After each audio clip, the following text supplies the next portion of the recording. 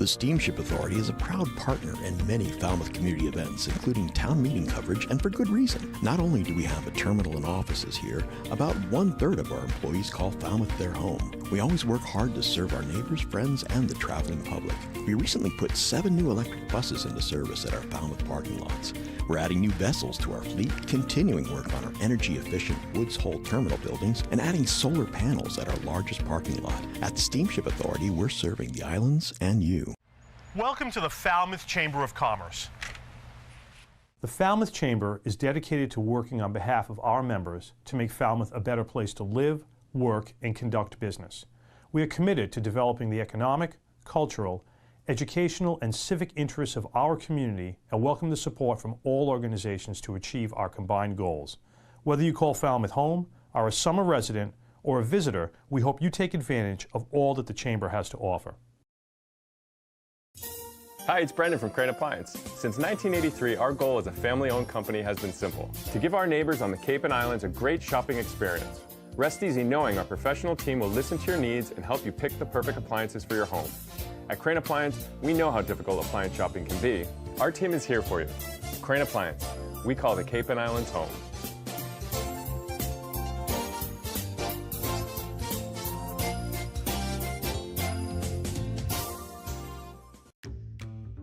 Carlson Printing, 508-548-7303.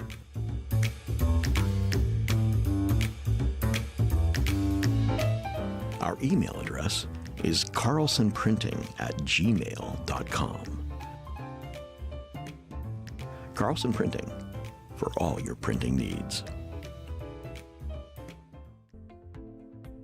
John's Liquor Store, 729 Main Street, Falmouth, 508-548-2287.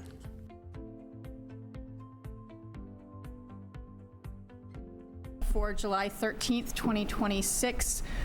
Quick note, we did move this meeting to this location because of a conflicting Cape Cod Baseball League game, and anyone looking for the Board of Health meeting, it is now downstairs, not in this room.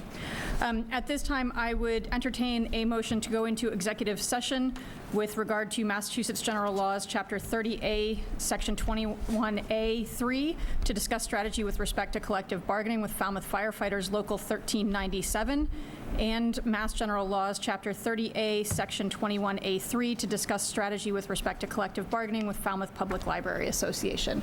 So moved. Second. All in favor? Roll call vote. Klein, aye. Muscali, aye. Brown, aye. Reed, aye. Goldstone, aye. We will return for open session at 6:30.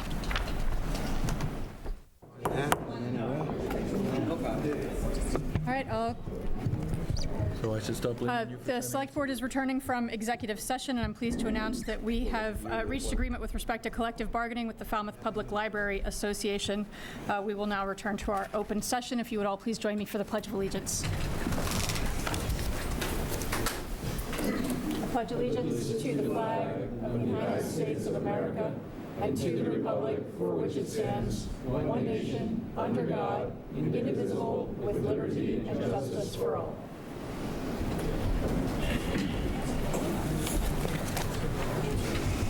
All right. If you would all please silence your cell phones, and if anyone is making a video or audio recording of this open session meeting, please notify the chair. The placement and operation of the recording equipment should not interfere with the conduct of the meeting. No one is making a recording. Excellent. Thank you very much. We will move on to proclamations, and we have a full slate of proclamations. We will start with a proclamation for the 35th anniversary of the Woods Hole Film Festival. Mr. Muscali. Thank you. Whereas 2026 marks the 35th anniversary of the Woods Hole Film Festival, one of the country's longest-running and most respected independent film festivals. And whereas for 35 years the festival has brought filmmakers, artists, students, and audiences from across the country and around the world to Falmouth and Woods Hole, celebrating the art of storytelling through film. And whereas the festival contributes significantly to the local economy by attracting visitors who support local restaurants, lodging establishments, shops, and other businesses, while enhancing Falmouth's reputation as a vibrant center for arts and culture. And whereas, through workshops, panel discussions, student programs, and filmmaker Q&As, the festival creates meaningful educational and cultural opportunities for residents and visitors of all ages. And whereas the festival's longstanding connection to the Woods Hole scientific community fosters dialogue and engagement around science, innovation, the environment, and the power of storytelling. And whereas the Woods Hole Film Festival enriches the cultural life of the town of Falmouth by inspiring creativity, building community, and bringing people together through film. Now therefore be it proclaimed that the town of Falmouth hereby designates July 25th through August 1st, 2026 as Woods Hole Film Festival Week in recognition of the festival's enduring artistic excellence, educational, economic, and cultural contributions to the community. In witness whereof, we have hereunto set our hand and caused the Great Seal of the town of Falmouth to be affixed on the 13th day of July, 2026. Heather M.H. Goldstone, Chair, Colin W. Reed, Vice Chair, Douglas C. Brown, Robert P. Mascali, and Elizabeth Klein. Thank you.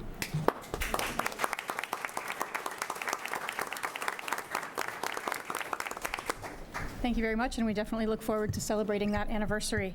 Our next proclamation is in recognition of Cape Verdean Heritage Month, July. Mr. Reed. I have the honor of reading this, would bear with me, but also in celebration of their good showing at the World Cup. Go Blue Sharks. Whereas the Cape Verdean Museum and Cultural Center, Inc. was established as a new nonprofit organization in December 2019, and whereas the town of Falmouth welcomed the Cape Verdean Museum and Cultural Center, Inc. to serve our community and celebrated their opening of their first physical building on the site of the historic Emerald House at 67 Davisville Road, East Falmouth, in June of 2021. And whereas the Cape Verdean Museum and Cultural Center is the only one of its kind at this time in the Commonwealth of Massachusetts, which focuses its historical and cultural education and tours to visitors from all over the world, primarily on the contributions of the early immigrant experience from the West African archipelago of Cabo Verde, which began in the 17th century with whaling and continued to itinerant farming, aiding particularly in the industrialization of the local cranberry bogs in Cape Cod. And whereas such venerated Cape Verdeans lived and or worked in the town of Falmouth, such as Marina and Tony Andrews and family, former owners of Tony Andrews Farm, Paulino Rodriguez, former Falmouth police chief and veteran of the U.S. Army, Viriato Vinny Di Macedo, former senator, and family of Liz Miranda, current senator in Boston, whose family still lives in Falmouth. Whereas the Cape Verdean Museum and Cultural Center, Inc. partnered in 2022 with the Falmouth Public School System to bring all second grade classes on field trips to the museum and has now educated over 600 students and teachers about the rich history of Cabo Verde and our Cape Verdean residents of Falmouth, Mashpee and Bourne in particular, and in Cape Cod in total. At the same year began a sister school program partnership with ELLCV, English Language Learning School of Cabo Verde, through a shared partnership with the Pedro Piers Institute for Cape Verdean Studies. 3 more.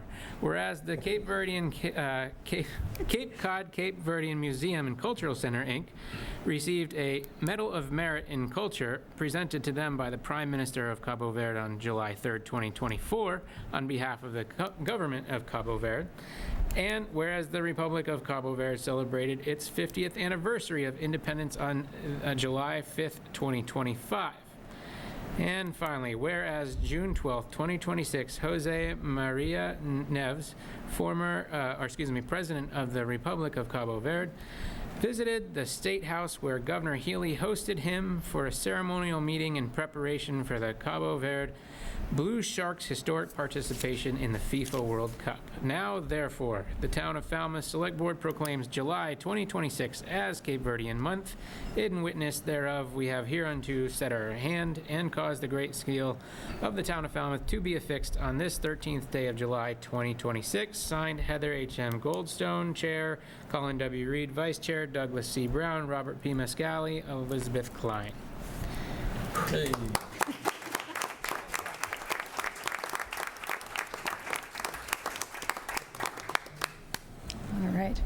And last but certainly not least, we have a couple of Eagle Scouts to recognize, Nate and Silas, twins who remarkably not only started their scouting journey together in first grade and then both crossed over, and for those not familiar with scouting, that's kind of like your elementary school graduation from Cub Scouts to Scouts BSA, crossed over to the same troop, Troop 38, and then actually attained the rank of Eagle on the same day this past February.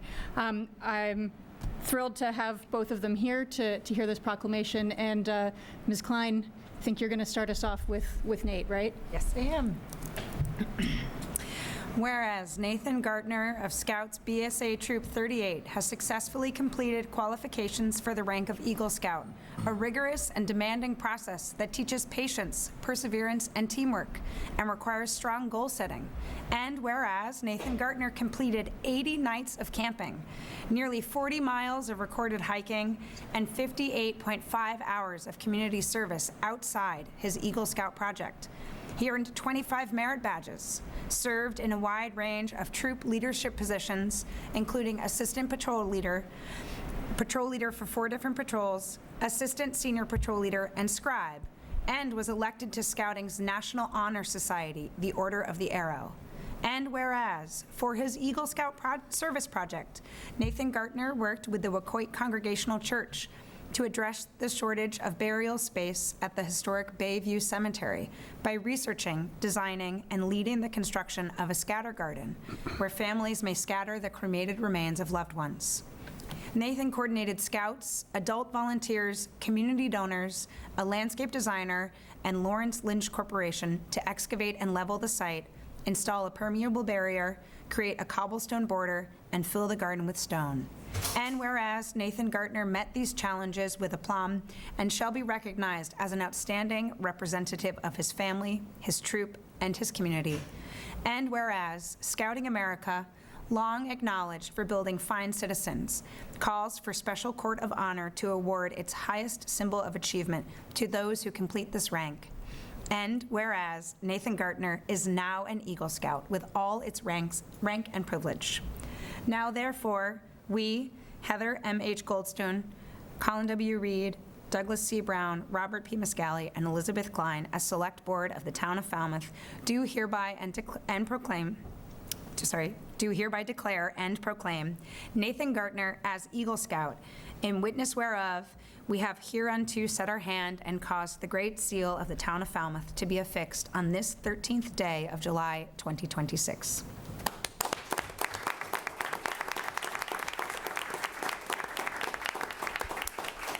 Nate, would you mind coming up to the podium up here for just one moment?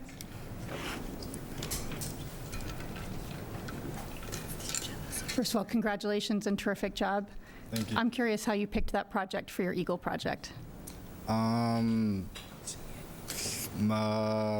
met with the minister at the Wacoit Bay Congregational Church, and she had an idea that I thought was really cool, and I thought it would be cool to fix that problem with the full cemetery.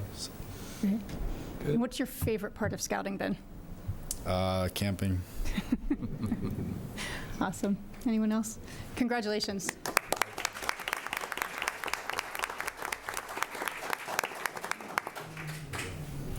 And I have Silas Gardner's proclamation. Whereas Silas Gardner of Scouts BSA Troop 38 has successfully completed qualifications for the rank of Eagle Scout, a rigorous and demanding process that teaches patience, perseverance, and teamwork, and requires strong goal setting.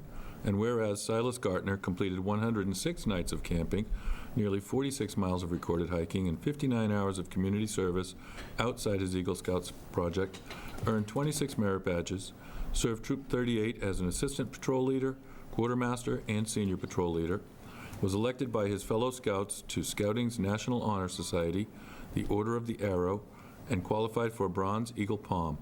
And whereas, for his Eagle Scout service project, Silas Gartner led the construction and installation of 2 benches near the Beebe Woods Trail entrance, and led extensive improvements to the overflow parking area serving the Cape Symphony, Highfield Hall, the Falmouth Theater Guild, and Beebe Woods. organizing volunteers over several work sessions to remove substantial overgrowth, uncover parking blocks, install landscape fabric and wood chips, and improve the area's safety, appearance, and usability. And whereas Silas Gartner met these challenges with aplomb and shall be recognized as an outstanding representative of his family, his troop, and his community, and whereas Scouting America, long acknowledged for building fine citizens, calls for special court of honor to award its highest symbol of achievement to those who complete this rank. And whereas Silas Gartner is now an Eagle Scout with all its rank and privilege. Now, therefore, we, Heather M.H. Goldstone, Colin W. Reed, Douglas C. Brown, Robert P. Mascali, and Elizabeth Klein, as Select Board of the Town of Falmouth, do hereby declare and proclaim Silas Gartner as Eagle Scout.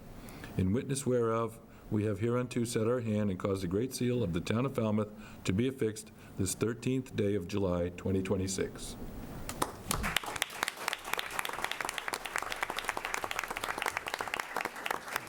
Silas, would you like to come up to the podium for a moment?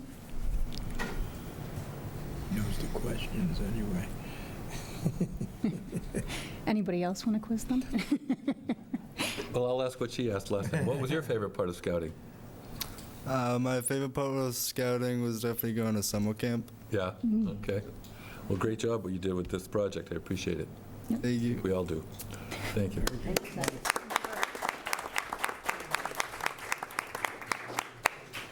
I promise not to quiz anybody, but I know we have folks from both the Cape Verdean Museum and from the Woods Hole Film Festival here. We're going to, I think, take care of the details on the proclamations, and we'll get those to you later, but if either of you would like to say a few words in response to the proclamations.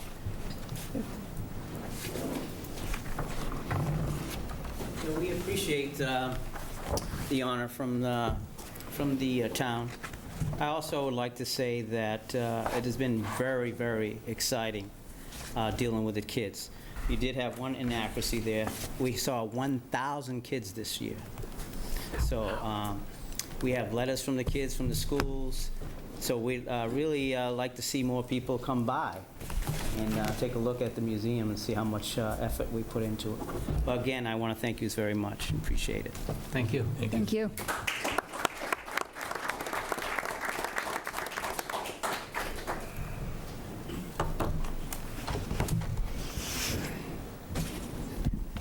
We'd just like to thank you so much for issuing the proclamation. My name is Judy Laster. I'm the founder and director of the Woods Hole Film Festival, and for the past 35 years, we've grown from a one-day, one-hour event to an 8-day event with also year-round screenings, and we are place-based. We basically created this out of an idea, and over the 35 years, it's grown into something which draws people to Falmouth, to Woods Hole from around the world, and we couldn't have done it without the support of the community. This is for the community, and we hope that the community will show up July 25th through August 1st. It's coming right up. We've got lots of great films, and thank you again for your support. Thank you. And with me is Karen Alcott, a member of our board. I'm Karen Alcott, member of the board of the Woods Hole Film Festival, and it really is a great honor, and thank you so much for pushing this through. It's always a great summer in Woods Hole around films, and we do program throughout the year, so I hope that you all be engaged and come down and take advantage of this incredible opportunity of filmmakers. Absolutely. Thank you. Okay. Moving on to recognitions. Any recognitions? Mr. Mascali. Madam Chair, thank you. First off, I'd like to recognize Bob Ripley and the 250 Committee for having coordinated a absolutely terrific celebration on July 1st over at Falmouth Heights Beach with the dedication of the plaque recognizing the Battle of Falmouth. Appreciate the efforts of the town manager, Peter McConerty, Chief Laurie, in making that all work out very well. It was a great ceremony, I think, attended by about 70 or 80 people.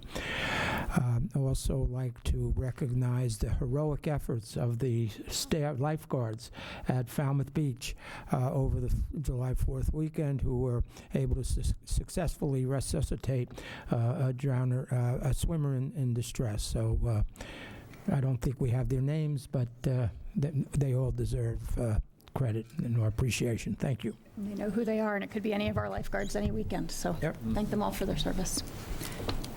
Anyone else? I have one, and I'm going to resort to some notes over here, but I want to recognize the Cape Cod Baseball League. Over the weekend, the Cape Cod, there were 16 former Cape Leaguers who were selected during the first round and competitive balance round A of the Major League draft, and it was, this is where I need my, Roch Chalowski, if I've said his name right, was a former Orleans player, Cape League player, who was selected #1 overall. So just congratulations to Cape League baseball team, and that's actually why we're over here this evening, is because there's a Cape League game going on the field right now, making parking a little difficult over at the Senior Center. Announcements. Ms. Klein. I'd like to announce a family event that's happening this Sunday at East Falmouth Elementary from 1 to 5 p.m. Various community organizations have come together, and they are hosting a Upper Cape World Cup watch party at the school. There will be a DJ, food trucks, of course the game, and kids will be able to play soccer. And it'll also be an opportunity for folks to actually tour the Cape Verdean Museum and Cultural Center. And so, again, Sunday at the East Falmouth Elementary School from 1 to 5, a nice family-friendly event. And go ahead and check out the last game of the World Cup. Awesome. Sally. Just, I think pretty much everyone has seen this notice, but there will be a meeting on the Outfall project on Wednesday evening from 6:30 to 8 p.m., and that's actually in the high school auditorium. So, big project for the town. Yep. And Falmouth Art Center has Artrageous, the event of the year for them, their big fundraiser. If you want to attend, it's 5 to 7. You can buy yourself some art. A local artist will be presenting their stuff. What day is that? Friday from 5 to 7. Excellent. Mr. Reed, anything? I'm good, no? Okay. I will announce also this Sunday, July 25th, the following Sunday, July 25th, 10 a.m., there will be an electric vehicle fair put on by the Green Energy Consumers Alliance at Mullen Hall School. And we do have, I believe it's later this week, I didn't write it down, on Wednesday, a training for all town committee chairs. So if we have any committee chairs, I see one now. Hope to see you all there. There are no other announcements. We'll turn it over to you, Mr. Renshaw, for the town manager's report. Thank you, Madam Chair. I do have two quick updates. First, I want to, if you all recall, we launched a new employee recognition program this year called Employee of the Quarter. We, about a month and a half ago, awarded our first Employee of the Quarter, Mrs. Barbara Rimza, the front desk receptionist. I'm excited to announce, and this is the important part, that a big part of that program is the kind of the visual recognition. And I want to thank HR, Susan Lumping, the HR director, for ordering the plaque, which we're going to mount the little brass plates with the name of each individual employee of the quarter. So that's going to be hopefully installed pretty soon. So I'm excited about that. Thank you, Susan, so much. And lastly, sharing Select Board Member Miscali's sentiments, I want to thank all of our DPW, beach, and public safety team members for the tremendous amount of work and effort over this past holiday weekend. So I've managed in one other beach coastal community in my career. I am just blown away every day by the amount of commitment and dedication shown by these folks each and every day, but especially over a weekend like the July 4th weekend, where it is it's busy. It was busy for everybody. So thank you, DPW, beach, police, and fire rescue for the great job that you do for us. They were out there early cleaning it up, huh? And that's all I have, Madam Chair. Okay, excellent. All right, public comment. Public comment may be made on routine matters not on the agenda this evening. Comments are limited to 2 minutes, and please introduce yourself before you begin. Since the matter has not been included on the agenda, the Select Board may not participate in discussion of the topic. Is there anyone here for public comment? Yes, sir. Hi, my name is Joe Bernholtz. I live on Dovehill Road in North Falmouth. Thank you to the chair and the board for the opportunity. I'd like to just take a moment to try to raise the board's awareness about a proposed development in North Falmouth for a bus depot. In January this year, there was an application submitted to redevelop 402 North Falmouth Highway to accommodate 17 buses and 27 passenger vehicles. For those not familiar with that area, that's where the old cheese shop was. There's also a couple restaurants nearby, including the Daily Brew. There's a significant amount of traffic that moves through that area on a regular basis, both pedestrian, bicycles, and vehicular traffic. That happens all day, every day, throughout the season. It's not necessarily just the summertime. As a result, such a development would be a significant risk to public safety. We already know that there's accidents there on a regular occasion. Moving those kind of vehicles, which are giant 30,000-pound buses, they don't accelerate the same speed as the vehicles that travel through there. It's really just a recipe for disaster. The community opposition has been immediate. As soon as this was announced, there's been a lot of activity locally. There's been over 600 signatures gathered to oppose it. We've been trying to work through the local appeal system, and we will continue to do so. Unfortunately, there's been some hiccups there, which have required delays in basically our efforts, as well as needing to appeal some of the decisions that have been made by the different committees and members of the town.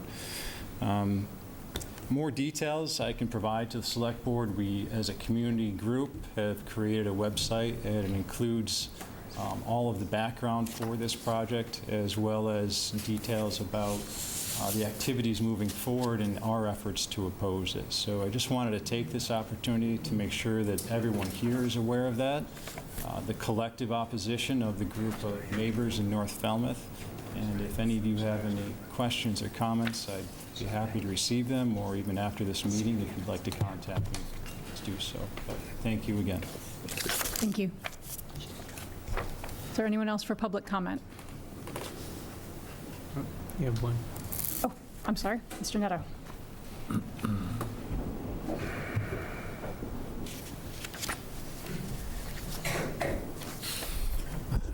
Good evening, Joe Netto. 2 weeks ago at the last Selectmen's meeting, excuse me, one of Falmouth's veterans got up at this time to speak about the proposed cuts to veteran services. I'm not here to do that tonight. I'm here to take another twist, another angle. I would hope that the Board of Selectmen, I think in August, you usually have your meeting on when you're going to raise different rates and fees. I'd like you to consider this proposal.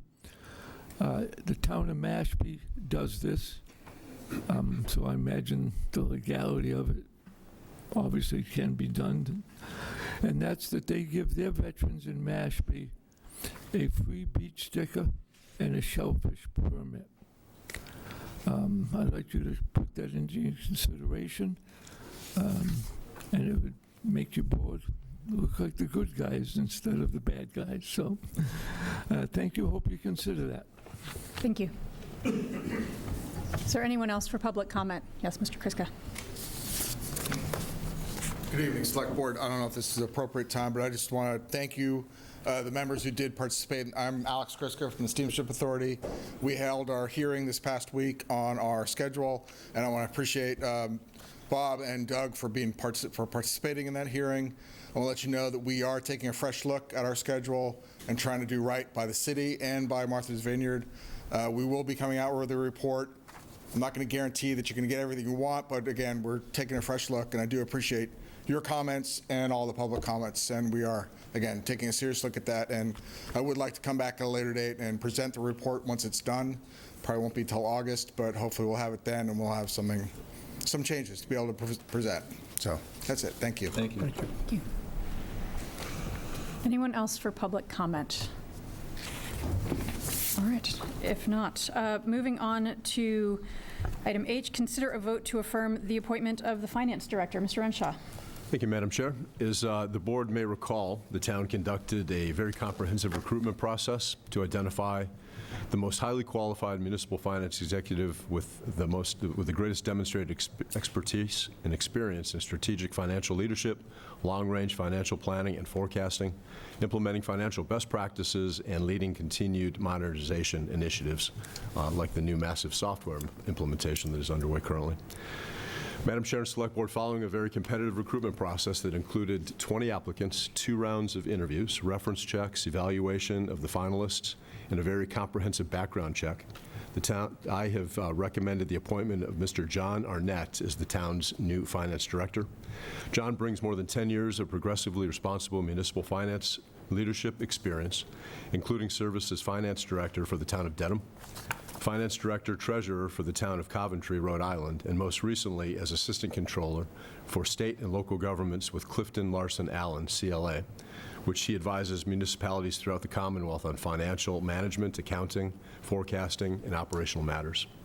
John holds a Master of Science in Finance and Economics, a Master of Public Administration, a Certificate in Public Financial Management, a Bachelor's of Arts degree in Economics.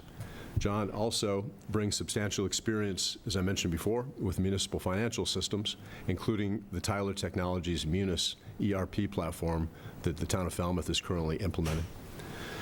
We are very pleased to bring forward John for affirmation as Town of Falmouth Finance Director. His extensive municipal financial leadership experience, advanced education in finance and public administration, demonstrated expertise in long-range financial planning, organizational leadership, and operational excellence, together with his collaborative management style and commitment to transparent, accountable, and sustainable financial governance, make him exceptionally well qualified to lead the town's finance department and build upon what's already a very strong tradition of fiscal stewardship with the town of Falmouth. As Mr. Arnett currently resides in Plainville, I am requesting that the Select Board waive the department head residency requirement for his appointment as authorized in Article 5, Section 4 of the Charter. John intends to relocate to Falmouth contingent upon the board's approval of his appointment, and this is the really exciting part. If the board affirms John's appointment this evening, he is prepared to begin his employment as the town's new finance director next Monday, July 20th. So, Madam Chair, I want to offer an opportunity for John to introduce himself, if you want. I am going to put you on the spot, John. And as he walks up to the podium, I also left this out, and I'd be remiss. John also brings a military background. He was honorably discharged from the Marine Corps in 2008, correct, I believe, where he served as an infantry section leader and was deployed overseas in the Middle East. So I think that leadership background in the military is going to be a great asset to the town of Falmouth. So, John, want to introduce yourself? Absolutely. Great introduction there. My entire passion since I left to go to the military has been protecting people. And when I left the military, one of the best ways that I found to protect people is through their finances and be in public service. So I couldn't wear the uniform. That was not what my trajectory was. I applaud everybody who can still do that. So that's where I find myself. I love protecting people through finances and public service. So here I am, looking forward to this. This looks like a great place for me to be. So I'm here for you all. I am also a taxpayer, so I understand how everybody here feels. We all pay taxes, but again, my job is to ensure that there's transparency and logic behind everything that happens. And as Mike pointed out too, making things efficient and effective in today's new technological age. So here I am. There are questions? Yes, Mr. Reed. Well, first, thank you very much for your service. Thanks for applying, and thanks for going through the whole process. It's nice to have you here. I'm sure you've been apprised of this, but we have some financial challenges in the next, 5 to 10 years looking at operational budget deficits. We started in April and have since had another financial meeting in June, and we'll continue to have a few. So my question is, so far we've just looked at tax overrides as a potential solution, but there are many other alternatives. Do you have experience with balancing budgets like this and or any experience with overrides? Great question. So the situation that Falmouth finds itself in is not, you're not by yourself. It's pervasive across Massachusetts. Many communities find themselves in the same operational deficits. So I have experience coming through, figuring out ways to make things more efficient and effective, moving certain levers of oversourced and overexpensed items and adjusting allocations of sorting. There are other items that are currently not used in Falmouth, it appears, such as enterprise funds, which will absolutely help balance budgets. So that's something to look at. Enterprise funds, for people that are unfamiliar with those, are very transparent, and it's like operating like a business. So you can balance a budget, moving levers, but at the same time offer the public more transparency on operations. So that's one thing I'd love to look at. The ERP system that Mike was talking about, that will also help shine some light on some other operational issues. I do have some experience as well with going for overrides. There are capital overrides and there's general operating overrides, Prop 2.5. So all things to be considered. I know that I'll hit the ground running next week. And there are some items on the agenda tonight that I look forward to hearing about. So, but everything is on the table. I'll be looking at it all. Great, thank you. Good answer. I hope you like a challenge, because as Mr. Reed said, we have a challenging situation coming up, so we look forward to your insights on ways to manage it, because we're hoping to keep any tax increases to a minimum. We're also looking into the possibility of a shifted tax rate where second homeowners may pay more in order to make it more palatable for the year-round people, especially those on fixed incomes. Okay. So we'll see. Okay. Thanks for coming. Thank you very much. Thanks for your service. Mr. Muscali, Ms. Klein, any questions? Questions, ma'am? Mm-hmm. I'm curious, what about the role in Falmouth appeals to you? So it was very, my wife and I have always talked about coming down to the Cape. We always have. And so when this popped up, we had a long discussion of, is this a right time? What does this look like? And so that was very intriguing to us.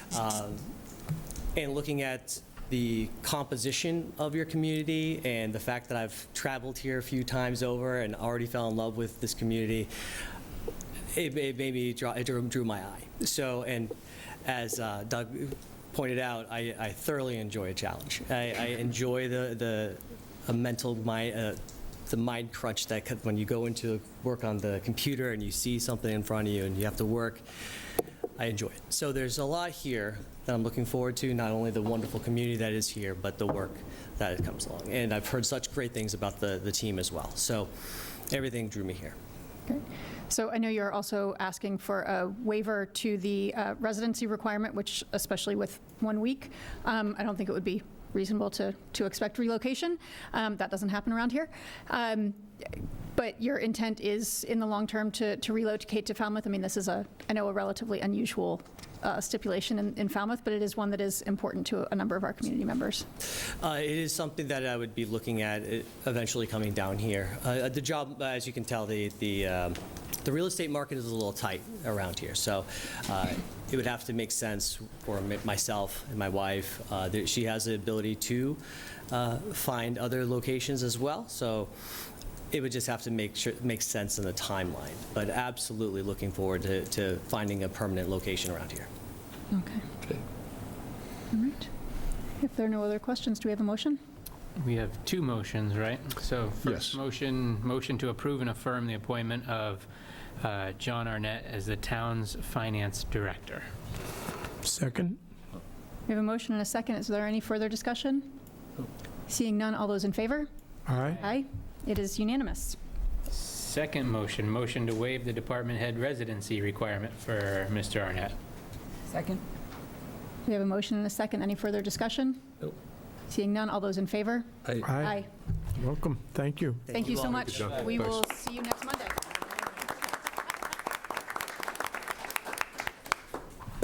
All right.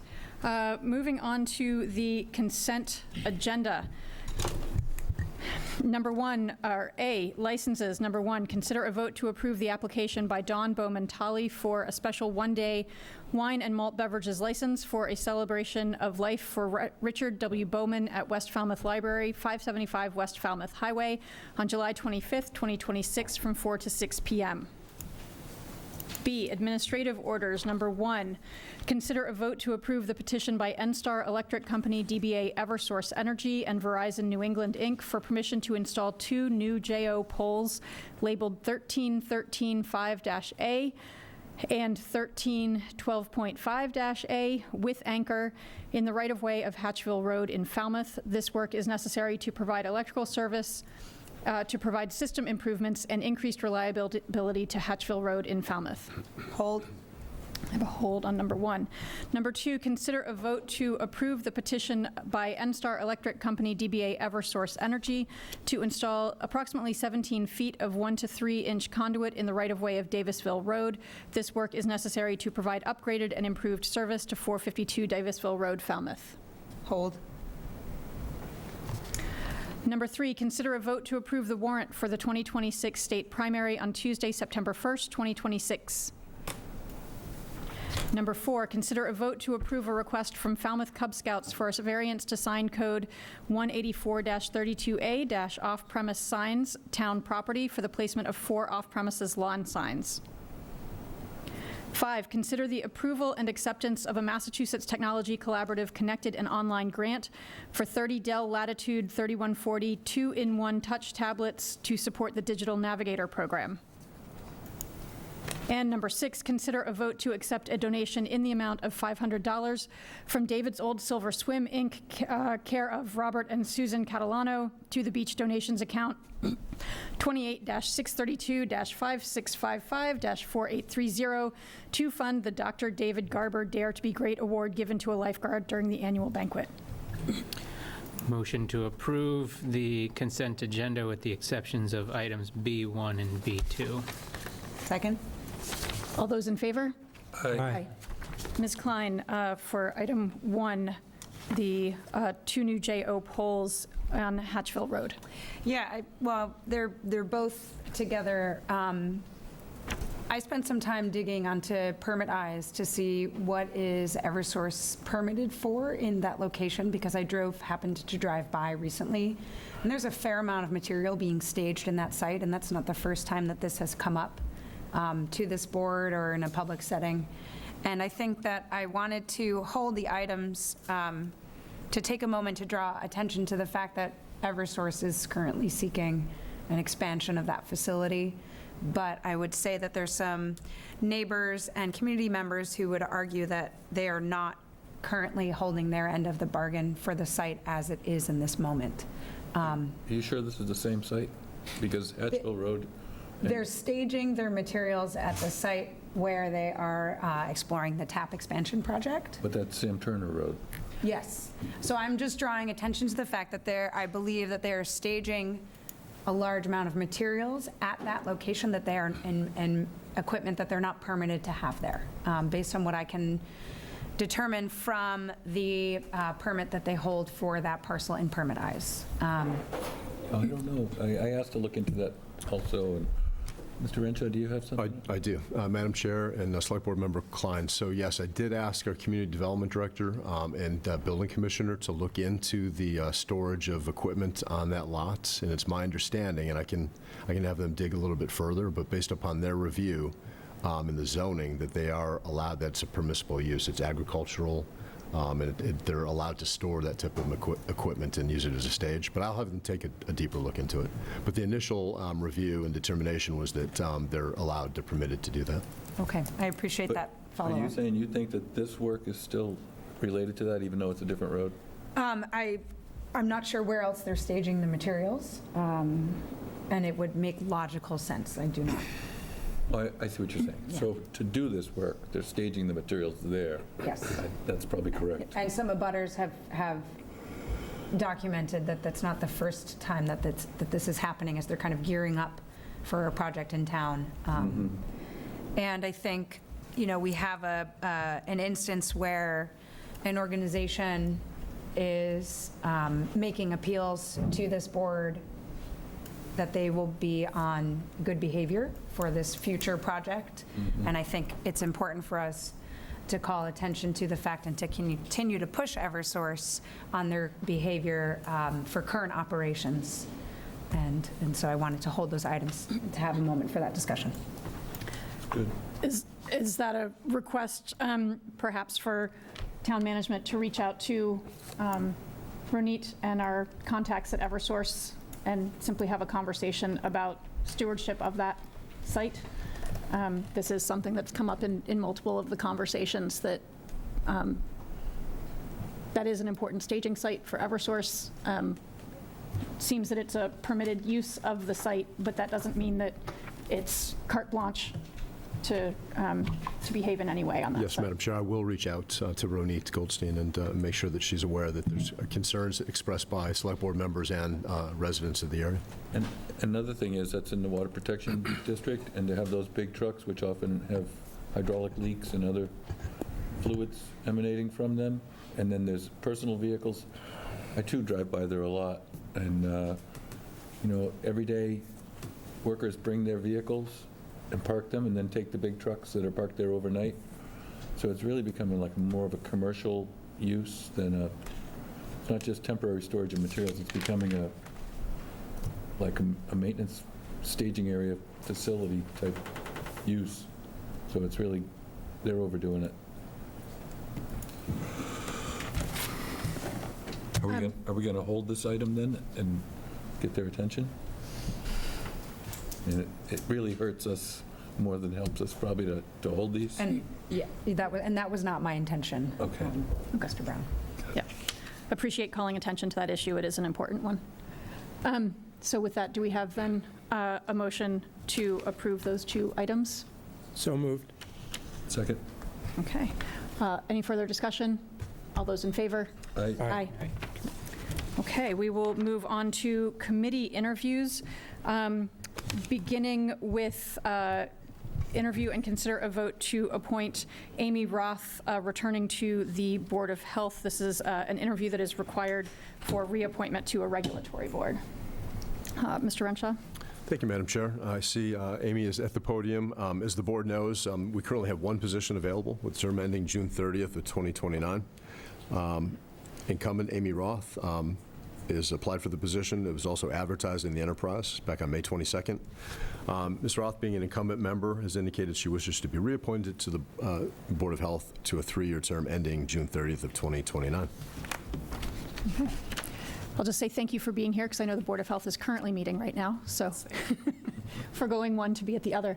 Are there questions for Ms. Roth? No, I've seen her work, and I think she's good for the board, and I'd be happy to make a motion to reappoint her. Excellent. And that is for a term ending, do you have the? June 30th, 2029. 2029. So moved. Second. All those in favor?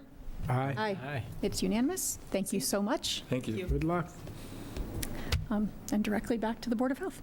Okay, we have two people to interview for the Cultural Council, Hannah Park and Emiliana Pachano, and that will be for a non-voting membership position, which we'll come back to in just a moment. Mr. Renshaw, any opening comments? Just a couple. There are currently 4 vacancies on the Cultural Council, 3 with terms ending June 30th, 2028, and 1 with an unexpired term, which ends on June 30th of 2027. As you all know, the mission of the council is to provide excellence, inclusion, education, and diversity in the arts, humanities, and interpretive sciences in order to foster a rich cultural life and contribute to the economic vitality of our community. And the Cultural Council here does a fantastic job in all those regards. Excellent. So our first candidate is Hannah Park.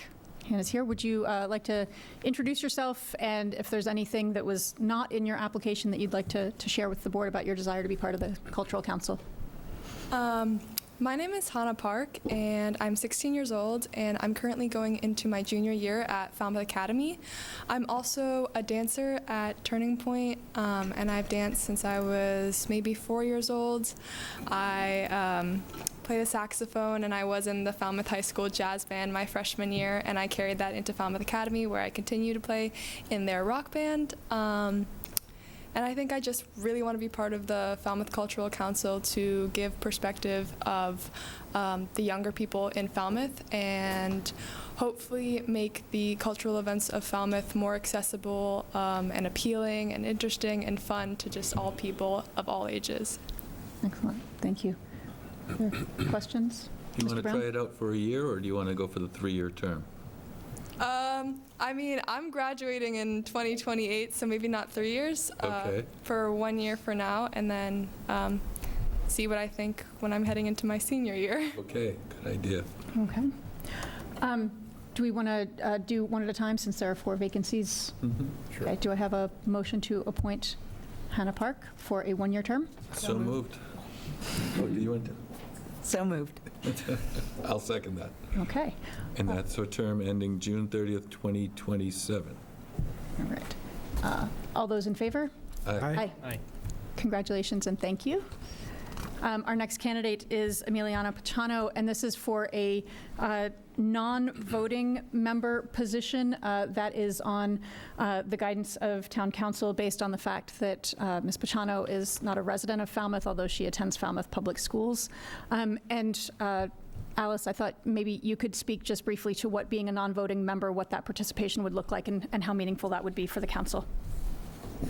Well, first of all, I think they speak for themselves. It's incredibly important to have students on as many committees as you can have. Emiliana has come to several of our meetings. She has participated fully. The Cultural Council is not like the Supreme Court. We don't usually have like 5-4 or 6-3 kind of votes. We operate by consensus, and everybody's voices will be heard. Emiliana will be a productive member of the council, and maybe if you don't vote on approving the minutes, that's about the only thing that we would vote on, but we really appreciate not only our students, but the diversity within our student group. Thank you so much. Emiliana, would you like to share a little bit about yourself and why you want to be on the Cultural Council? My name is Emiliana Pachano, and I'm 16 years old, and I'm currently going to be a junior in Falmouth High School, as first said. I moved here from Colombia in 2023, but I'm actually from Venezuela. I've been not all around the world, but I've been always moving to countries. I was born in Venezuela, and then I had to migrate my country because of obvious reasons, and I moved to Paraguay, and then I moved to Colombia, and finally I ended my track here in the United States. And I've always had a really good connection with my culture. I always went attached with that, especially in history classes. I've always loved learning how the Revolutionary War in South American countries happened, and how many countries had great involvement in that revolution. I always loved hearing learning new languages, and I loved when there was a new student that was from another country. And finally, when I moved here, I had a bigger challenge to face, which was learning another language that I didn't practice at all, because of course I had English classes, but I've never had to speak and that was survive with that certain language. And I'm pretty sure this was in my application. Of course, I'm not a Falmouth Town resident, but I feel that my voice as an outsider and as a student in the Falmouth Public Schools, I feel that my opinion could pour more of not a resident view, but more of an overview of the town, and how great and how much it would be to how important it would be to have a great culture in the town, and to have more involvement, especially with younger students and younger voices. I certainly want to make clear that simply because of residency, you are a student of Falmouth High School and very much a member of this community, and we very much appreciate your desire to contribute to the Falmouth community in this way.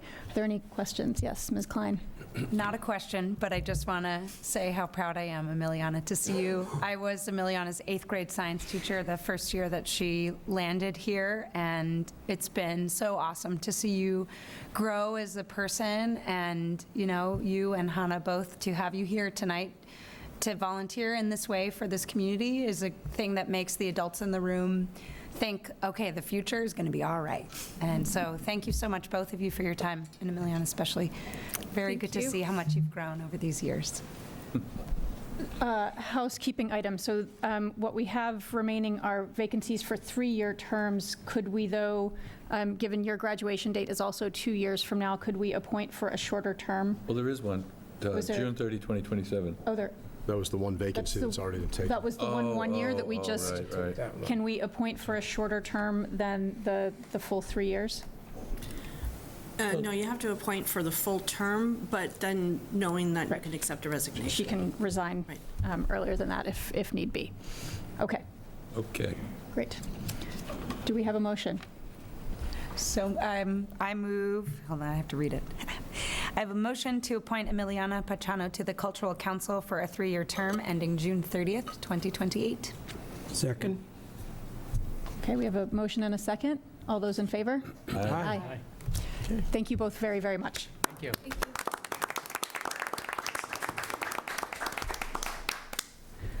Okay, so these next 4, consider a vote to reappoint committee members, non-regulatory and uncontested seats. It's just not quite as straightforward because we need to have a rotating cast of folks recuse themselves. So the first position is to reappoint Mr. Mascali as a representative to the Cape Cod Regional Transit Authority. So moved. Second. Okay. All those in favor? Aye. Aye. Abstain? Thank you.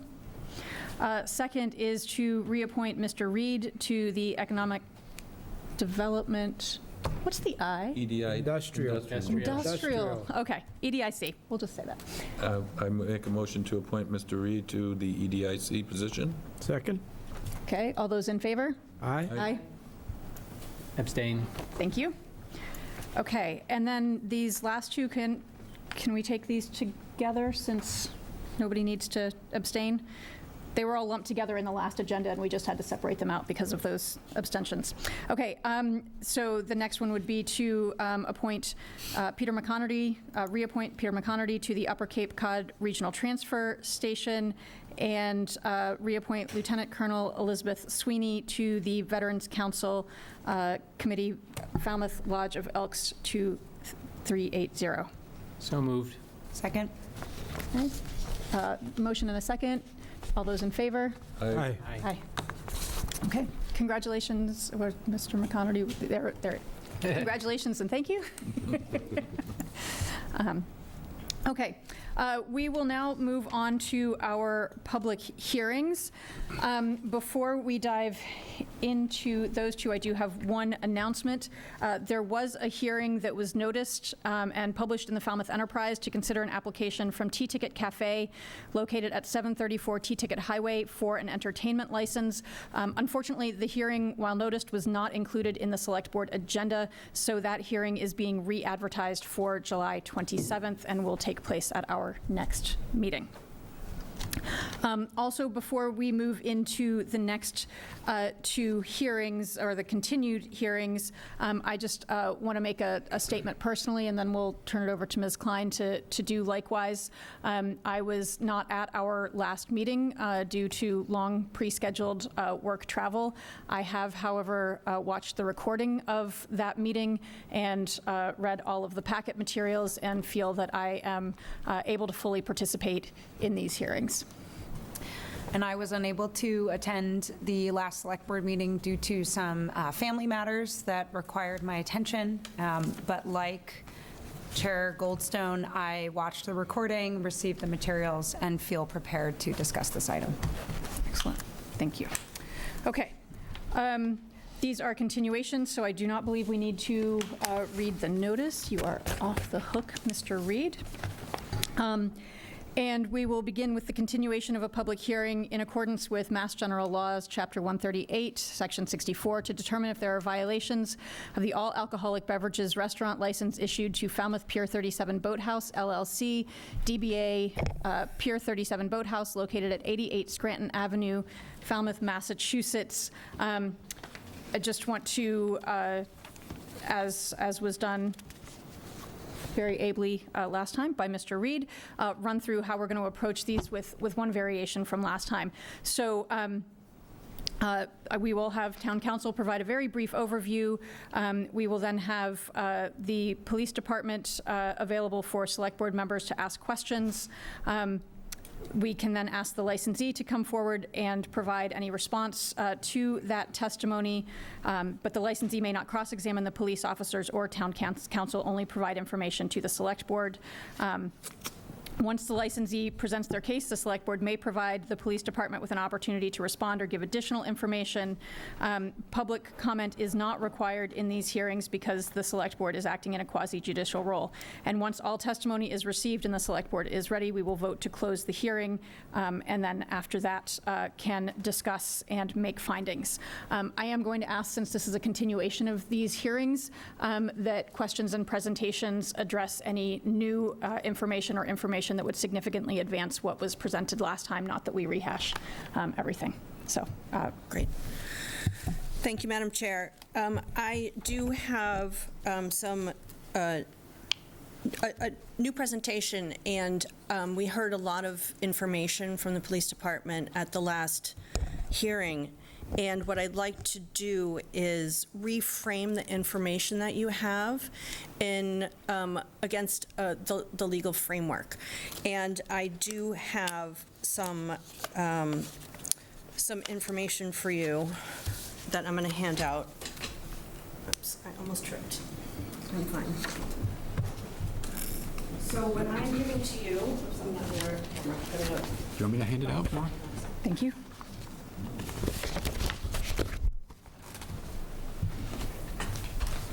Or I can give it out on the top.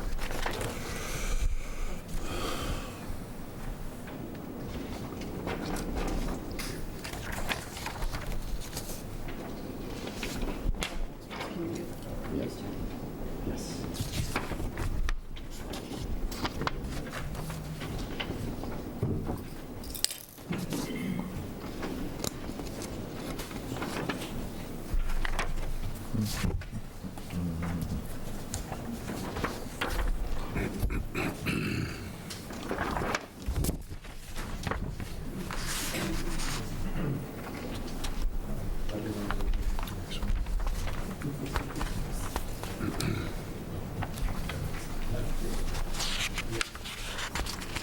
I'm just going to provide copies that I just gave you to the attorney for the raw bar before. Those are going to pertain to the second part of the hearing. We'll go over the boathouse framework first, but I just want to make sure that the attorney for the raw bar has what I gave you. Thank you.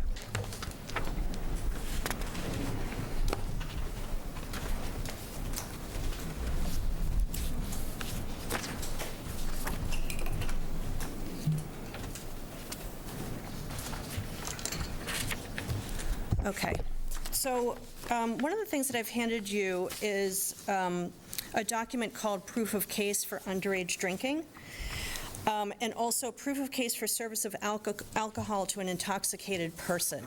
And what this is it's what the evidence has to show you in order to find a violation. So if you are to find a violation of underage drinking pursuant to M.G.L. Chapter 138, Section 34, you would need to find, based on the evidence that's been provided to you, by a substantial amount of the evidence, that first, the law enforcement has established that an individual is underage, and second, that that individual possessed or consumed alcohol. Those are the two elements. Proof of the violation can be shown either by direct observation by law enforcement, witnessing a person holding, drinking, or ordering an alcoholic beverage, and proof that the person is underage can be shown usually by either possessing no identification or falsified identification. And it can also be shown by an admission, by someone who says that they are in fact underage. Law enforcement, to prove a case for underage drinking does not need to witness the service of alcohol to the underage patron, just needs to see the possession or the actual drinking. As to the second violation, the proof of case for service of an alcohol to an intoxicated person under M.G.L. Chapter 138, Section 69. If you're to find a violation of service of alcohol to an intoxicated person, the Select Board must find, again, by substantial evidence presented to you, that a server or a bartender has observed someone who is visibly intoxicated or reasonably knew or should have known that that person was intoxicated, and then went ahead and proceeded to serve an alcoholic beverage to that person. Proof of the violation can be made, the intoxication portion of the violation can be made by accounts from patrons or staff or video surveillance about the person's slurred speech or unsteady balance or unruly behavior. As far as proof of service of alcohol, that can be done either by statements of staff that service of alcohol was made, or by observation of law enforcement, or by receipts showing the number of drinks that the patron consumed. So it is with that framework that I did want to ask Detective McGuire to just answer a couple of questions.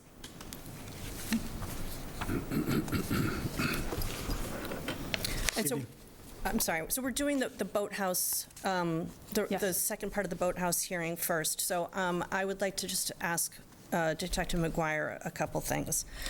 Detective McGuire, are you aware of any incident at the boathouse involving underage drinking? I am.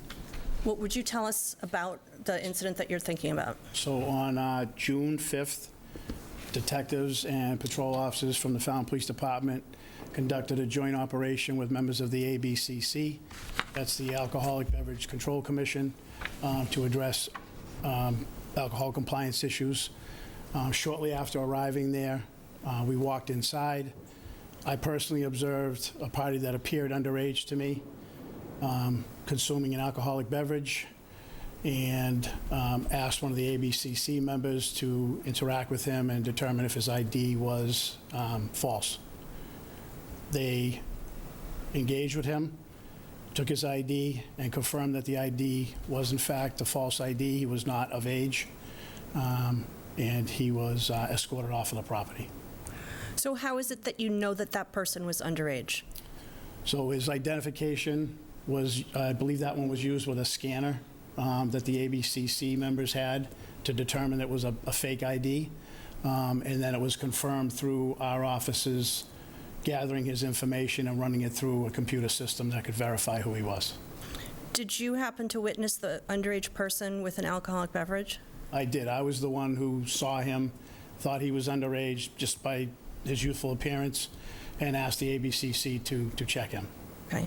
I don't have any other questions for Detective McGuire, and I would simply ask that if the police department has anything else they'd like to add about the boathouse hearing, that they do so. Okay. I don't have anything further. Okay. While we have police department representatives here, do we have other questions from the select board? So are we only focusing on this one incident other than all of the other incidents that were presented to us at the last meeting? So there are two things before you, really. They're the statutory violations, which require this proof of case, which is why I framed it for you this way. But you can also, and you would need to find a violation in order to issue the more serious discipline. But the overall issues that I think you've heard for both the boathouse and the raw bar show an inherent problem with over-intoxication and disorderly conduct, and issues with not being able to control crowds between the two establishments. And that was apparent and obvious from the last hearing. Those aren't necessarily tied to statutory violations, but they can still be found to be violations of the license, because when you issue a license to sell alcohol, it's premised on the public good. And part of the public good is ensuring public safety. And if a licensee cannot ensure public safety, then you have the authority to place conditions on that license, conditions to protect the public safety and in furtherance of creating a safe environment, not just for the people who are there as patrons to enjoy a couple of drinks and listen to the music and meet with each other, but also for the safety of the officers who spend a lot of time on Fridays and Saturday nights trying to control the crowds. We spoke a little bit about what that might look like, what the conditions placed on a license might be, and the Select Board has done that on numerous occasions in the past. It's not necessary to find a violation of the statute, but simply a violation of the trust that comes with the license to find modifications.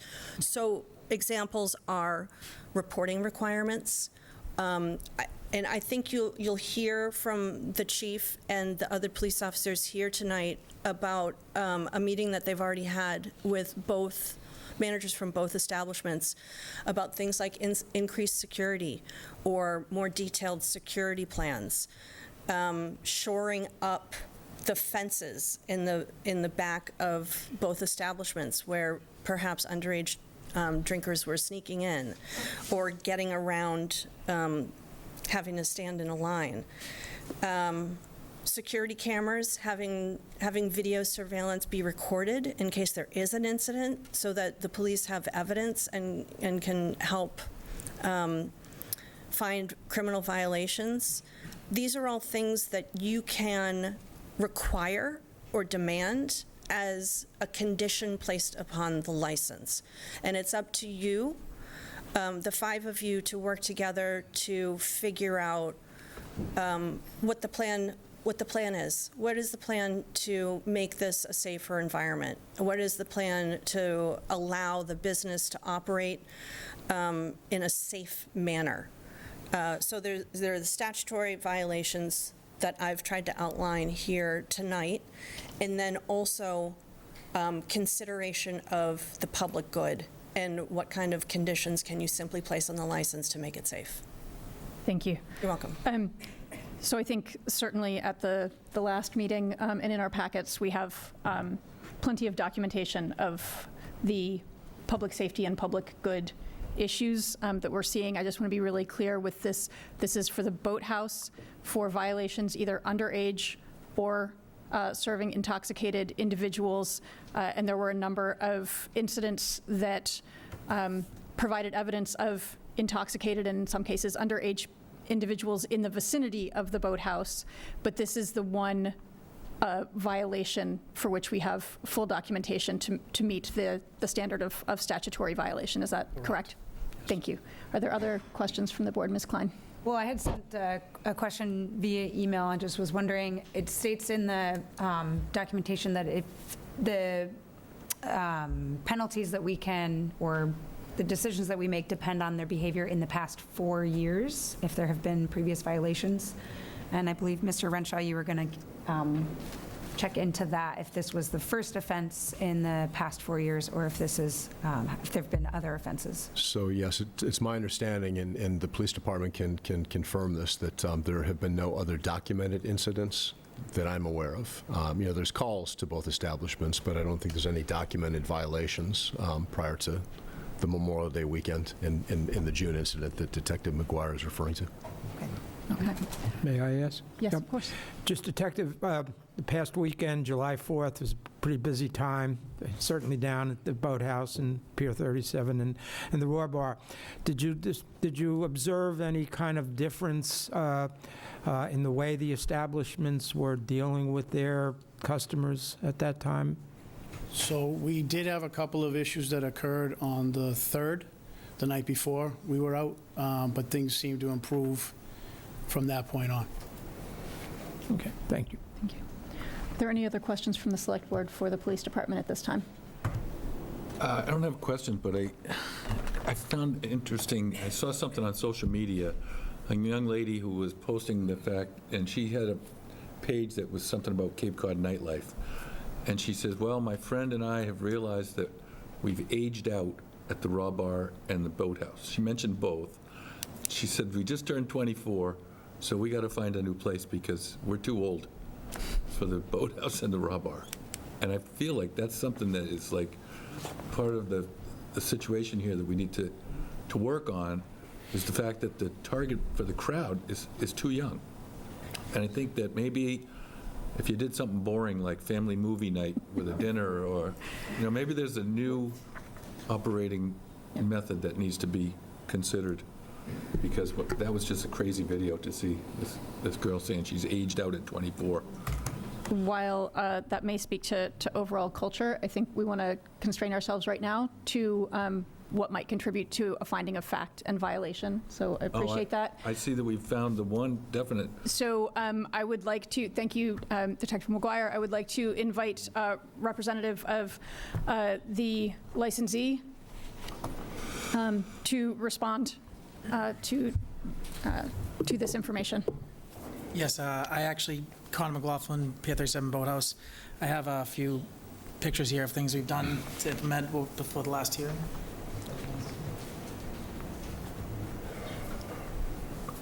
Thank you. Thanks. Thank you. Thank you. Thanks.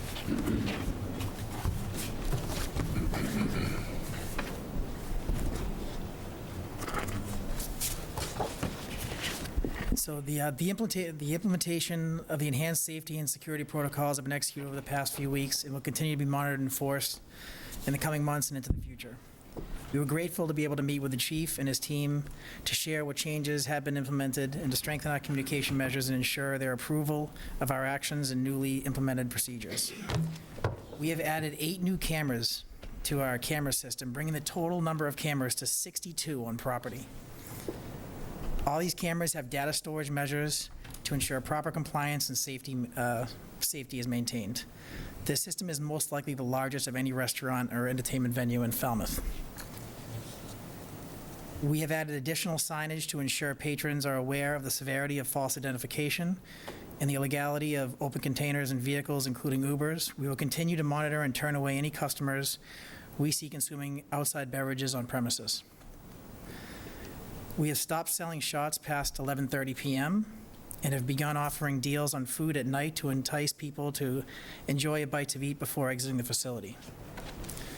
We have purchased 3 additional state-of-the-art ID scanners for $5,171, bringing the total ID scanner count to 5, ensuring every bar as well as the entrance have their own individual ID scanners, and have instructed bartenders to use these scanners for a second scan if they have any reservations about service of a patron, even if they have a wristband on.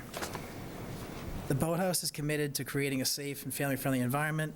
We will continue to work effectively with the community as well as the police, and we're truly appreciative of the privilege to serve the community we all love and are blessed to be part of. Thank you. Are there questions from the board? I'm interested to hear the perspective of the police department on the meeting, the subsequent meeting, if there is one. So Friday, Vice Chair Reed requested that we meet before this hearing meeting, and I'll say they went a lot better than I anticipated. I give him a 10, and 1 to 10.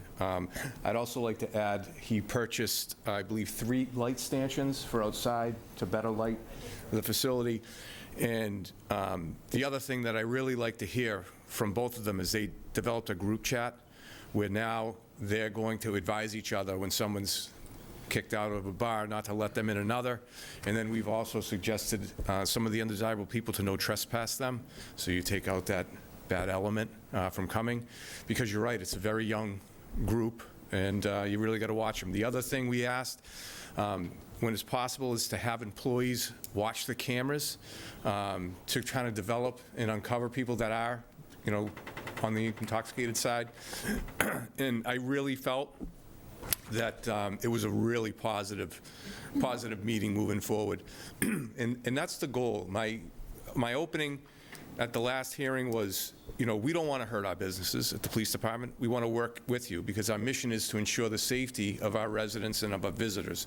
And that's our number one goal. And at that meeting, I think the entire team, Lieutenant Simino, Detective McGuire, and Captain Reed was there, we all felt that went a lot better than we anticipated. I saw it was a mutual collaboration with their security team, the addition of all the cameras and things. So I was very pleased, and I think you're going to see a decrease. I know we did last weekend on some of the issues that we're having, and I'll let the next hearing, I'll let them talk about what they're doing, and then if you miss something, I'll jump in if you'd like me to again. But for just a spirit of time, the meetings went extremely well. I thought they were productive. We all left positive.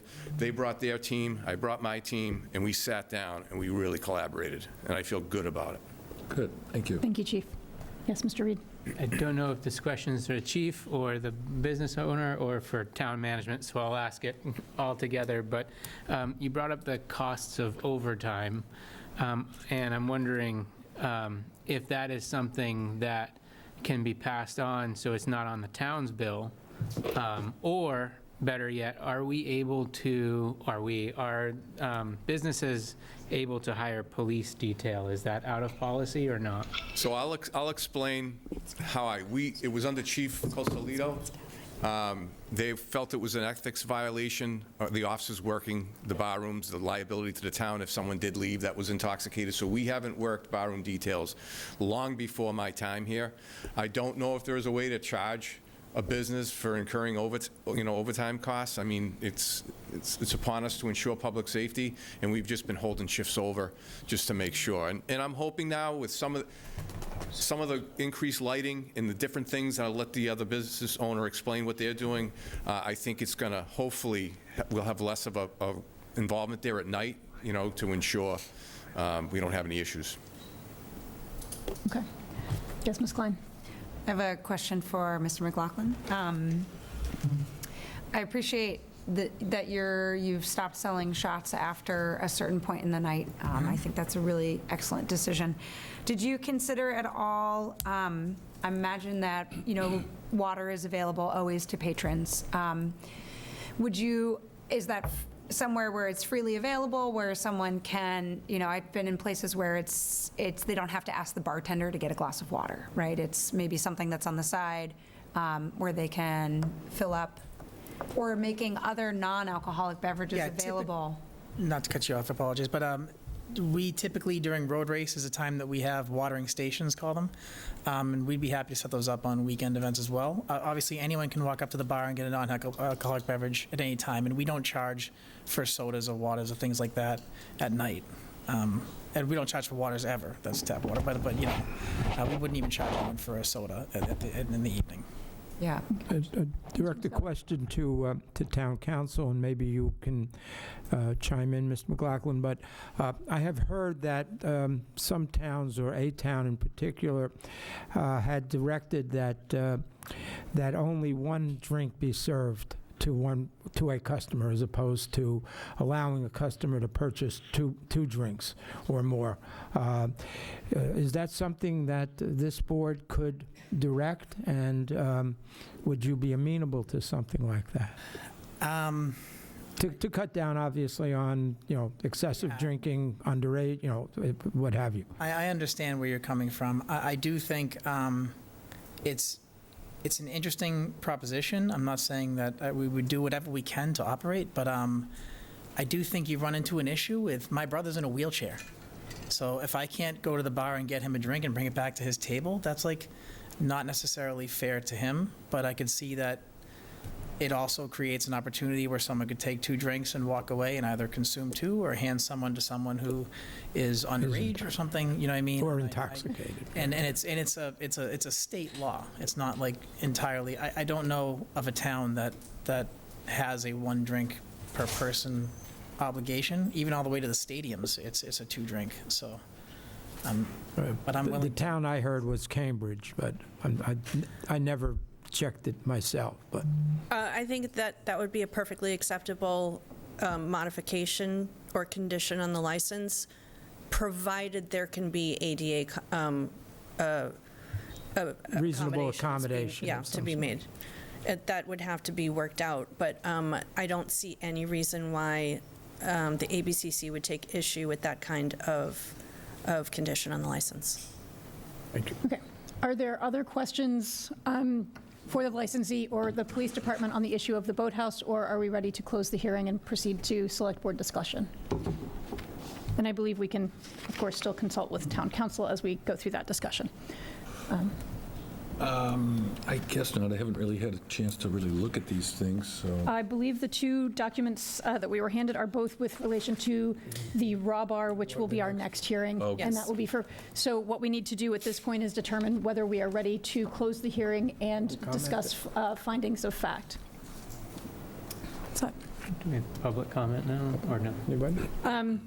public comment is not required. Do we have anyone here for comment on this hearing?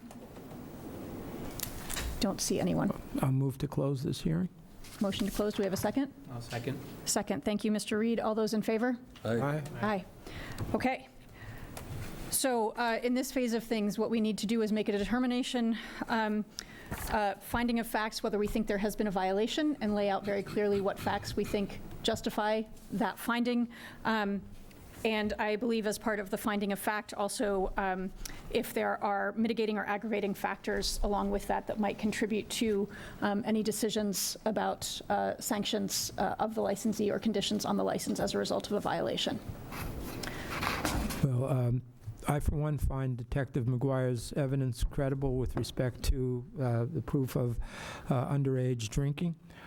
So I think that we've met that standard of proof by substantial evidence. I haven't heard anything contrary from anyone on the applicant side. But when we start talking about sanctions or penalties, I think that we should take very seriously the efforts that have been made by the boathouse to make things better. And certainly their willingness to sit down with Chief Laurie and his staff to try and work out a solution that works for the town and works and allows them to continue their business. I think we need to take that into consideration in setting any type of penalty. Thank you. I would agree with that. I think that clearly we have the evidence before us that there was an incident with underage drinking, so I think that's given. Thank you. Anyone else want to? I mean, it seems what I'm hearing is a finding of fact of a violation for underage service based on the credible testimony of Detective McGuire and no opposing testimony from the licensee. Is that the Correct. consensus of the board? I would also say that what we heard was significant mitigating factors in terms of the actions that have been taken by the licensee since the first hearing, substantiated both by documentation provided by the licensee and the testimony of Chief Laurie regarding a very productive meeting between the two. So can council recite for us the different types of sanctions or that we can impose at this point, short of revocation? Sure. You could suspend the license. Well, I think it's helpful to look at the policy. I have the policy in front of me. First, well, I guess finding of fact needs to be that this is a first offense within the look-back period. 4 years. Of 4 years. So for first offense, minimum sanction, written warning with a clear indication that any further violations will be penalized in accordance with the guidelines provided for a second offense. Maximum sanction up to a 6-day suspension of license and/or a fine of up to $1,000. For sales to a minor where there are no aggravating circumstances, the Board of Selectmen, in the exercise of its discretion, may offer first-time violators the option to purchase and install age verification apparatus in exchange for penalty reduction. Goes on, in the event the licensee agrees to this option, the licensee must install the license swiping machine within 30 days of issuance of the sanction and submit monthly reports for 3 months. So the maximum fine was? $1,000 or up to a 6-day suspension of license. Okay. Well, so we could impose a fine of some amount as a penalty, Yes. in addition to a warning or, Well, I would note that the license holder had already mentioned that they already bought 2 new machines Yeah, at yeah. $5,000, so I think that's a significant investment and probably worthy of just giving them warning.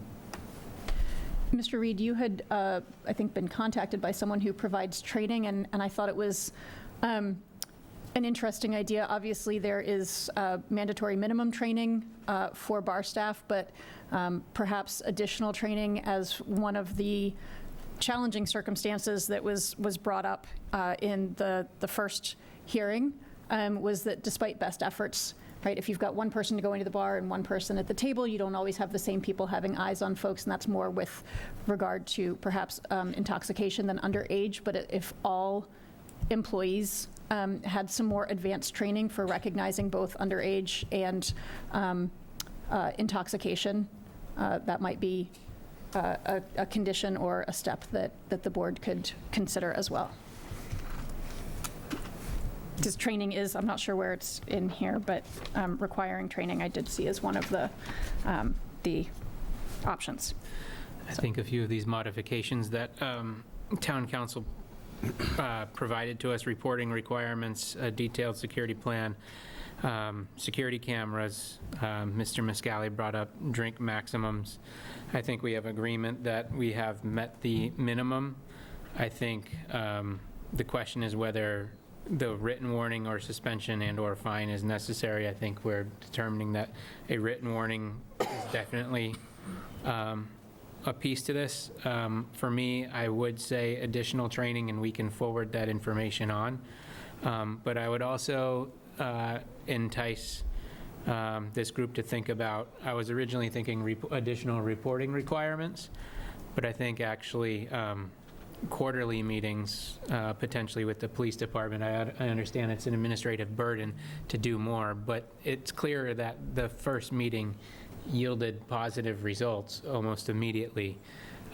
We do have a responsibility of public safety and public good. Adding a few more of these modifications may continue to help. So that's where I stand. Yes, Ms. Klein. I agree with Mr. Reed's suggestions for the requirements or stipulations to be added on. Town council, would that still, then, that minimum warning or minimum sanction, we could still hold a written warning, and then the second offense, right, that would still be, or sorry, if there was another further offense, we would be moving to that second offense category, correct? That's correct. Yep. Okay. And the minimum there is a 3-day suspension of license. Yep. I think the finding alone is a pretty serious move because of that, the consequences of a second offense. I should say that the policy does very clearly state that this board has a great deal of discretion when issuing any kind of penalty, and that cuts both ways. So while I advise you to stay close to what's here, there's room for you to act outside of the written word. I'm curious how the board feels about the idea of imposing only one drink sold to an individual. Since it's my idea, but, you know, I just wanted to hear what the applicant had to say and what council had to say. I think it might be a little premature at this point to make that a requirement, but something that we should certainly consider, you know, monitoring and thinking about imposing it, you know, if there are future problems. So that's how I feel about that. I would agree, because it's the middle of summer. It's hard to make an adjustment like that right now. Okay. Yep, Ms. Klein. I would disagree. I think that seems like a reasonable measure to put into place. I mean, I think we have a larger cultural problem at both of these establishments, and I think I worry too about the number of individuals who are leaving the establishment potentially not completely intoxicated, but should not be driving a vehicle, probably in the eyes of the police department. And I think that if we're not going to issue a suspension of license, I feel that requiring that only one individual can have one drink is a way for us to try and cut down on this larger cultural issue. Yes, my thoughts on that would be that simply the logistics within the establishment become that much harder, and as a patron, if every member of the table has to leave the table to, it becomes very complicated. And where my thinking was leaning was toward having every staff member trained so that anyone in the establishment can say, hey, there's somebody over here who's intoxicated. The bartender doesn't have to be the only person with eyes on someone to say there's someone who's intoxicated, there's someone who looks underage, and making sure that there is more of that collaboration. And I feel like we heard from the licensee with having the larger number of scanners so that everybody can do scans, like maybe moving in that direction, and with the training and some additional reporting to try to move in that direction. Counsel, does our finding have any bearing on any further action from the ABCC board with respect to this license? If they have a separate set of claims, that they'll make them independently, where we've provided overall testimony here for the board of a problem of general public safety. It's unlikely that the ABCC would take that up, but they did have ABCC investigators in town doing a sting, and each of those investigators likely saw their own violations that the police department does not have firsthand direct knowledge of. So it's possible that the ABCC would have their own case to bring before the commission. Thank you. I understand Mr. Brown's point about them buying additional swiping machines for $5,000, but I'd ask my colleagues on the board if anyone thinks a fine of some amount, not $1,000, but of some amount would be warranted, and have that discussion. I will say, quite frankly, that I think $1,000 is a pretty minimal fine for establishments, the amount of money that they're taking in, and given that the other option is up to 6 days suspension, which would certainly cost a lot more than $1,000. I would think a fine in any amount up to that maximum is not token, but I was thinking $500 in my mind. okay. How are others on the board feeling about a fine of $500? Well, if he hadn't already gone out about the machines and done all these other measures, I would be agreeing with that, but I feel like there should be some credit for that. Okay. Madam Chair? Yes. Do we want to ask for receipts for the purchase of those machines, just so that we have that as not just a word of mouth, but evidence?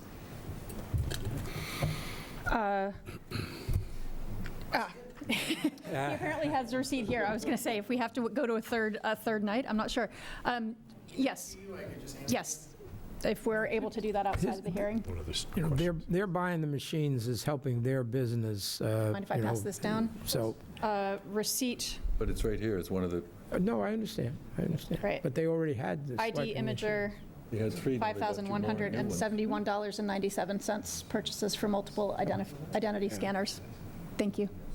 Do you think they're more efficient and effective than the other ones you had? Do Mr. Muscali and Ms. Klein see that? Yep, I'm sure. Thank you. Yeah.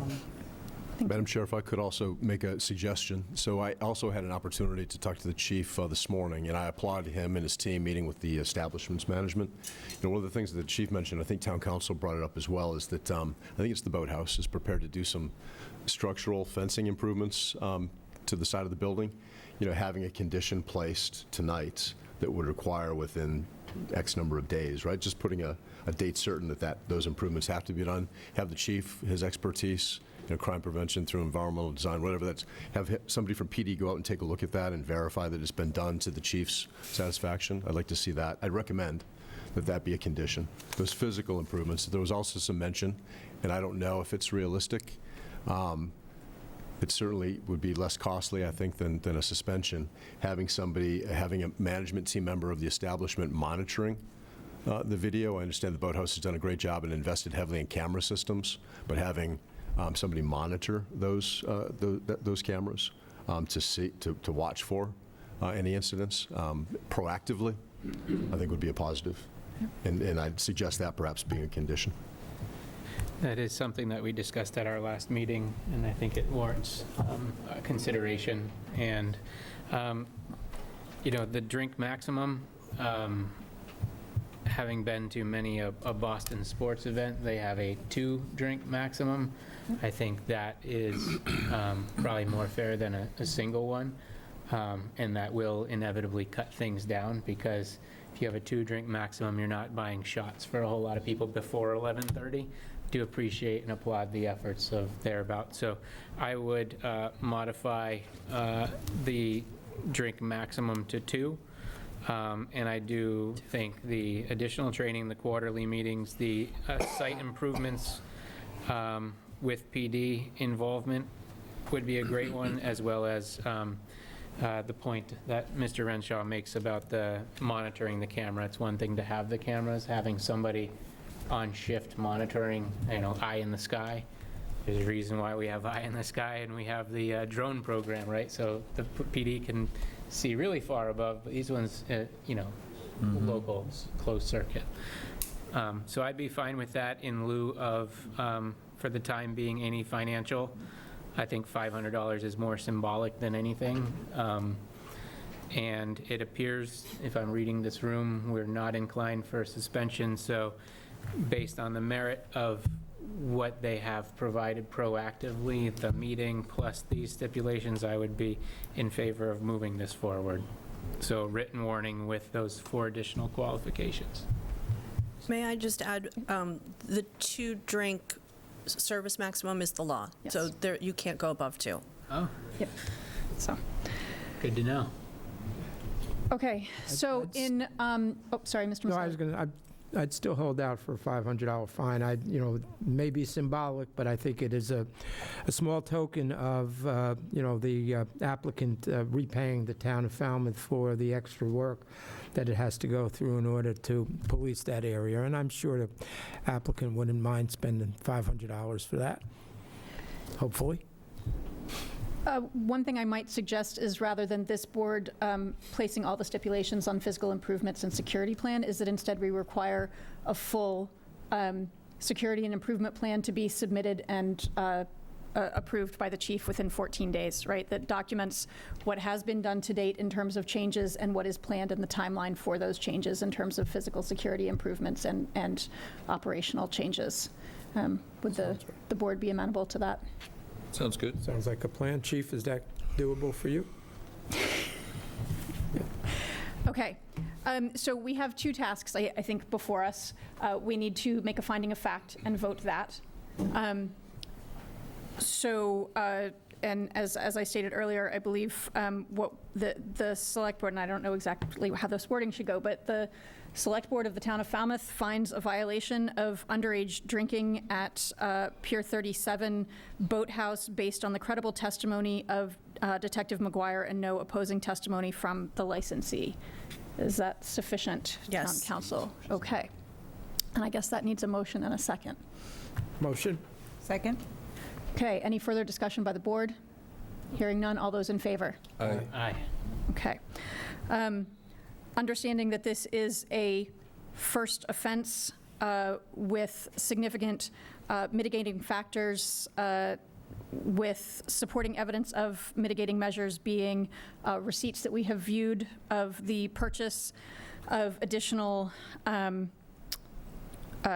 ID scanners, testimony from the licensee of additional cameras and additional measures that have been put in place, and the testimony of Chief Laurie to the purchase of 3 light stanchions, a group chat to share problematic individuals, and also a very productive meeting. I believe we've come to consensus of imposing a fine of $500. Mandatory training, advanced training for all staff regarding recognition of underage and intoxicated patrons, a full improvement and security report to be submitted to the chief within 14 days, and quarterly meetings with Falmouth Police Department. Is that for a year? Is that indefinitely? What's the? I think it's a great idea to just keep it going. Is that sustainable? Actually, why don't we try it? I worry about fairness with other establishments in town. Trying for a year. 1 year of quarterly meetings? Okay. And camera and monitors? Installing additional cameras? No, beyond having someone monitor. And so would that be part of the security and improvements plan? That would be part of the security. Okay. Okay. Okay. Okay, so do we have a motion for a written warning plus $500 fine, mandatory training for all staff, a comprehensive security and improvements plan to be submitted within 14 days, and quarterly meetings for the next year? So moved. Second. Okay. Any further discussion? I'm opposed to the fine, but that's part of the motion, so I guess I'll live with it. Okay. All those in favor? Aye. Thank you. Okay, we will move on to our second hearing, which is for the raw bar. Town Council. Yes, thank you, Madam Chair. So I have provided you with the overview. It is the same, the overview of the proof of case for intoxicated persons as well as underage drinking. And I have also provided you with additional statements from staff at the Raw Bar for an incident on May 29th, 2026, as well as a receipt that was provided as part of the investigation and that was received by the police department for a certain amount of alcoholic beverages that were served to the suspect that is the subject of the May 29th incident. And with that, I have asked Detective McGuire to come forward to ask him a couple of questions. Good evening again, Detective McGuire. Are you aware of an incident at the Raw Bar involving underage drinking? Any incident at the Raw Bar? I am. And could you please provide some brief facts about the incident that you're thinking about? Yes, this incident was also on June 5th. First, we had gone to the boathouse with the ABCC, as I said before, in the prior hearing. Subsequent to that, we went over to the Raw Bar. While there, some officers and detectives observed a male party exiting the front door of the establishment. He appeared to be intoxicated. I believe he bumped into an ATM machine, eventually made his way to a picnic table where he sat down. Some of our officers and detectives engaged with him, confirmed their suspicions that he was intoxicated, heavily intoxicated. He was ultimately placed into protective custody, determined he was underage, and transported to the police station. And what were the facts that made you know that the person was underage? We had two things. He provided an ID, which showed that he was 20, and by his own statement. Okay. And did you witness this underage person with drinking alcohol or with an alcoholic beverage in front of him? I did not. To my knowledge, nobody from our department witnessed him holding the beverage. Okay, thank you. Any beverage. I'm going to move to the intoxicated person allegation. One thing to Oh, that. absolutely. I'm sorry. So as part of his intoxication level, when he was placed in protective custody per his protective custody rights, he refused to take a portable breath test. But on the following morning, when he was trying to be released from the police station, he agreed to take one. And at that time, he took the test. He scored a .158, which is almost twice the legal limit. That was at approximately 7 a.m. the next morning. So in your experience and skill and knowledge, what does that tell you about whether or not he had been drinking the night before? So indicates that he was heavily intoxicated the night before. And he did tell us that he had, per his own admission, had 3 beers at the Raw Bar. So he admitted to being underage and drinking at the Raw Bar himself? Correct. Okay, thank you. So as to the allegation of an intoxicated person, are you aware of any incident at the Raw Bar involving service of alcohol to an intoxicated person? Yes. And based upon the proof of case, as it's been explained here, can you please provide brief facts about the incident with the person having been served alcohol as an intoxicated person on May 29th, 2026? Yes. So members of the police department responded to a 911 call for a fight involving a firearm. Excuse me. Our officers responded. When they arrived on scene, the party had already fled the scene. They learned while on scene that that individual who was involved had been flirting, engaging with some wait staff and host staff to the point where it made them uncomfortable. As part of that interaction, security staff got involved, asked him to leave. He refused to leave, at which time a struggle ensued. They were able to kind of force him outside, and I think they pushed him to the ground. As he was getting up and trying to flee from the area, it was reported that he brandished a firearm. So you just let us know that he was flirting with staff to the point of being uncomfortable for them.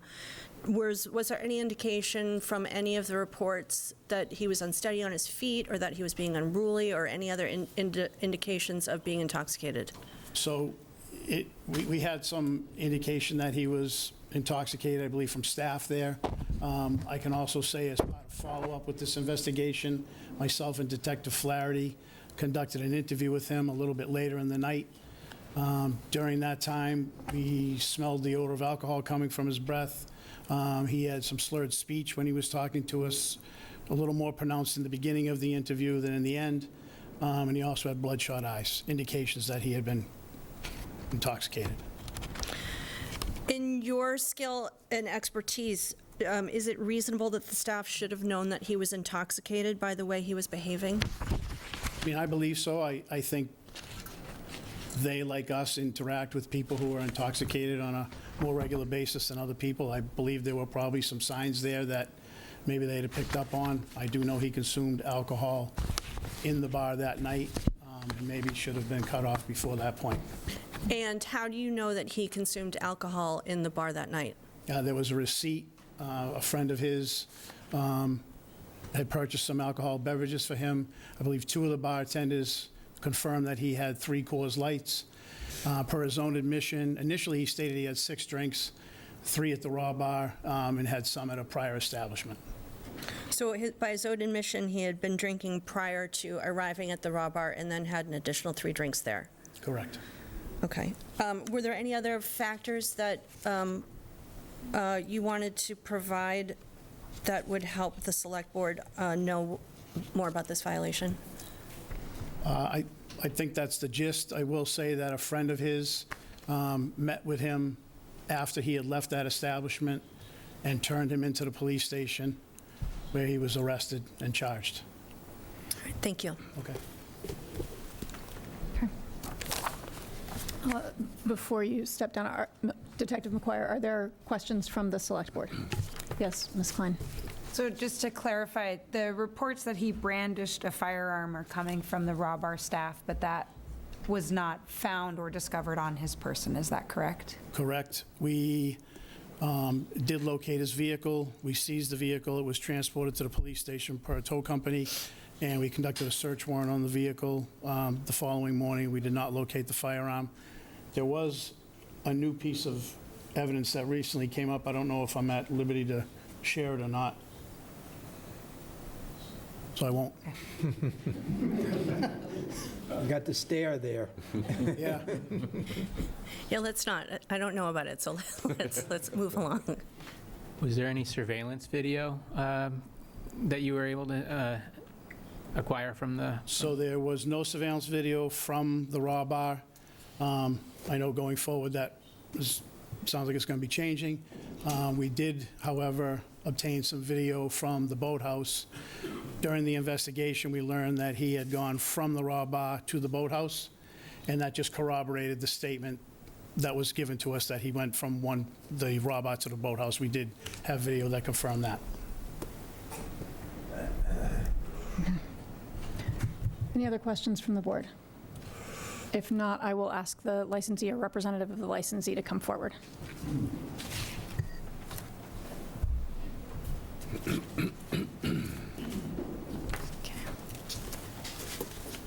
Thank you, Madam Chair. Good evening, members of the board. My name's Rob Mills. I'm an attorney from Hyannis, and I represent the Raw Bar. Here with me is Mike Ricciardi, who's been the manager for 11 years, and I will heed your warning and not repeat anything that's been related at previous hearings, but this is his first time before this board since he's been a manager for 11 years. Madam Chair, may I approach these were security measures that we provided to the board at the last hearing, but I don't think you and Selectman Klein were here, so. Yes, please. Thank you. I have these, thank you. And thank you. Just briefly, not to repeat. Thank you. Perhaps I've seen them. Here's a floor plan. I think it's been shared with the chief, his staff as well. Those measures have already been employed, and there's a list of other mitigation that has already been initiated after the May 29th hearing.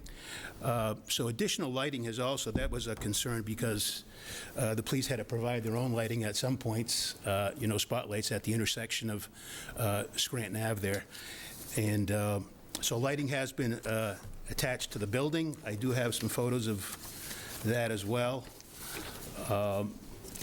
Some of the photos will show the front of the building, which is pretty well lit up. If you could perhaps share them, that would be, I'll go halfway down. That's all right. Pass them down, maybe. Thank you. And then the canopy is a large, I think it's a maple tree. It's either maple or an oak, where the canopy was low-lying, and so it was difficult to see. Attorney Mills, can you go to the microphone? Thank you. I'm not sure it's working.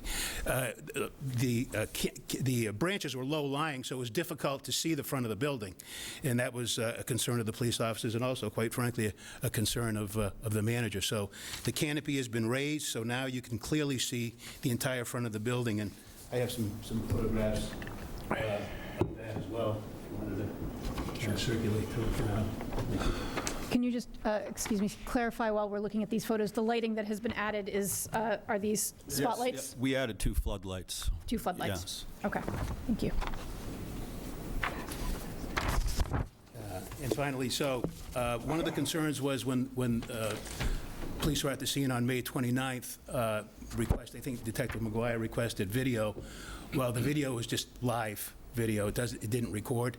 That has now been substituted with a video. There's 8 cameras in there. They have a capacity of about 250 people, so 8 cameras is more than sufficient for that location. But the equipment that he has now records and saves, so that will be available going forward as part of a mitigation measure.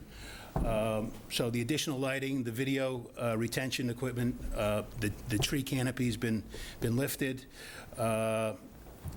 He has, if you see the plan, which at the last hearing was presented, there's security posted at various locations where there has been intrusion.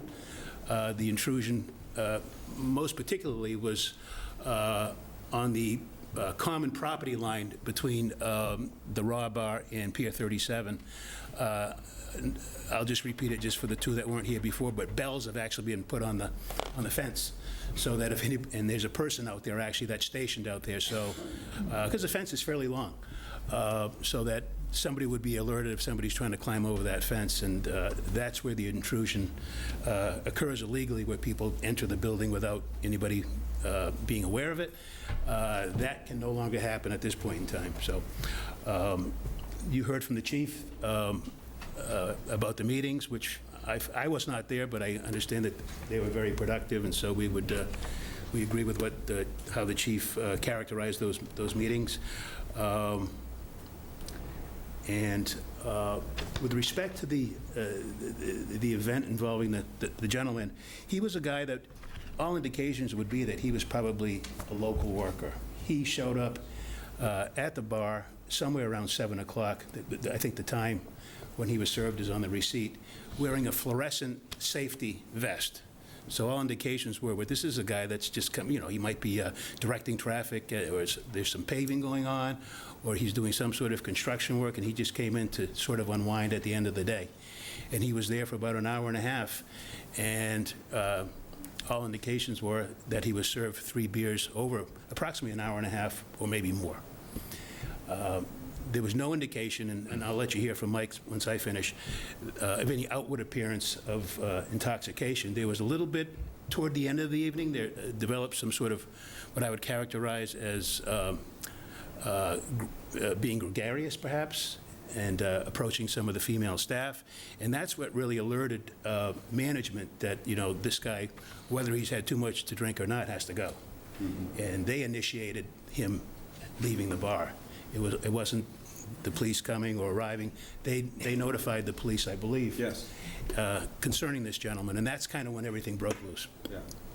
So he says he had 3 beers. There's 3 beers on the. There's actually more beers than that on the receipt. There's, I think, 5 Blue Moons. Apparently, he wasn't drinking Blue Moon, but there's 3 Coors Lights on there and maybe some French fries. But and he did indicate, apparently, to one of the officers that he was at the. I'm not going to mention the name. It's in the report. That he was someplace else earlier that day because a police officer had noticed him. And I questioned, just by reading the reports, whether he has maybe some other issues other than intoxication because of the behavior that he was displaying earlier that day at another establishment in Falmouth. Hmm. So I'll leave that to you to query and decide, on that issue. But so we put in the mitigation plan. We're glad to work with the department going forward. I heard some of your suggestions from the previous hearing, which I think are good. And with regard to the underage person, I'll let you hear directly from Mike, because again, I wasn't there. But there was an individual that was tossed out, and as far as we know, he was not served at the raw bar that came in over the fence. And as it was alerted to them and he came over the fence, he was removed, and he was underage, but not served at the raw bar. So, Mike, you were there. I'll turn it over to you. Yeah. Hi. How are you? Good. Good. Any questions for me about either incident? I guess if you could provide some of those additional details, particularly about the underage drinking. I believe the guy that was allegedly brandishing the gun had psychological issues. That's what I believe. I didn't think he seemed very right in the head, but with people like that, you don't want to, I don't know, create more of a problem than it should be. We just kind of hopefully just ignore them for a little bit, and then they get bored and they leave. But that wasn't the case with this guy. I believe he was bad news, and I believe that it's on record as well. Can you comment on the individual that was the underage? Oh, yeah. The kid jumped over the fence. My bar backs were in the back, cooling down the beer. They noticed the kid jump over, and they escorted him right out. Hmm. And then I believe the officers saw him, and they went over to him. That's what I believe what happened with the underage kid. Okay. Are there questions from the board for the licensee? Well, yes. So my question is, so far, I don't, have we got conclusive evidence here of either of these incidents being the responsibility of the bar? I think that's what we're trying to determine. Right. I mean, it was very clear on the first one. Hi. Hi. I have a question. So it sounds like you've made some significant physical improvements. I think that the lighting in particular is really a great addition, because I think that's going to save the Falmouth Police Department a fair amount of effort to bring lighting to the space. Correct. What have you implemented any measures for your staff? So things that wouldn't be the physical structure of the building? Actually, yes. I mean, We added additional security, and that's in my before and after booklet that I provided. So that was important. And we also, I always say communication is king. So it was really important to me, after these issues that we've had, to talk to the staff and to, if you see something, say something kind of thing. And so now everybody's on board with that, and, communication is king, especially when it comes to this. I mean, this is very serious stuff, and I take it very seriously.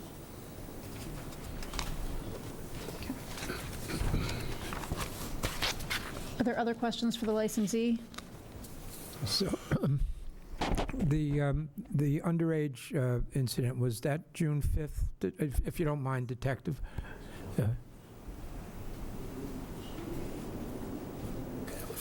Thank you. Yes, that one was on June 5th, and the other one was on May 29th. And according to what I have here, it says party informs officer he was drinking at another unidentified establishment prior to Raw Bar, states he consumed 3 drinks while at the Raw Bar. Is that the same person we're talking about? Is that No, that's the May 29th incident. May 29th disorderly? No, it's both? Okay. June 5th here. I'm just reading from they both consumed 3 drinks. So on the first one, on June 5th, that individual, the underage party, told us that he had 3 drinks while at the Raw Bar.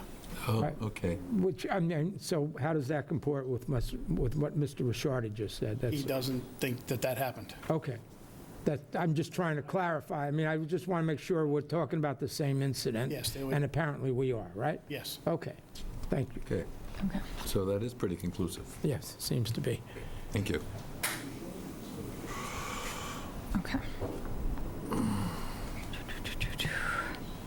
But I... May I make a comment, Madam Chair? Are you responding to that? Yes. I'm just responding to a comment that I heard, but that so it's conclusive, if you believe the underage drinker that says he consumed 3 beers at the Raw Bar, then it would be conclusive. But it's very difficult to assess that individual's credibility. Right. Thank you. Are there other questions for either the police department or the licensee? Or are we in a position to close the hearing and move to deliberation? I find it rather odd that someone would admit that having 3 beers to a police officer, and he didn't. I mean, I don't quite follow your point, Mr. Princey. Well, he blew a .1... 185 in the morning. 185, so he better come up with some sort of a reason why he has alcohol in his system.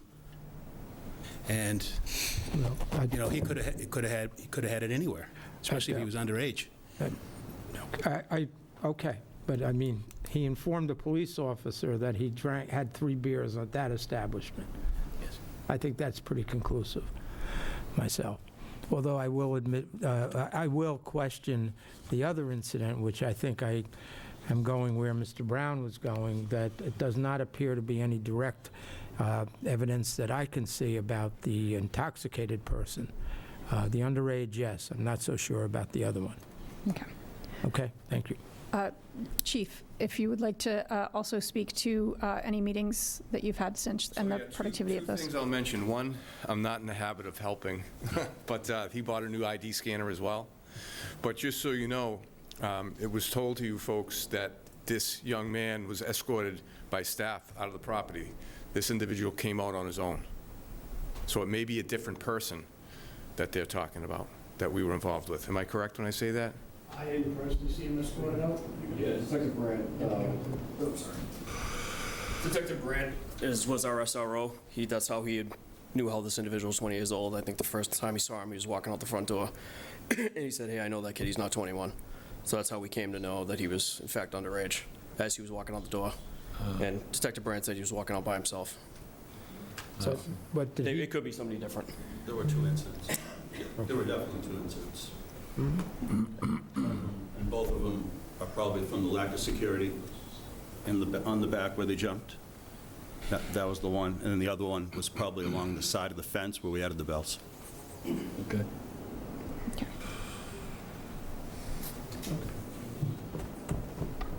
just want The extra security person, sorry. Do you have a question? I Ms. just Blunt? want to make sure I understand. So you're saying that Officer Brandt reported that this individual is leaving the interior of the establishment? And is it possible, I haven't been to the raw bar, I apologize. Is it possible to jump the fence in the back and make your way into the inside? Absolutely. Okay. That's why we had to, patch it up back there. Just And that wanna- was in the beginning, it was earlier in the season, but now we have a great team. Okay. And that's what we met with the chief about as well. So we're all on the same page, and I feel very confident now, moving forward, that we're all communicating again. Okay. Chief, did you want to speak to any meetings and conversations that you've had with Rob, our staff? So, yeah, it was very positive. You'll see what they supplied to you is a 5-page security packet that he put together. So that's done. You don't need to stipulate that in 14 days. It's excellent, by the way. Thank you. It was a very, very positive meeting. Even today, we interacted at Blended Berry and had a very positive conversation about security today. So I see a good working relationship. Hopefully, moving forward, we're going to work with them. They're working with us. And I have to applaud them for setting up the group chat, because now they'll be able to say, hey, listen, we just had a gun incident. This is what the guy's wearing, in case he shows up at your place, like what happened. So I think just that alone is a huge enhancement. Having the security cameras recording is huge, and, cutting the brush back, the thing, adding lighting in there so Sergeant Oliver doesn't have to, bring the light truck there, at night. Sergeant Oliver's also working with the other establishment to locate those 2 other lighting stanchions for security. So I think it's great, both businesses working with us, and it's been very productive. Okay. All right. Anything additional for either police department or the licensee, or are we ready to close the hearing? We're ready? Motion to close the hearing. Motion to close the hearing. Do we have a second? Second. All those in favor? Aye. Aye. Okay. So findings of fact. These 2 allegations are not as cut and dry as the last one. Why don't we tackle them one at a time? So the first one is the allegation of underage drinking. We have the testimony of Detective McGuire. I just tried to turn Detective and McGuire into detergent somehow. The testimony of Detective McGuire and the reports that we had in our packet that involves self-testimony by the underage individual. I guess there are 2 parts to this. Do we have sufficient facts that the person was in fact underage, and do we have sufficient facts that that person was served at the raw bar? In terms of the person's age, how are we feeling? I think there's credible evidence that he did not have proper identification, or he identified as at 20 years old. Is that correct? Yes. Right? I mean, that's what I'm remembering, right? So he was obviously underage. I think we have credible evidence to that effect. So the question is then, was he served at raw bar? And we have no direct observation by police department and conflicting testimony of the individual and the licensee.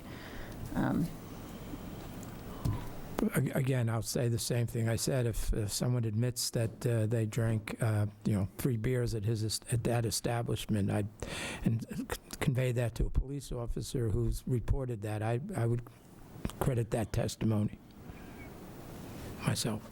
And town council, a self-reporting individual could meet these criteria, correct? I believe that would satisfy the test. It's usually seen from a different perspective of law enforcement witnessing the event taking place, but if someone admits to it, you have to accept that at face value. If I'm reading the document you provided for us for proof of case, it says substantial evidence. It does not require direct observation. Is that so? It doesn't require direct observation of that a bartender served the alcohol. That is not required. What is required is that the person consumed or possessed alcohol. And what I'm saying is that if it's self-reported, then that can amount to substantial evidence.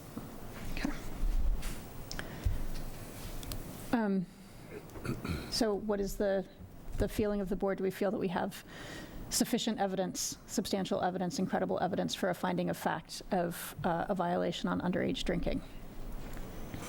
I feel that we do. Yes. Yeah. I believe I do. Yep, Yes. I do.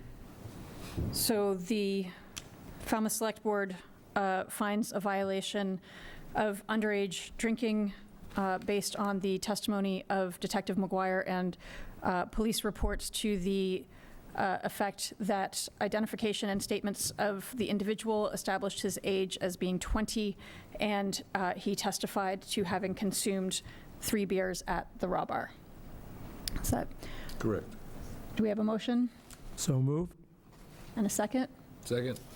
All those in favor? Aye. Aye. Okay, so we have one finding of fact and one violation. The second is an allegation of service of alcohol to an intoxicated person. This is the 529 violation. I'll say, to me, it's all a little squishy. We have a receipt, but not every drink on that receipt. It's a receipt that came from another person. Not every drink on that receipt went to that person, even allegedly. I would be open to others who feel that we have, make your case if you feel that we have substantial evidence here of service to a clearly intoxicated person. I don't see it. It's a little more difficult. I agree. Agreed. We have reports that are at 9:38, and we have a receipt at 7:26. I believe the receipt is cashed out at 9:13. So the service time at the top is 7:26, and at the bottom, it says charged 9:13 PM, which does match the testimony that he was in the establishment for about an hour and a half. I think it would be difficult for us to say that an adult male consuming 3 Coors Light over an hour and a half period is, I don't know if that meets the grounds laid out here. So the standard we're trying to meet is whether the server or bartender served someone who was visibly intoxicated. Knew or should have known. Knew or should have known that they were intoxicated. And I will just point to one other piece of evidence that I haven't heard being discussed yet, and it is in the packet of staff reports. And the second staff report states that blank, who is the subject, was very intoxicated, harassing staff. I just want to make sure that I drew your attention to that. Can I ask counsel if,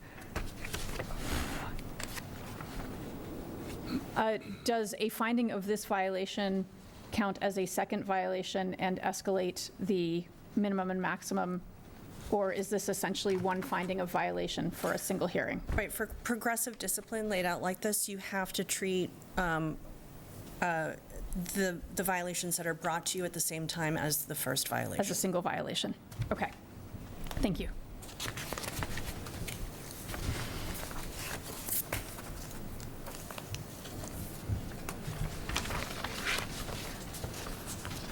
I'm not hearing from the board that there's a strong sense that we have substantial evidence for a second finding. Is that an accurate read? That is accurate from me. Accurate for me. Okay. So do we need to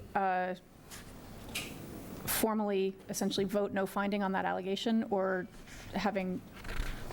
The finding could be that you don't find any credible evidence to support the allegation. Okay. So then, or insufficient credible. Right. Is there a motion that the select board finds insufficient credible evidence for a violation of service of alcohol to an intoxicated person? So moved. So moved? Yeah, I think so. I think that's. Is that a second, Mr. Brown? Yes. Okay. We have a motion and a second for a finding of insufficient evidence.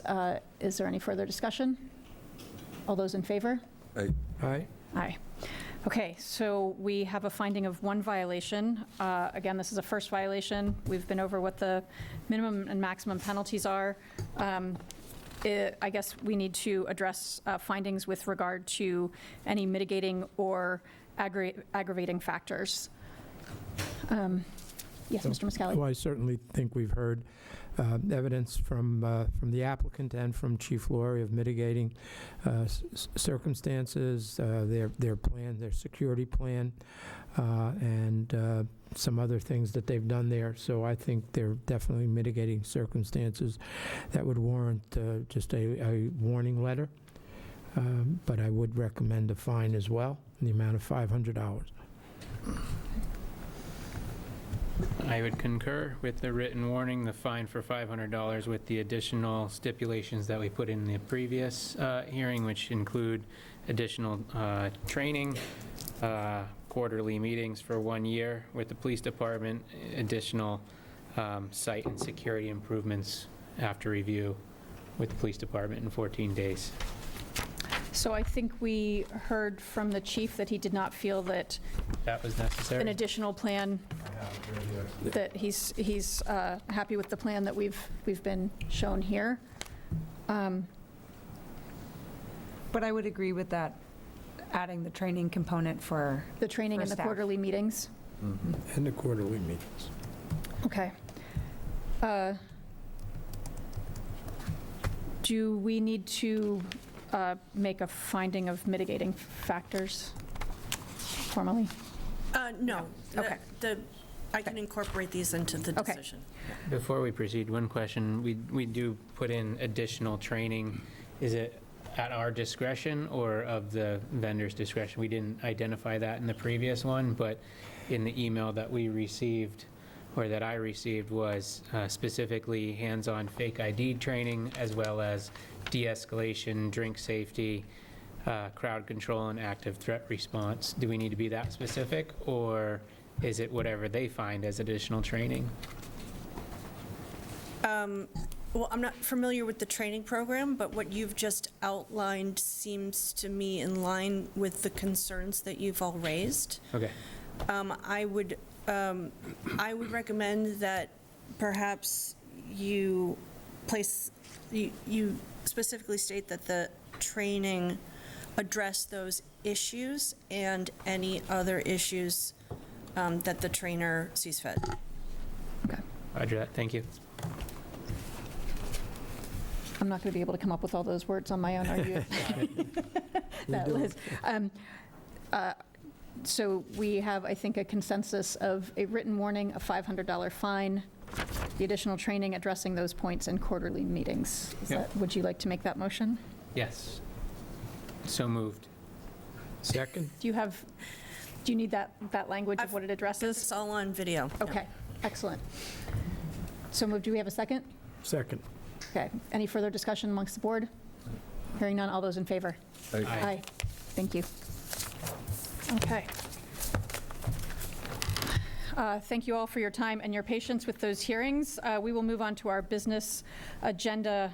First item, the Select Board as trustees of the Falmouth Affordable Housing Fund discuss and consider a vote to approve an application for funding from Falmouth Housing Corporation and affirmative investments for the housing project located at 545 Main Street. And I will make an apology to Ms. Clark and Ms. Fish that I really had hoped that we would be able to be at this item roughly 45 minutes ago, but thank you for your patience. Better than Cap last lock. time. The cap lock is on. Is it?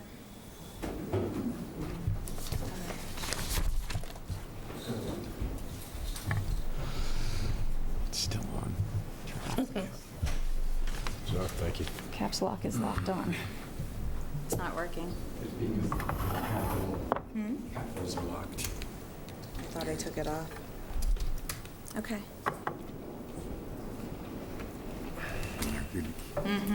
It's always when you're under pressure. Da-na-na-na. Thank you, sir. And Ms. Fish, I believe we allocated 15 minutes for presentation. Okay. For the record, I am Kim Fish, the housing coordinator for the town of Falmouth, and before you tonight, you have, we have Falmouth Housing Corporation and Affirmative Investments requesting funding for $2.6 million for the acquisition of 545 Main Street.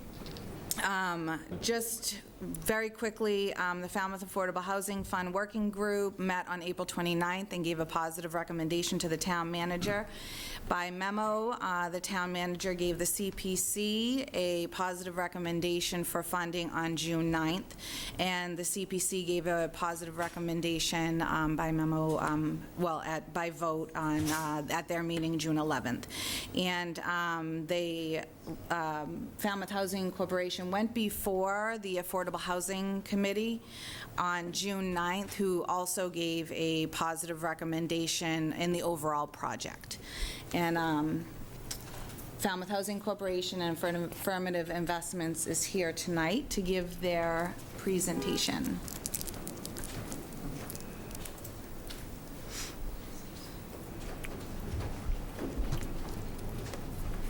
And Linda Clark will start it off.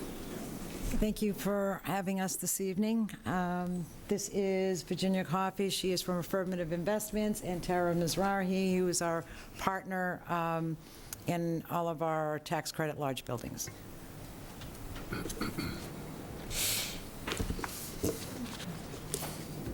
Oh, tell me I forgot my glasses. No.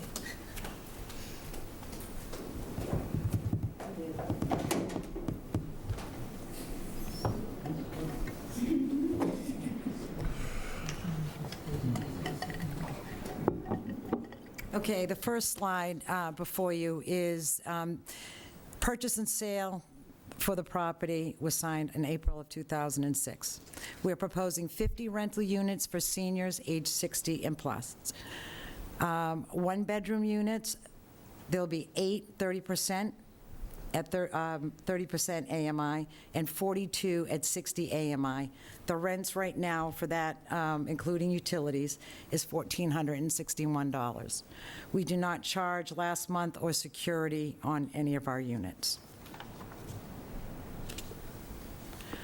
Next, we have a preliminary site plan. The building that we are proposing, we are going to construct on the same footprint. We plan to demo the building and construct the building on the same footprint. Next, we have an elevation at the westerly elevation, which is also the parking lot side. It is cement shingle style siding, metal panel bay windows, gray roof coping profile, fabricated stone, fiberglass windows, triple glazed, aluminum frame storefront glazing at lobby and amenity areas, and a wood-like panel and slat application. You can see the different textures on the exterior of the building. Floor plan for floor 1, there's the 1 bedrooms. Each floor has a laundry room, a trash room.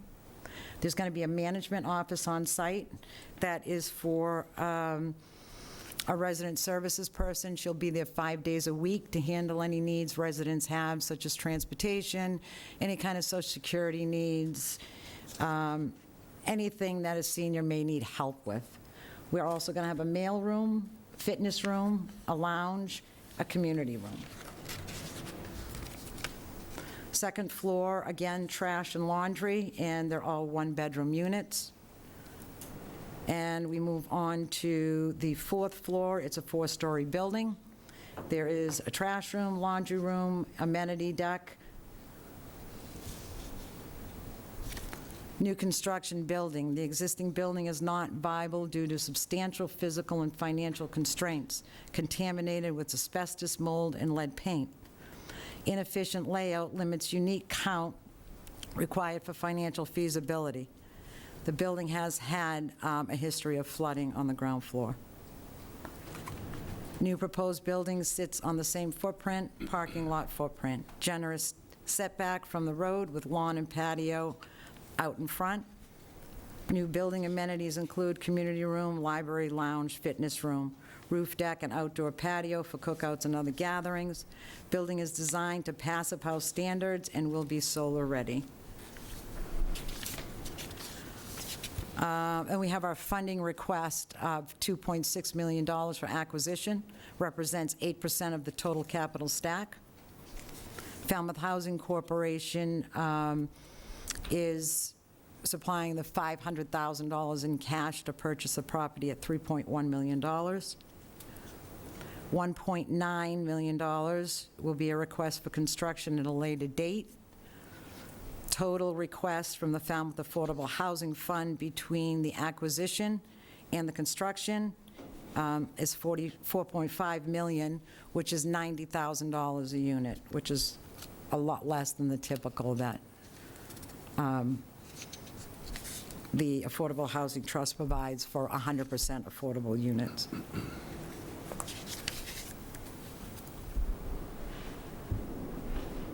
Development standards. Falmouth Local Comprehensive Plan goals. Policy 1, allow for greater infill residential density where appropriate. We're providing 50 units on a total of 1.565 acres. Policy 2, encourage and allow the market to create multiple housing opportunities that follow for more choices. We've got one-bedroom rental units to provide more accessible and affordable options for the seniors in Falmouth. Policy 3, accept responsibility for providing housing for people at all stages of life and all levels of income. We're providing income tiers from 30 to 60%. 10% of rentals will be ADA accessible. All units will be visitable. Housing production plan goals. Produce at least 80 units of affordable housing annually. The project adds 50 units to the SHI inventory, 63% of Falmouth's annual goal. Promote a diversity of housing types targeting different household needs. The rental units help seniors downsize to age-in-place friendly units and opens up their previous homes for families. Prioritize creation of affordable rental units. 50 new rental units created on the site. Minimize greenfield development by targeting residential development and redevelopment where it already exists. The site is currently developed but vacant, making it an excellent opportunity to redevelop in a downtown location. 545 Main Street meets the Select Board's priorities for funding. Rental units with 1 to 3 bedrooms for households with income levels of 60% to 120 of AMI income. All units are 1 bedrooms, and 42 of the 50 have income levels at 60%. The remaining units are 30%. Seniors who need support services to age in place. The project provides supportive housing for seniors to age in place. Create more affordable units than the minimum required by applicable law, including through the Chapter 40B comprehensive permit and the mixed residential and commercial overlay district bylaw, Mr. Cod. The development is 100% affordable and in the Mr. Cod. Units that are ADA accessible. 10% of the rental units will be ADA accessible. Meeting community goals. The working group for the Falmouth Affordable Housing Fund met on June 29th, as Kim said, with a positive recommendation. Community Preservation Committee met on 6/11 of 26, unanimous vote to approve recommendation for the support. We also did, as Kim mentioned, receive a positive support letter from the Affordable Housing Committee. I met with them on the 9th, and they provided a letter to the Select Board on the 10th of July. 50 units to SHI list, 70% local preference. Supports implementation of local and regional housing goals. That's it. Okay. So that's your presentation? That is the presentation. Thank you. Thank you. Do we have questions or comments from the board? Yes, Ms. Klein. Thanks so much for being here, Ms. Clark. And just to maybe further clarify, you know, the type of funding, you're relying a lot on the low-income housing tax credit funding, both from federal and state sources. And how does that tax credit differ if you're doing an age-restricted project versus a project that's not age-restricted? I'm going to let Tara speak on that. She's the expert on the tax. Because there's a lot of folks in town who would really like to see a project that's not going to be an age-restricted project, and so I think if you could just expand on that. Thank you. So I'm Tara Mizrahi. I am Executive Vice President at Affirmative Investments. So it's an excellent question because we're always looking at trying to find the right project for the right place and the funding that's available at that time. So our senior projects are the only projects that the state, when you are dipping into the large amount of resources that we showed in the other slide, the percentage of resources that we're asking, federal, state credits, and then $100,000 per unit on top of those credits from the state. Only when you're doing age-restricted housing can you build one-bedroom units. When you're building unage-restricted units, they're focusing on larger bedroom units. So if we didn't do age-restricted, 65% of the units would have to be 2 or 3 bedroom units, with 10% being 3 bedrooms. So just like we're doing at Locust Field, we met with you guys a couple of weeks ago, that is the typical mix of 1s, 2s, and 3s that would be required to dip into the state resources.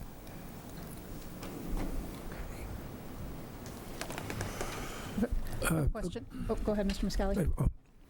Ms. Clark, you make some statements with respect to it not being profitable to continue the building, to renovate it, as opposed to knocking it down. I'm sure you know there are many people in town who have questioned losing this site, but you make some conclusions with respect to it not being profitable or feasible. I'm wondering if you have any, backup for those conclusions, or where your conclusions are coming from. I did send along some information to the board. Well, the banner, are you talking? Yeah, I read that. It says there's costs involved. I understand that. Right. It's about efficiency as well, the configuration of the building. Do you want me to talk? Yeah, go right ahead, Sure. Tom. So we originally looked, we had looked at this building several years ago. And when we looked at that, we were trying to figure out what can we fit in this building. And looking at reusing the building, as you know, it is a unique building with its round structure. It is very hard to get the efficiency that we need to put the right number of units in.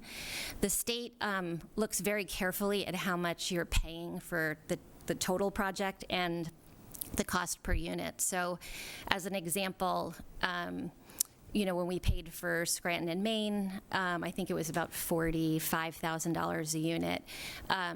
Buying this one we can fit 50 units in. It's still it's still $63,000, I think, something like that per unit. So we have to be very careful of how many units we're building to be competitive for all of the state financing. And taking that circular building, we really found it very challenging to get the number of units into the building to make this financially feasible. Thank you. Okay. Well, our previous presentation from the other developer had 67 units. Which were largely studios and 1-bedroom units. I don't believe that the other developer was dipping into the state resources. I believe, and I don't know what the most recent sources and uses that I saw had a significant number of workforce housing funds, which aren't available right now at the state anymore. So it's just not a current resource that can be dipped into. The Housing Bond Bill was hoping to recapitalize that fund, but those funds have not been seen. Mass Housing operates that fund, and they're not accepting applications right now. Can I ask if you explored any other options that might be available by leveraging the seasonal communities designation and the flexibility that might give us in the different kinds of designations we can make of housing, or different funds that we might be able to seek as a seasonal community? We've done a lot of work in Falmouth, as you know, and we're doing a bunch of work on Martha's Vineyard in Nantucket right now. And so the seasonal communities helps a little. It helps with us being able to be a little more focused on providing housing for municipal workers and pieces like that. It hasn't really given us more new resources. We are working with the town of Nantucket right now. They do want to build workforce housing as well, but they are looking at putting $16 million into a workforce housing project to get a higher level of income. So unfortunately, it's just not there right now. So the seasonal communities doesn't really provide us something feasible for the project. Yes, Mr. Reed. You kind of took my question a little bit, but we have a letter from Senator Fernandez talking about being grateful to work with the board to apply for different state funding for a project. I appreciate that this opportunity fell into your laps, that you took it on quickly, efficiently, and pretty effectively.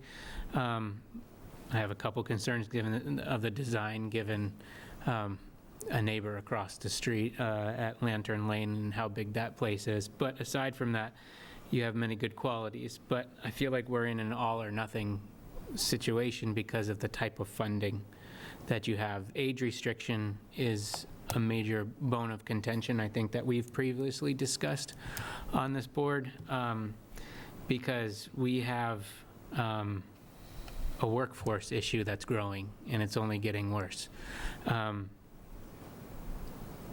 I guess now noting that, and you didn't have the benefit of seeing Senator Fernandez's letter, have you all looked into other, and I guess I'm piggybacking on this, and I think the answer is no, but have you looked into other non-traditional funding sources to build on what the Seasonal Communities Act labels as attainable housing for households that frequently earn too much for the classic affordable housing, which is where we're going on this one, but still can't afford the market rates that we have in Falmouth?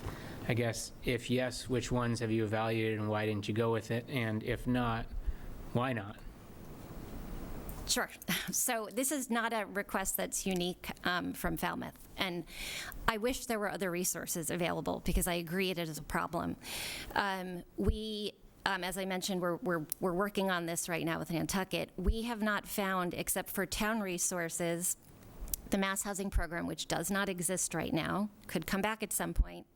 We did actually submit a letter today, it might have been too late, from Mass Housing saying that the program is not accepting applications and it needs to be recapitalized. Even that program, when it was running, was up to $100,000 per unit and up to $3 million per project, although they tended to give less than $3 million for each project because so many people were looking for those funds. The only other resource that we've been able to find as a potential for supporting workforce housing is really, it's a small subsidy that would be private equity firms that maybe are looking at kind of doing social-minded investments, but it's really like a mezzanine debt level. So it's really, you've pulled together 90% of your financing and you can make it work, but you need 10%, and they can look at getting back their money over time. So we are looking at those, but they have to be partnered with significant funds from someone else. And that's what you're seeing up in Boston right now, right? No, I mean, we're not seeing workforce housing. You can do mixed income up in Boston, right? And you could figure out how to have a significant number of market rates and then subsidize some mid-level. But the numbers here, I don't quite play that out in a major way where you would get significant numbers of units at that level. Yeah. Additional questions from the board? Yeah, Ms. Klein.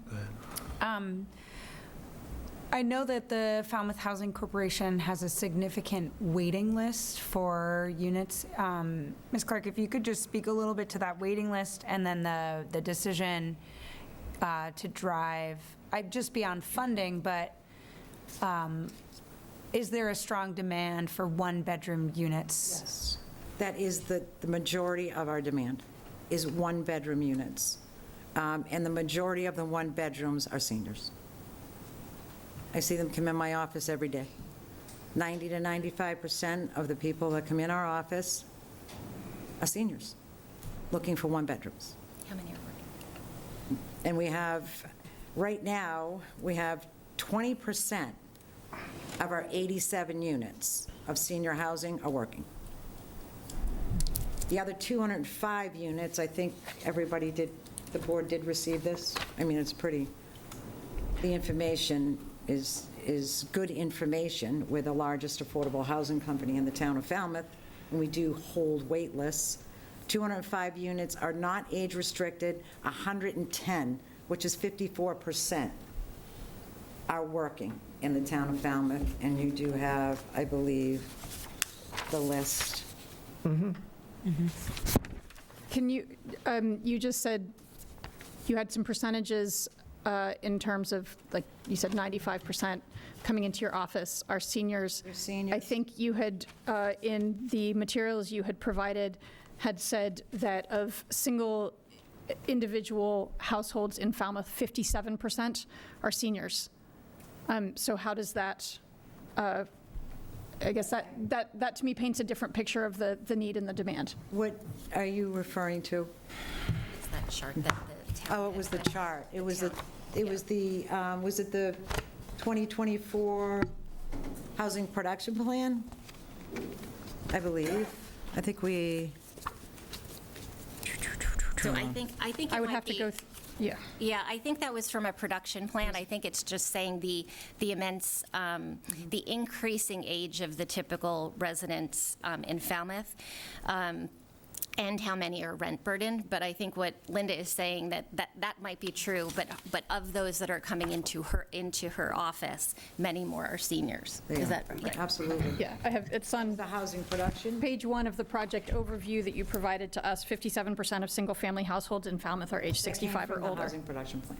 So, okay. Yep. Yes, Mr. Skelly. Could you explain your path forward with respect to what permitting needs to be done, what other approvals you require before this gets approved? What concerns me, quite frankly, is the prior application, which is no longer before us, came to us as a fully baked situation when the money was asked for acquisition. It seems to me that we're being forced into a quick decision here that I personally am a little hesitant about going forward because I don't know what your processes are, what your what the next steps are going to be, how viable this project is. So can you expand on what your permitting requirements are? Right, we'd have to go to the ZBA. And funding is about, what, year and a half, 2 years out, Tara? Yeah, so the typical permitting process would be, we would be applying for a comprehensive permit. Maybe that would happen at the end of this year, at the beginning of next year. But I think your question is bigger than that, of just the permitting. I think it's saying, is this project going to happen? And I would say that we have been successful on all of our projects to date in Falmouth. This is our 11th project together in Falmouth. As you know, these projects take an exorbitant amount of money to put together. And so I think the reason why I'm so focusing on saying that we are building a project that we know can be financed is that we can't put ourselves in this position, and especially a nonprofit, to be out, millions of dollars in pre-construction costs and acquisition and financing if we don't believe that this project will get funded. So we take this very seriously. We would not be putting ourselves out there if we didn't think this would happen. Mr. Brown, do you have a question? I do. About the design, I'm concerned. We hear from people all the time that we're letting this town just get destroyed, and all of our historic buildings are getting torn down, and we're building these big things. Many of them are being built not by our choice, but this one would be. And it's very, I don't know, it's not, doesn't look like Falmouth to me, and I just wonder about the design, and how far along is that design, and are there any other options? So the design is very conceptual at this point. This is the extent of the design. We have developed it to the point where we can feel confident that we can fit in all of the amenities and the units that we want, and we put it in a structure that was at least smaller than the structure square footage-wise that's there now. So yes, there will be a whole continuing process after this for the design, and it will have to go through a comprehensive permit process where there's lots of community and town input as well. And I also have heard from people of historic interest that they're very interested in the building historically as well. Is there no way to rethink this and make that building work? I mean, I know you just said that, but and the other developer that came did seem to make it work with more units. And I know that's not what you're planning, but just shaking my head at this.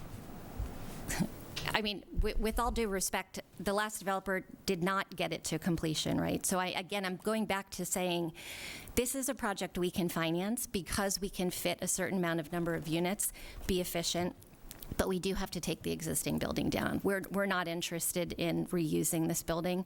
The cost to rehab it, it's inefficient. The cost to put town and state money in for that type of building, and it won't be energy efficient like the state's looking for to give all of their funds. They really want something to be Passive House certified or Enterprise Green Community. We really can't make that work for this building. Maybe, Council, can you expand on the issue with respect to the Historical Commission and the recent actions there with respect to suspending applications for demolishing buildings? Yes. And where that stands in relation generally and with respect to this project as well? So the work that I'm doing with the Historical Commission isn't in regard to any particular project.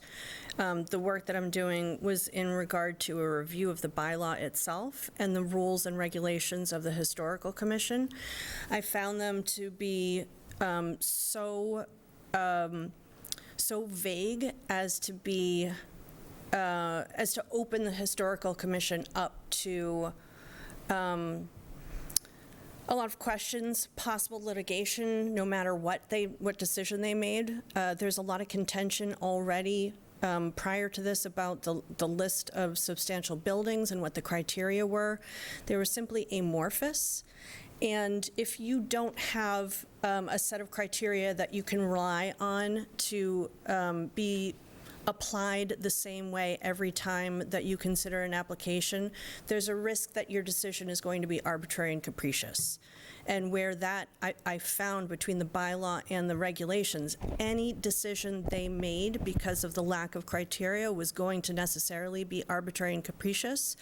We made the decision with the Director of Community Development to review not just the bylaw, but the rules and regulations. The rules and regulations can be updated a lot quicker than the bylaw can. The bylaw will have to wait until October town meeting, but I expect the rules of the Historical Committee to be updated soon enough so that they can consider the request to put anything on the substantial buildings list within the next month or so. And can you just clarify, was there an event, was there something that prompted the review? I was going to ask, I mean, have there been any instances of problems before the Historical Commission? There's been a lot of contention. Well, contention is one thing. I mean, have there been confusion? There's a list, but no one seems to be able to say definitively whether those buildings are actually on the list of substantial buildings or not. And it's because no one could tell me, or the Director of Community Development, what criteria is used and what the process is and how do you get something on the list. And right there, that's a problem when you're talking about a commission that has the ability to prevent an owner from developing their own land. That's a potential regulatory taking and a constitutional violation. We haven't had any of them yet. We have not had any challenges yet, but when I started looking at it, it looks like the process that's been used so far is squishy, and it's the only word I can think of to apply. But we have had successful application of that bylaw. It's been applied. I can't say that it's been applied the same way all along. No one has been able to tell me what criteria they use, and in some instances, I've gotten different information about what buildings are on the list. But at the same time, when it has been used, it's been successful. Well, I don't know what without that incident. means, though. Successful in what respect? Well, in like the respect, like with Highfield Hall, now we have a building that was saved rather than destroyed, and it's a very useful community resource. If the board has no additional questions at this time, I'm going to see if there's anyone for public comment, and then the board can discuss. Is there anyone for public comment? Mr. Galasso, and then, yes, you, ma'am. You'll be next.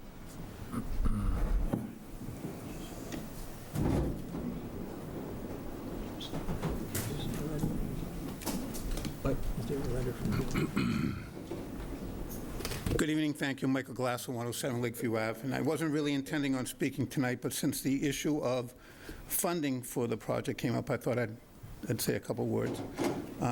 One of the reasons to save this building is what it creates in equity into the rehabilitation of the building. An historic building such as this, approved by the National Park Service, who approves historic buildings, creates $6 million worth of equity going into this building. That's $6 million worth of historic tax credits that have no restrictions on it as far as age. So anyone at any age could live in there. And it is 20% of the cost of rehabbing this building. So saving it as a historic building creates equity and dollars that go into the project. We do not have any workforce housing funds in this project. What we do have a lot of is money to make the building efficient and to make it be sustainable. We are reducing the carbon footprint of that building by 80% by making all the changes we are with mechanical systems, putting solar on the roof. So we don't have any workforce housing funds. We have $25 million worth of funding already put together for this project. We have one remaining gap of $2.1 million. That won't prevent us from closing. That's $25 million towards rehabbing the building and making it economically feasible to operate for a long period of time. So I just wanted to clear that up, that we don't have workforce housing funds in the project, because she's right. That program hasn't been funded in a number of years. I really don't know why, because it's really needed, but we have never used that as one of our sources. We inquired about it many, many times to see if it was, but it's not in our list of funding. You all have a list of the funding that we proposed for the project and what's been approved to date and what we have commitments for. And as I said, that adds up to $25 million. So I hope that answers some of your questions. Thank you.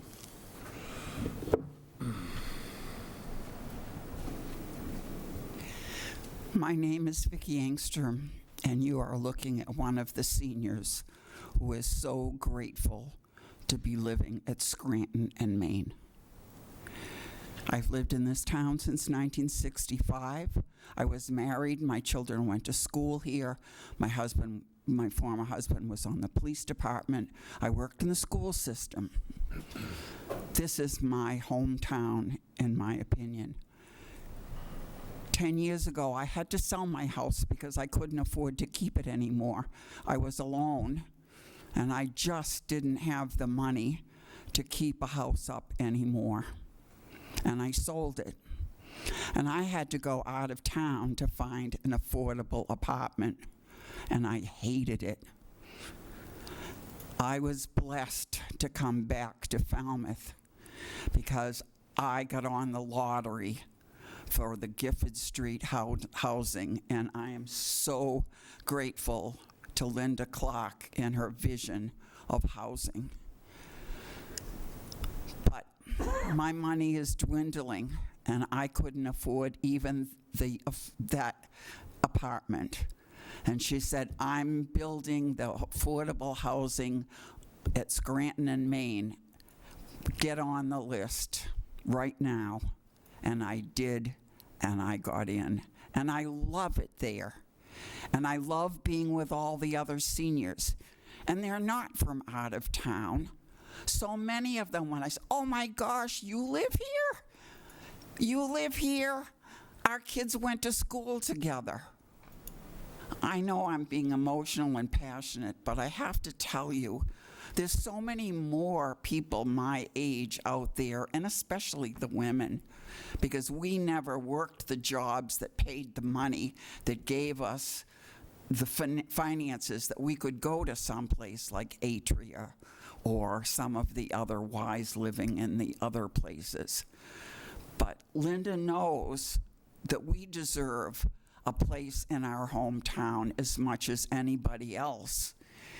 And we're old, and we're not going to be there a long time, so it'll turn over. But there definitely is a terrible need for more housing for people like me. And a one-bedroom apartment is perfect. I love it. We get together, and when we had the snowstorm and the lights went out for 4 days, we had electricity in the community room, and everybody brought their food out of the refrigerator, and we had potlucks, and it was a great thing. So please, please consider us who live here and need a roof over our head that we can afford. And as far as the old Falmouth nursing home, yeah, it's round. It's got a mural on the side of the driveway that's beautifully landscaped, but it's been closed for 5 years, and the mold and the oldness of everything in that building. It's going to take a lot of money. It would take too much money to make that building into a place that could be affordable for people to live. And you know, George Washington didn't sleep there. And nobody signed a treaty there. And look at, we're a town, and we won't need to be vibrant. It's not a question of you know, if we're going to change, it's how we're going to change. I remember when they tore down the Gus Canty and everybody went, oh no, what's that ugly building they're putting up there? But you know what? Do you complain about it now? It's just the community building. So isn't the senior center a large building? That's the direction of the future. Thank you, ma'am. I'm sorry, we're going to have to... We've got a finite amount of land. Don't give the land away to somebody who's not going to respect those of us that lived here almost our whole lives. Thank you, ma'am. Thank you. Sir. Mr. Garrison.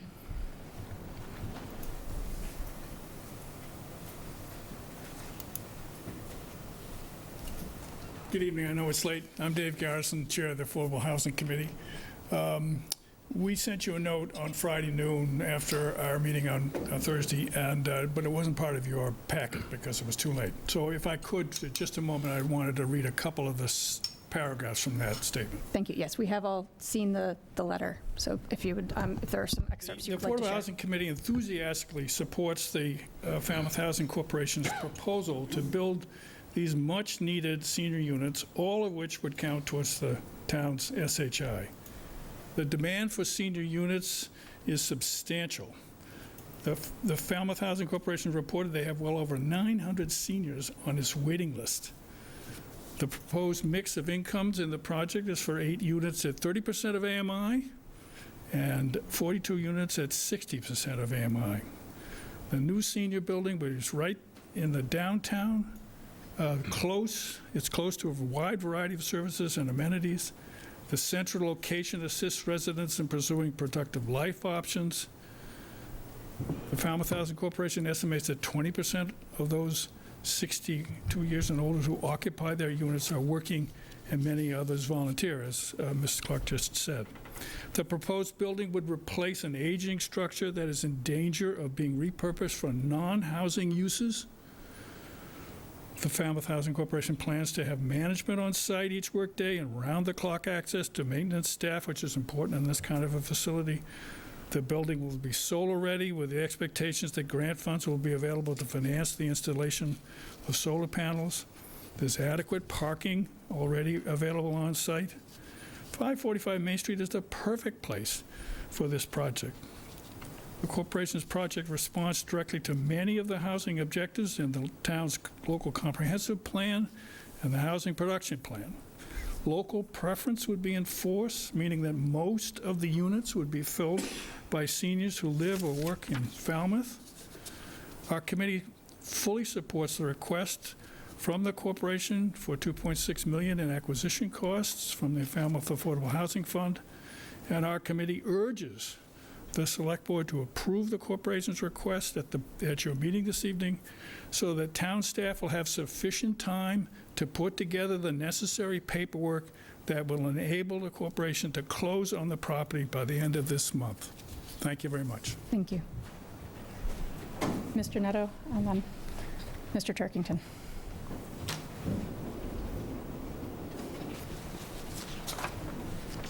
And then, as noted, it is late, and I think we will close public comment after that. Joe Netto, Precinct 9, because I'm coming to the podium as a town meeting member. Every town meeting, we vote to allocate millions of dollars under the jurisdiction and handing out to the Falmouth Board of Selectmen for these affordable housing projects. I'm not here tonight for this project. I'm here for one hopefully we'll get to before midnight. A couple of comments. When that round building went up on Main Street years ago, I thought it was the ugliest building on Main Street, and it still is. That's my opinion. I think you are missing a point here.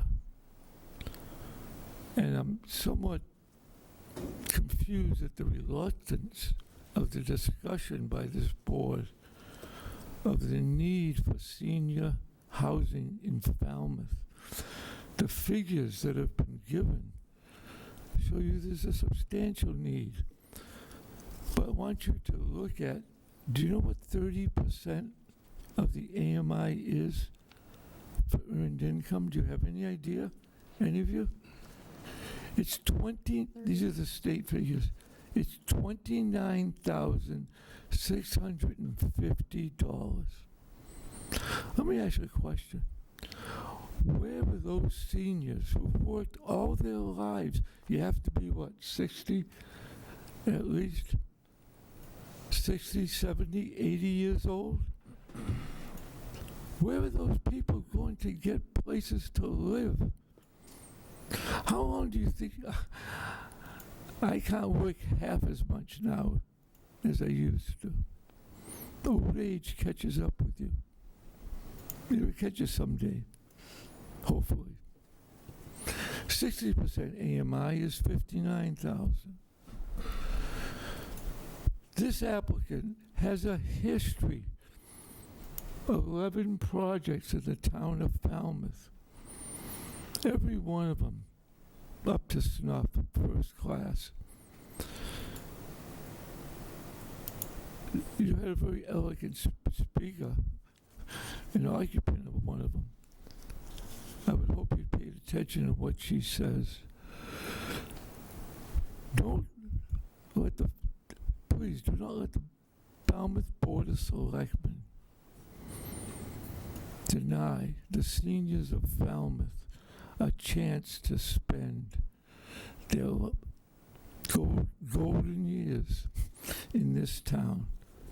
I would hope this would be a unanimous vote to support this project. Thank you. Thank you, Mr. Netto.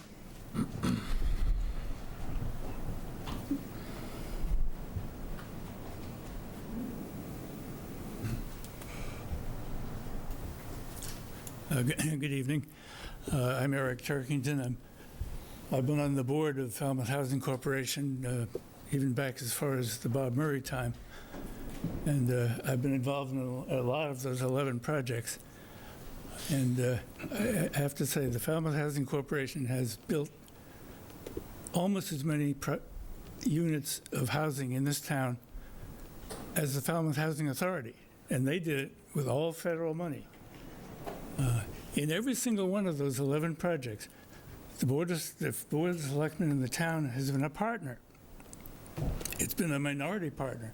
Usually the town contributes perhaps 15% of the cost, maybe 10, maybe 20. But it's been a partner. And it's been a working relationship for a very long time.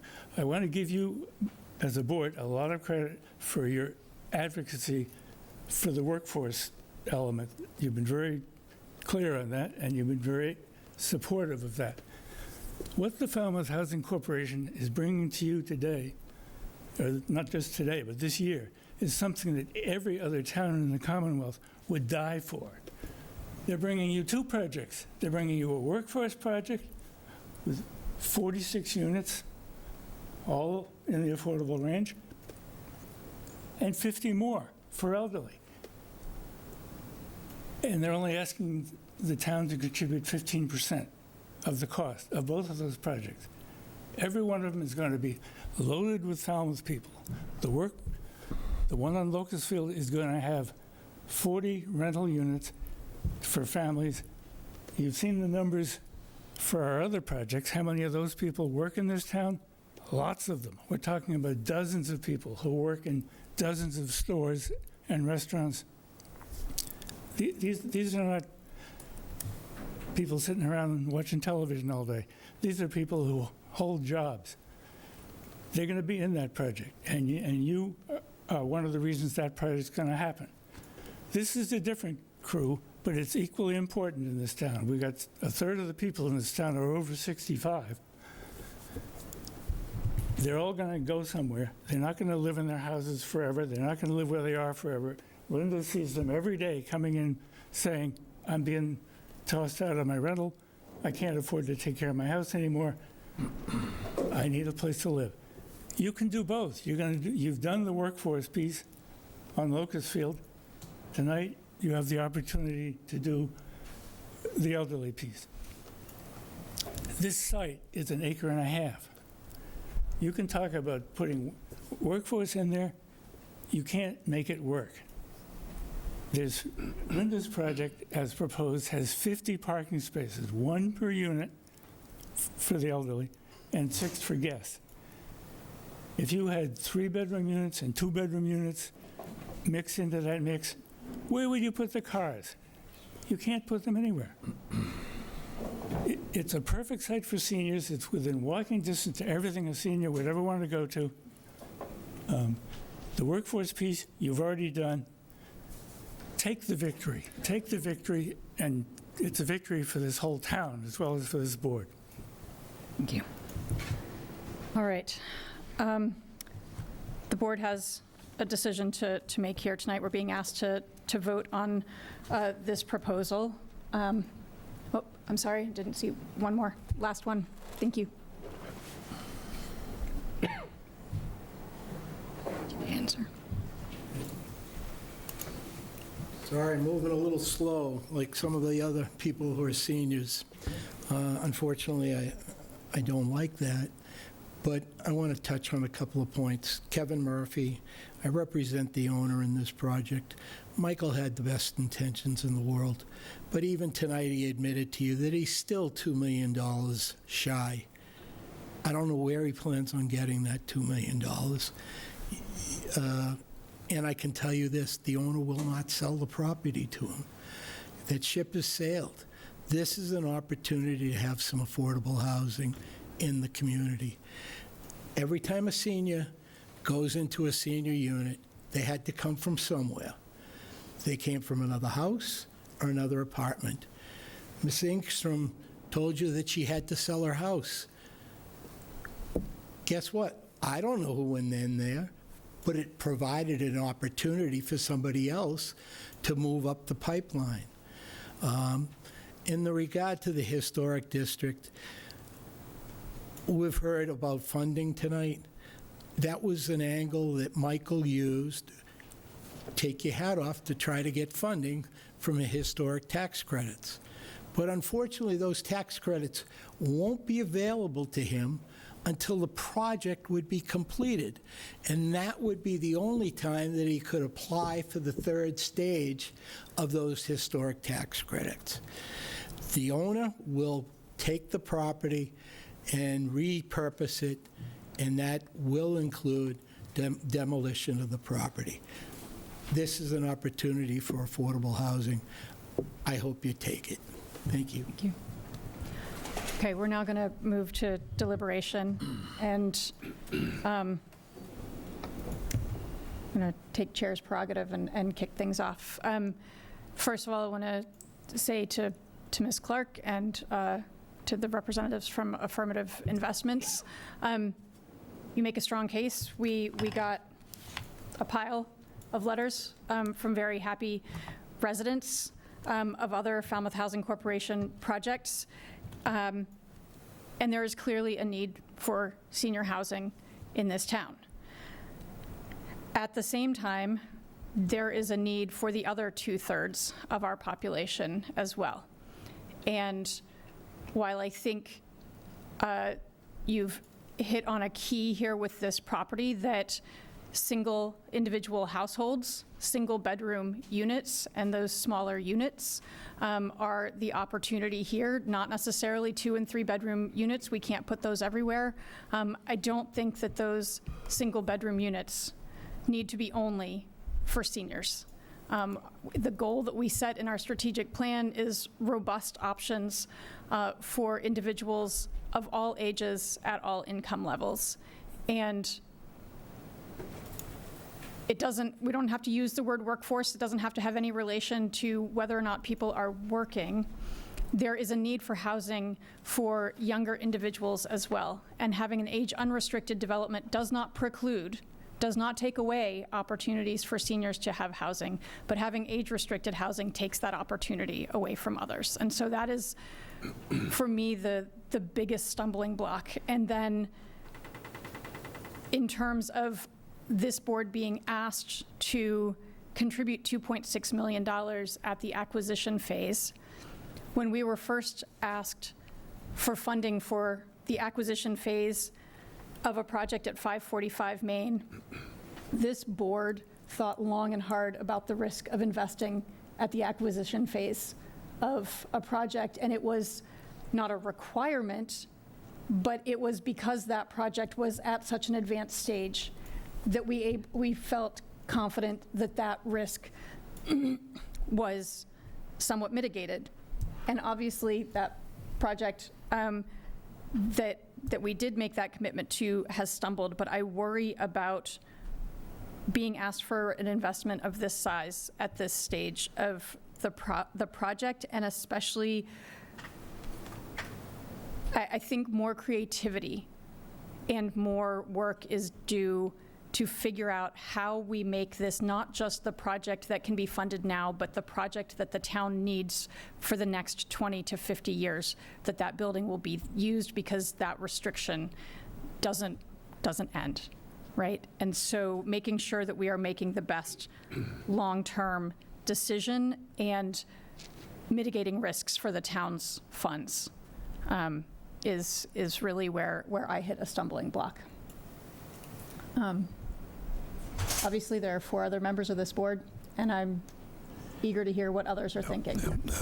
Madam Chair, I'll chime in here, and certainly your comments were kind of mirroring what I was asking with respect to, going forward, and I as well am a little concerned that it seems we're being rushed into this situation without a lot of thought about the implications for other types of possibilities.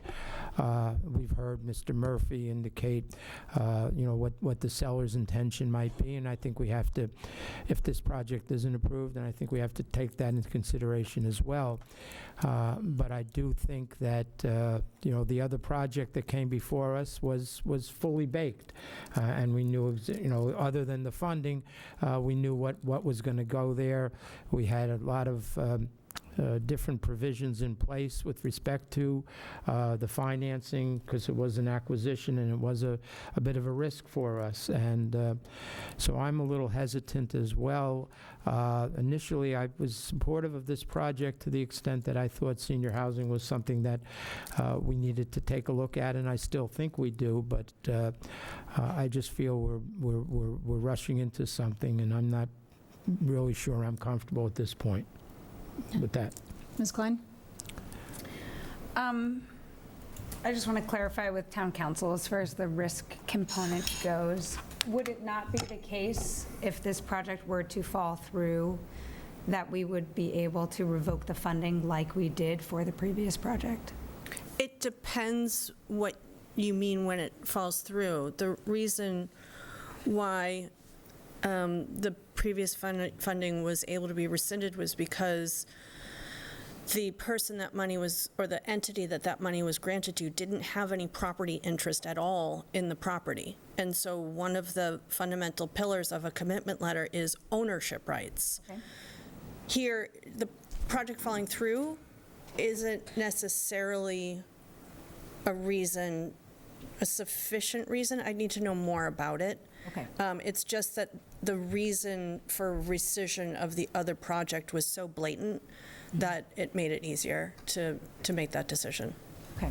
Would like to then follow up that statement with acknowledging the long track record of this organization. And while I would dearly, dearly love to have a project targeted towards working age individuals before me, I'm also a very practical person, and I do not have that project before me. So I'm considering this project. I think that the representative of the sellers made it clear that we are under a tight timeline, and it sounds like the ball for Falmouth Housing Corporation has been rolling for some months now.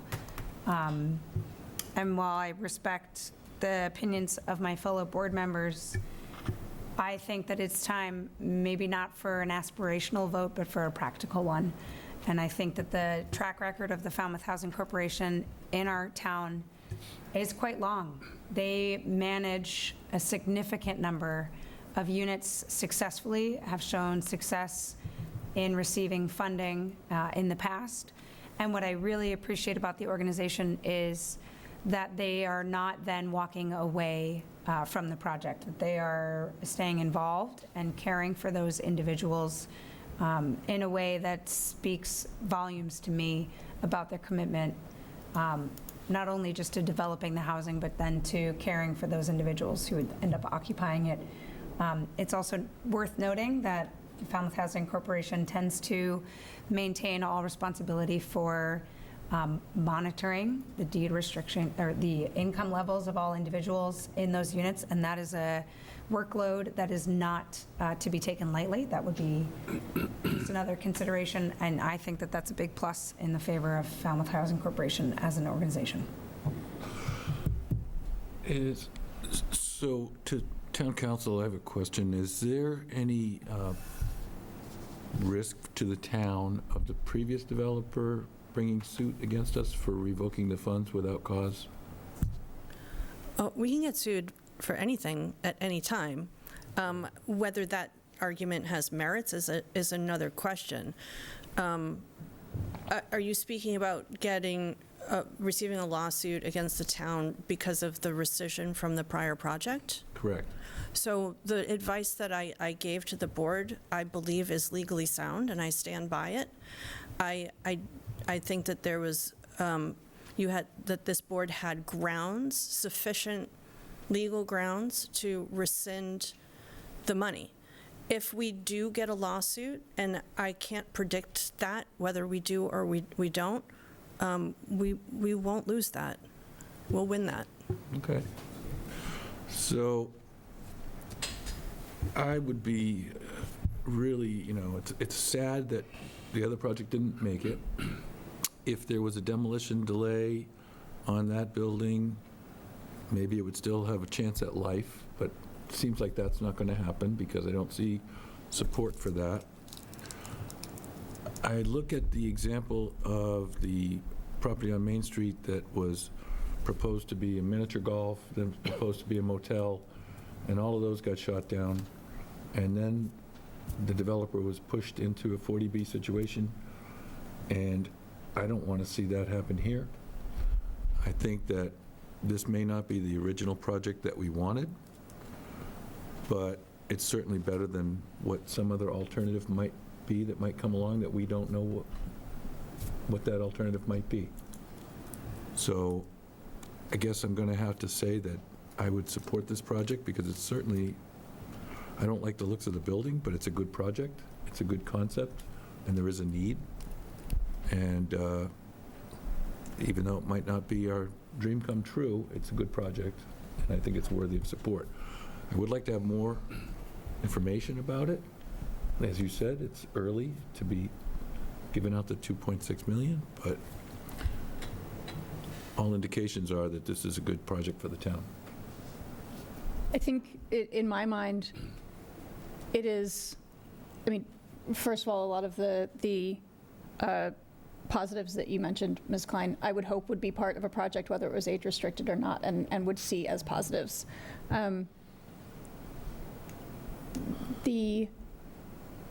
I would like to see more work and creativity put into finding ways to fund. It may look essentially like this project, but as age unrestricted, because age unrestricted, as I said, does not prevent seniors from using that housing, but age restriction does prevent anyone else from using that housing.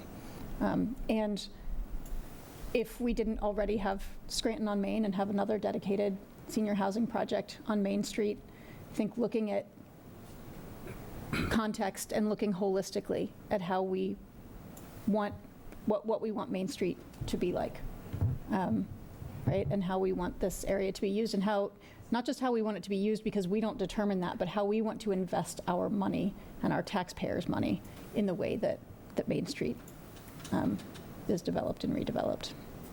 So are you inclined to then say, maybe we hold off tonight and think about this more and ask for more information if there's other opportunities for reconsideration? What do you? I mean, I think they made it pretty clear that it's only the age restriction that makes this project viable in its current form. With the current funding sources, yes. Right. I think, as previously mentioned, we have had a letter from Senator Fernandez that he would be open to working with us to identify funding sources. I think more creativity needs to go into figuring out how this could be a project with broader benefits. Mr. Reed, do you want to jump in? Yeah, great points made across the board from each side. I think we're stuck in a all or not situation, a first in, first out situation. I'm not sure that we are rushed in the form of needing to make a decision today. I think it's in the fact that we as a select board and we as a community do not have an updated local comprehensive plan or strategic plan to which we are going to weigh this decision against. I sit on many of the affordable housing and housing related meetings, so I'm in conflict here because we do need more housing, period, end of story, right? When we need housing that is affordable. We have friends that have stood up and talked about the need for senior housing, and we are not, I think, as a board saying that we don't need it. I think the question before us is, do we need it for the teachers who no longer work here or are able to live here? Do we have the essential workforce living here anymore? When we have updates from committees and from departments, we ask the question over and over again, where are your people living? And we're seeing more and more an increase of people living off Cape. This is a long game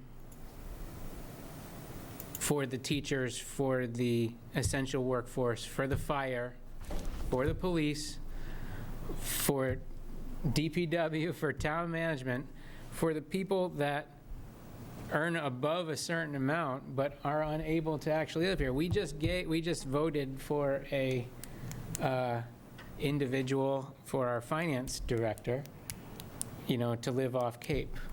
We're doing that more and more.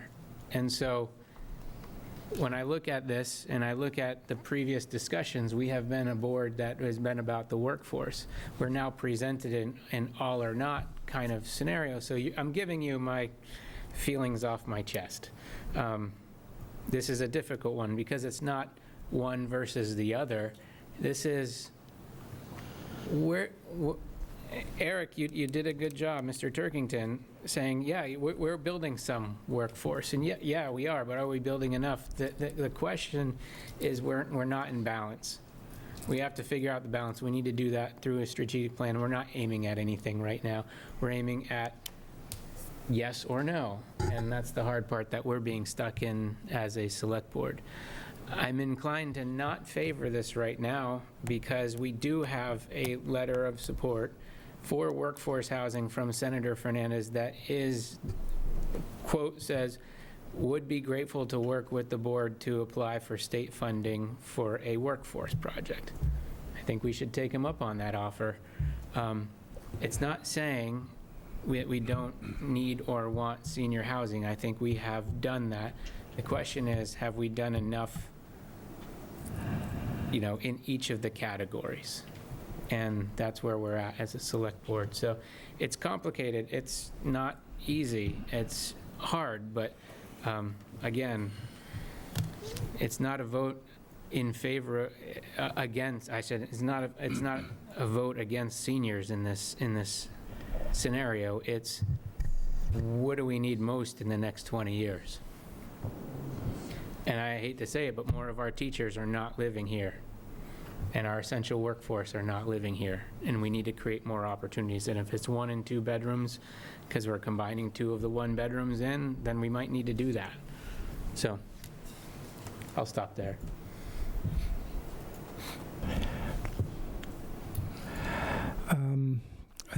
I really am concerned that we're rushing into a decision that I don't think we've really had enough of an opportunity to digest and look at all of the different ramifications. I realize that the applicant has a P&S that requires closing within certain timeframes and extensions and so forth, but that was the applicant's desire to have, and I suppose it was a negotiation. I'm of a mind to put this off and think about it a little further to make sure we come to the right decision. As I said before, I'm not necessarily against this application.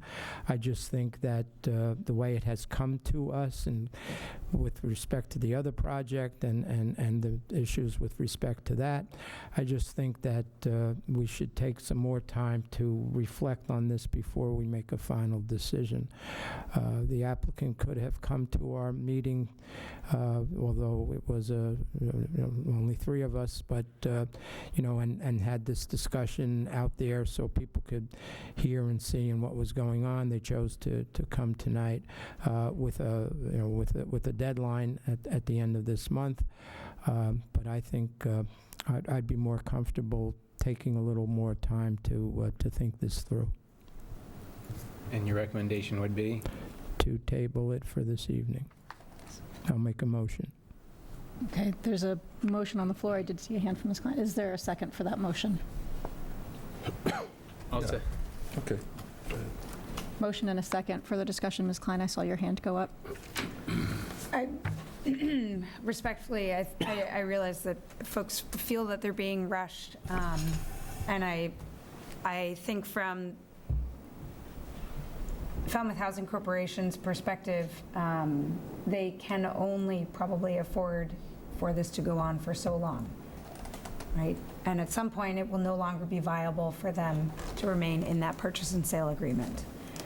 And I think that we need to be very, very careful what delaying could mean for that property.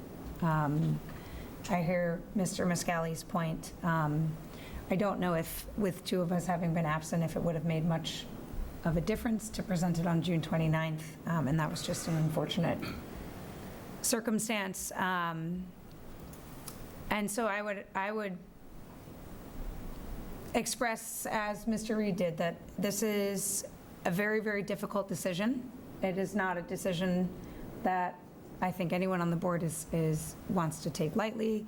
And I have spent a lot of time thinking about it and thinking about the feedback from community members, including what we've heard here tonight. And again, I'm in favor of trying to make a practical choice. I think that Senator Fernandez's support is admirable. I would like to know specifically, what does the timeline for that funding look like? I think it's probably long. From all practical circumstances, if it's not an aspiration that cannot be achieved. I also think funding this project does not preclude us from working with Senator Fernandez on that goal for the future. This is one project. We have other locations that have been discussed in Falmouth that might be appropriate in that corridor for redevelopment. For example, the Kimco Plaza has come up for years now as a possibility.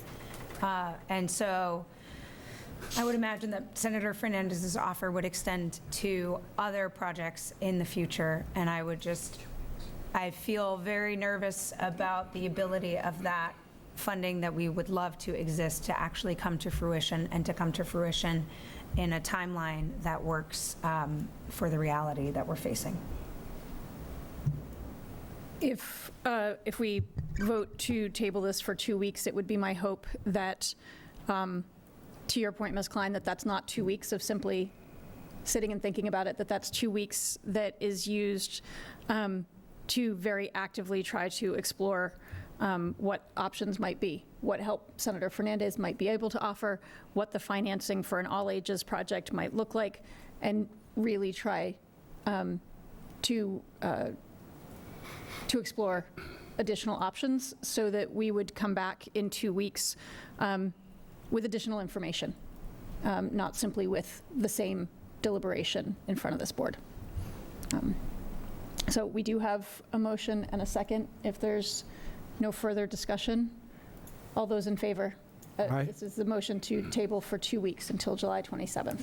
All those in favor? Aye. Okay. All those opposed? Thank you. Okay, thank you. Next is a status report on the design of the new police station at 100 Brick Kiln Road. Mr. Renshaw. So did you want to skip the capital plan? Oh, I missed, I skipped. Two things that we need to do. The fund transfer. Yep. Library. I'll do it. Yeah. We need to do those 2 items tonight. The capital plan? Okay. Maybe we should. We're already /4 slides, so. I'm going to ask for the opinion of the board here. Mr. Renshaw has introduced the idea of postponing the presentation of the capital plan until our next meeting. We will be discussing select board meeting schedule in our next, in a later item, and either that or a following meeting could be a finances workshop. So, okay. Yes, that's what we'll do. We're going to skip the proposed capital plan for right now. We're going to give folks who are making their way out a minute to do that. We are going to jump to item C, the status report on the new police station. Yes. Hi. Over to you. So, good evening, as late as it could be, but good evening. My name is Boyd DeMello. I'm the chairman of the Police Station Advisory Committee. And I know it's a late hour, but I'd just like to take a moment to thank Select Board Member Bob M.G.L for his leadership as board chair during the initial outset of this project and advancing it to where we are today. And I, as the chairman and the committee, look forward to continuing the collaboration with Chair Goldstone and the rest of the board going forward to bring this project to fruition on a much-needed project. So joining me here this evening, speaking with on this project tonight is going to be Captain Douglas DeCosta of the Police Department and Matt Salad from Tecton Architects. Also, Chief Lowry and his staff are here, along with Steve Kirby, who is our owner's project manager, and everyone's available for questions moving forward. So the committee and the working group at the police departments remained diligent in moving this project forward. Currently, we're in design development. We went into that around the 1st of April and looked at it coming out of design development at the end of August. We're looking to have a 100% design development cost estimate by mid-September. I should note that we've had several committee meetings, and we've had some attendance from the citizens of the town of Falmouth with a lot of valuable input into the project, and we've taken that advice and working through it. We're also planning a community forum for the end of the month. I'm not quite sure if that date's been solidified or not yet, so Peter's waving me off, so we're not quite sure on the date. The 100% construction document estimate is scheduled for January 27th of next year, and we hope to have contractor pre-qualifications between December 1st of this year and the 31st of January of next year. Looking to go out to bid on the project in February 1st through the end of March of next year.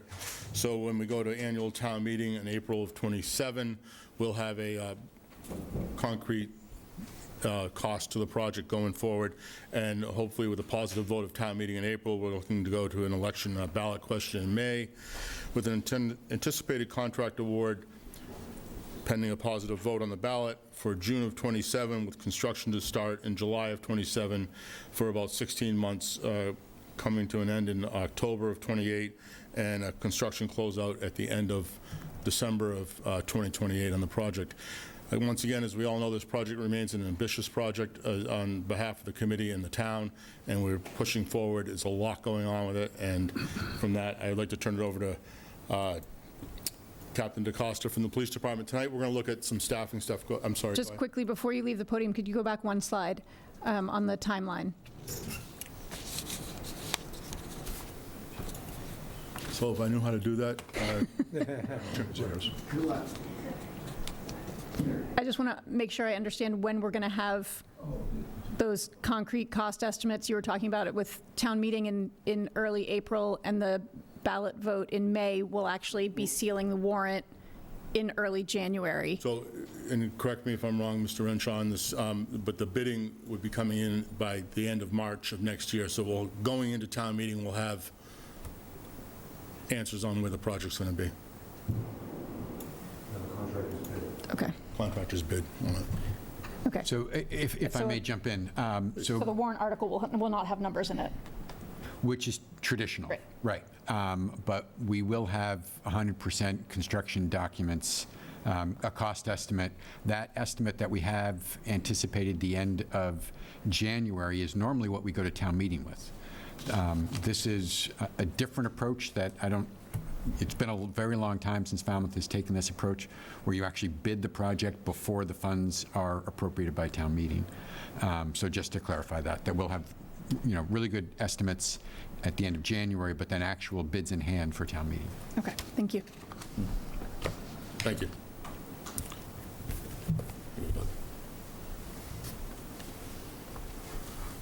Good evening. My name is Doug DeCosta. I'm a captain with the Falmouth Police Department. I'm also on the internal working group for the building. So I'd like to go over, many of you have heard a lot about our staffing study, but I'd like to correlate it with the building and how we're moving forward. And also, I want to point out a couple things that folks have been asking about and how it compares. So as I said, we received several questions about staffing, and in 2025, we had a staffing study completed, and I'm going to go over a summary of it. I won't be going over the whole thing, but if you need a copy of it, it's on our website, the whole study. So what did we do? We looked at 40 New England communities that were very similar to ours, including tourism, maritime activities, local events, beaches, scenic landscapes, and of course the influx of summer residents. Our current staffing, just for a baseline, is 68 authorized police officers and 7 members of our professional staff, the civilian side. So in our population, based on year-round, again, comparing to these 40 communities, we're below the average of by 28% or 19 officers. So to meet that gap, we would need 87 police officers. And again, we have 68. During the summer, if we're using the same type of evaluation for the population base to those New England communities, again, we would need 263 officers. So obviously that's fiscally irresponsible. We can't even reach that. But just as a reference point on how much work the officers are doing during that summer period. Now, one of the other points that folks asked about was, okay, so you must be building the police department for the full-time staff and the summer staff you bring on. We do not bring on any summer police officers anymore. Due to the standards across the state and the liability, there are no summer police officers. The full-time staff takes care of that, and to include the influx. So I have a slide here. So here's the crime rate. Now, this is comparison. We were asked for a comparison of the municipalities that are about to build a building or have just built a building, a police department. And you can see the differences there. Now, let's compare it to, this again using FBI uniform crime reporting.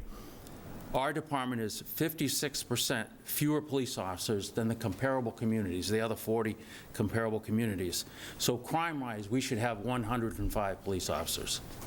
Some folks asked about square miles.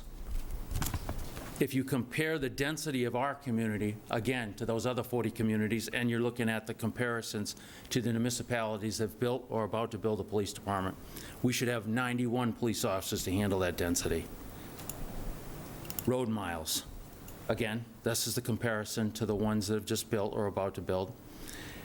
And now comparing to those other 40 communities, we should have 130 officers due to the density.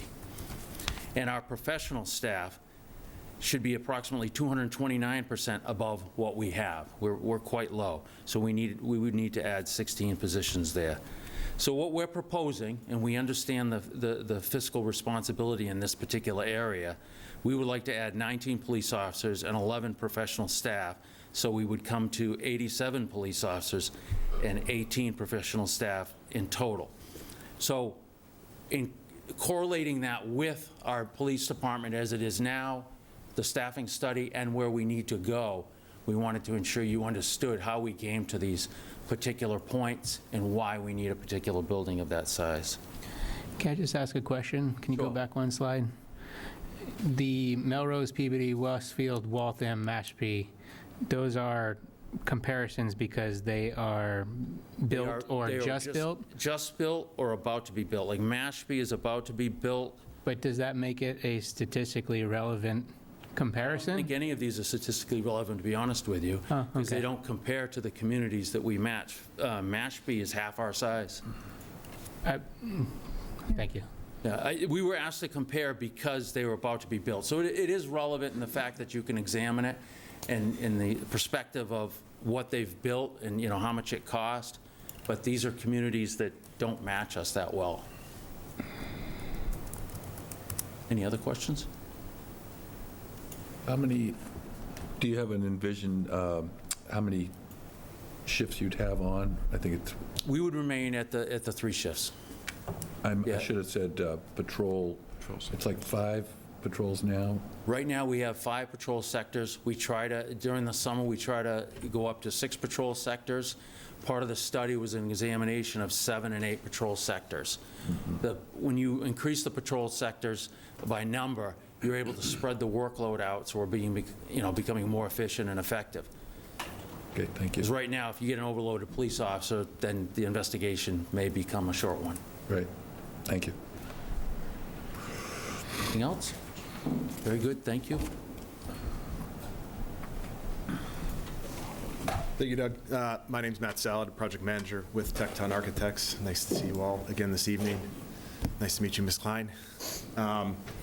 So I think one of the just to Doug's point on some of these previous ones about the comparative analysis of other communities, The point here being is that there is no relevant comparative community that you can go and say, we're just like them, we should be just like them.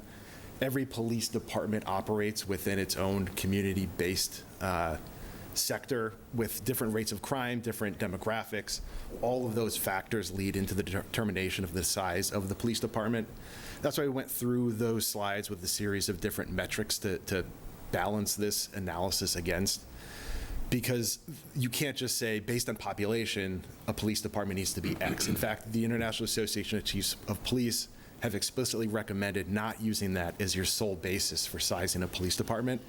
It needs to be a workload-based analysis that takes into account geography, miles of paved area, the population, the demographics, and the amount of crime in which the officers are responding to. And so all those factors combine in a broad brush of information that allow a police department to assess and analyze and say, this is how big we need to be. And once they say, this is how big we need to be based on staff, then I, as the architect, can say, this is how big your building needs to be in order to support those critical operations to serve the community. And we'll get into a little bit more of that as we get a little bit further through the presentation. Well, you folks have seen a version of this slide in the past. About a year and a half ago when we started this project, we went through an initial space needs assessment to determine the size of the police station. We aligned that with the staffing study to make sure that they were in agreement. And I would say that on the very first slide that Doug presented, he had noted that they've got, the slide was showing one less officer in their existing staff. That's because they've recently hired a new SRO. And so that's why those two numbers weren't in alignment.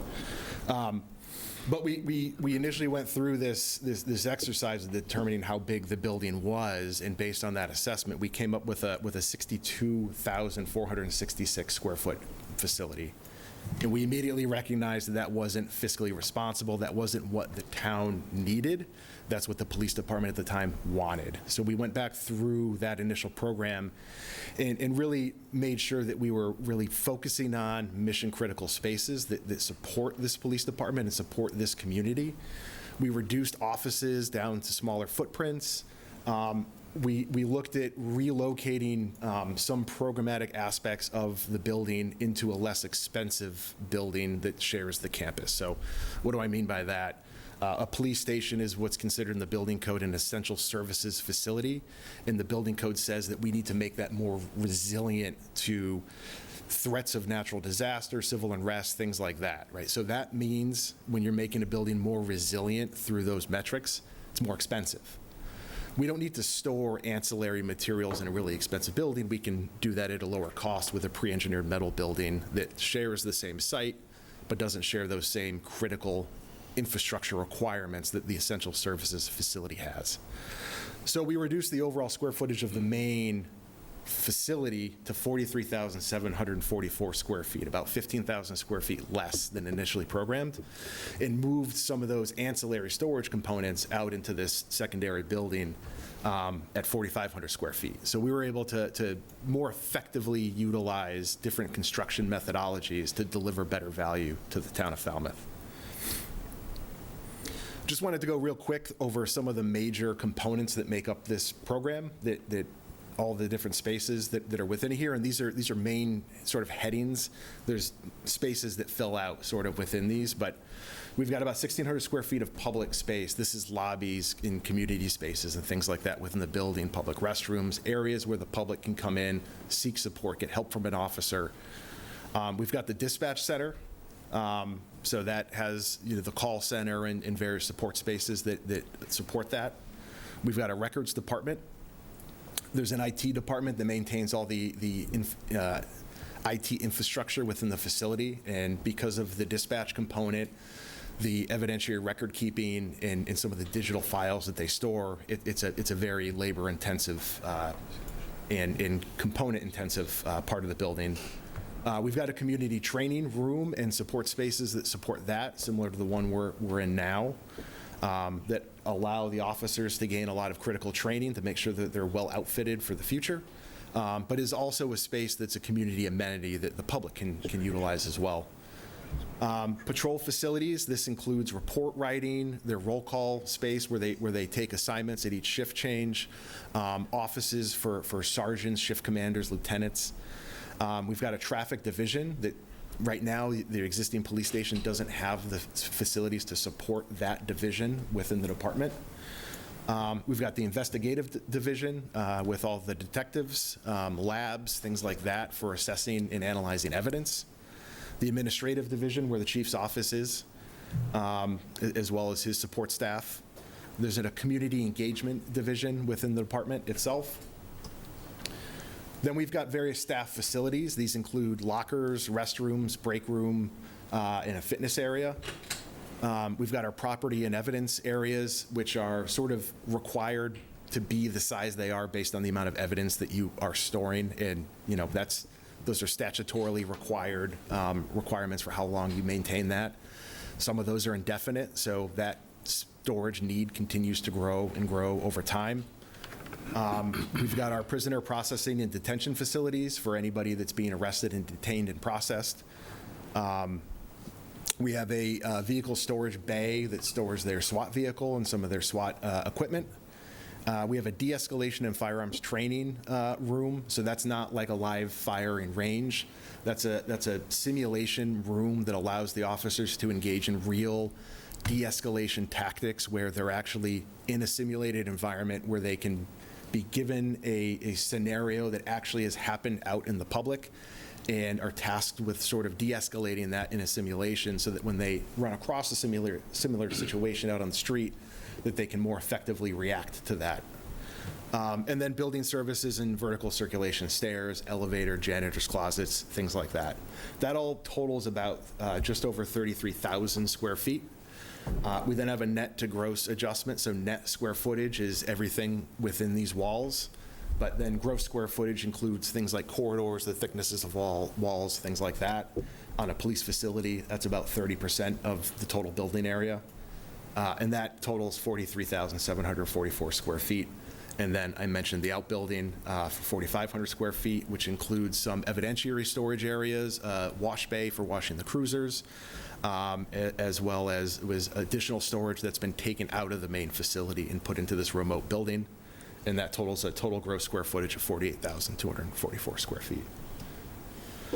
So again, just a reminder on where we landed with staffing. This is sort of what we're basing a lot of the building program on, looking at today's staffing levels of 88 individuals working within the facility, looking forward to a projection of an ideal situation of 119 individuals within the facility for fiscal year 2029. And then ultimately, we don't build these buildings every 20 years, so we need to plan for the future and make sure we're accommodating the growth of the community and the department over the lifespan of the building, which is at least 50 years. And so we map out that projection there as well. Sorry, I have a question about that. Sure. So that's a pretty significant increase in 50 years to 150 total officers. What is that expansion based upon? So I would say it's not 100.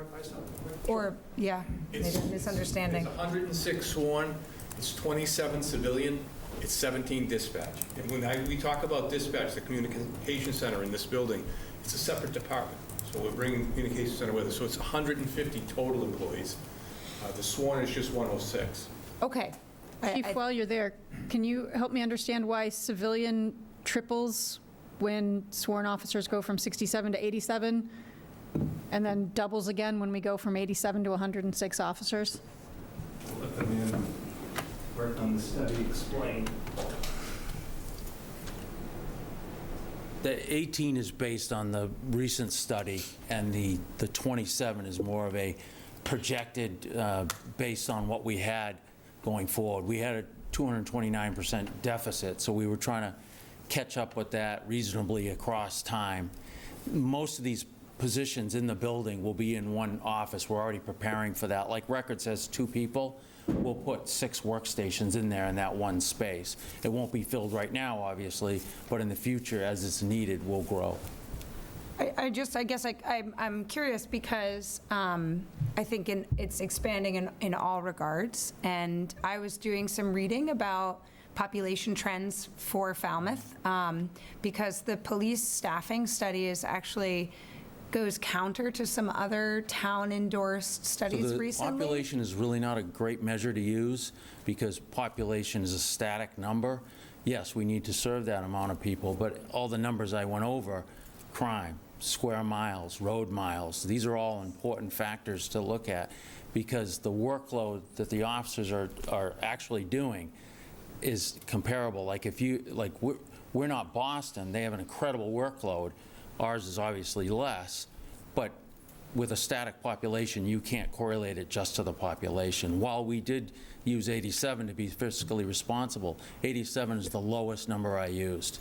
Okay. And that's based on population. I think maybe then my pushback is more towards that 50-year projection that we're going to need 106 sworn officers. Like, Well, all you of can- respectfully, all of the data show that potentially by 2050, the population of Falmouth, according to, Well, again, is potentially 10,000 people less. Yeah, again, you don't want to base it on population alone.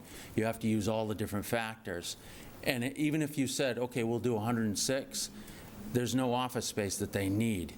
The officers that would mark on that there are in a locker room or a roll call room. They're not But using. they're also going to be collecting a salary from the town of Falmouth, correct? Well, that's different than the building project. Yeah. Well, but these are tied together in my mind, right? If we're going to build a building, we need to be able to afford to pay the individuals who are going to work in that building, even if they're not necessarily requiring additional office space. No, a good question, but I suspect we would revisit that in a few years.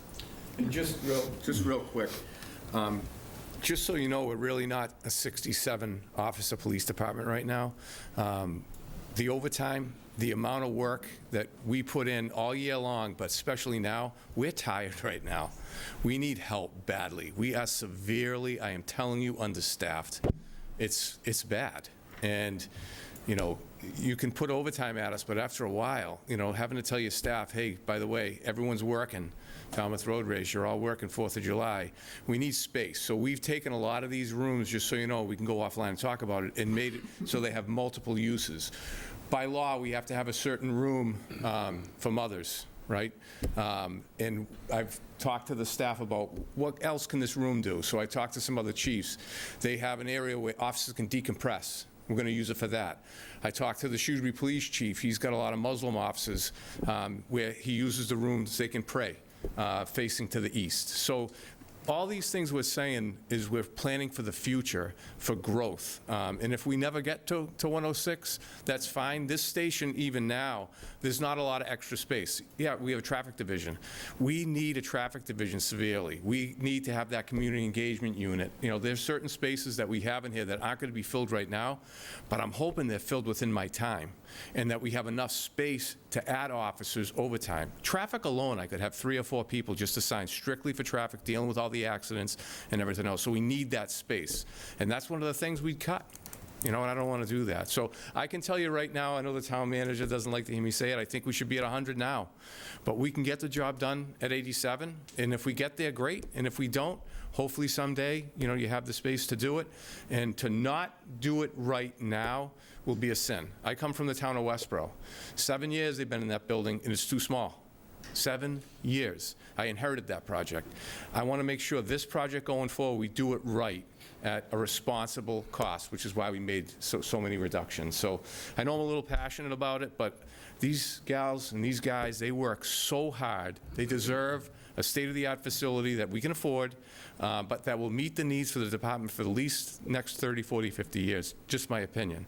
And no one can ever say, hopefully this is taped, that I didn't advocate strongly when people complain, well, we had the opportunity to build a station for A, and now we have to spend double that to make the expansion needs possible. And I'll stop there because it's late.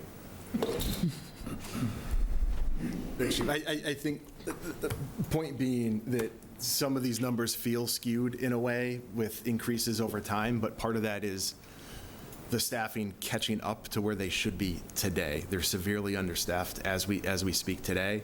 So even though it seems like we're increasing the number of staff within the facility a lot over time, it's getting you back to where you need to be.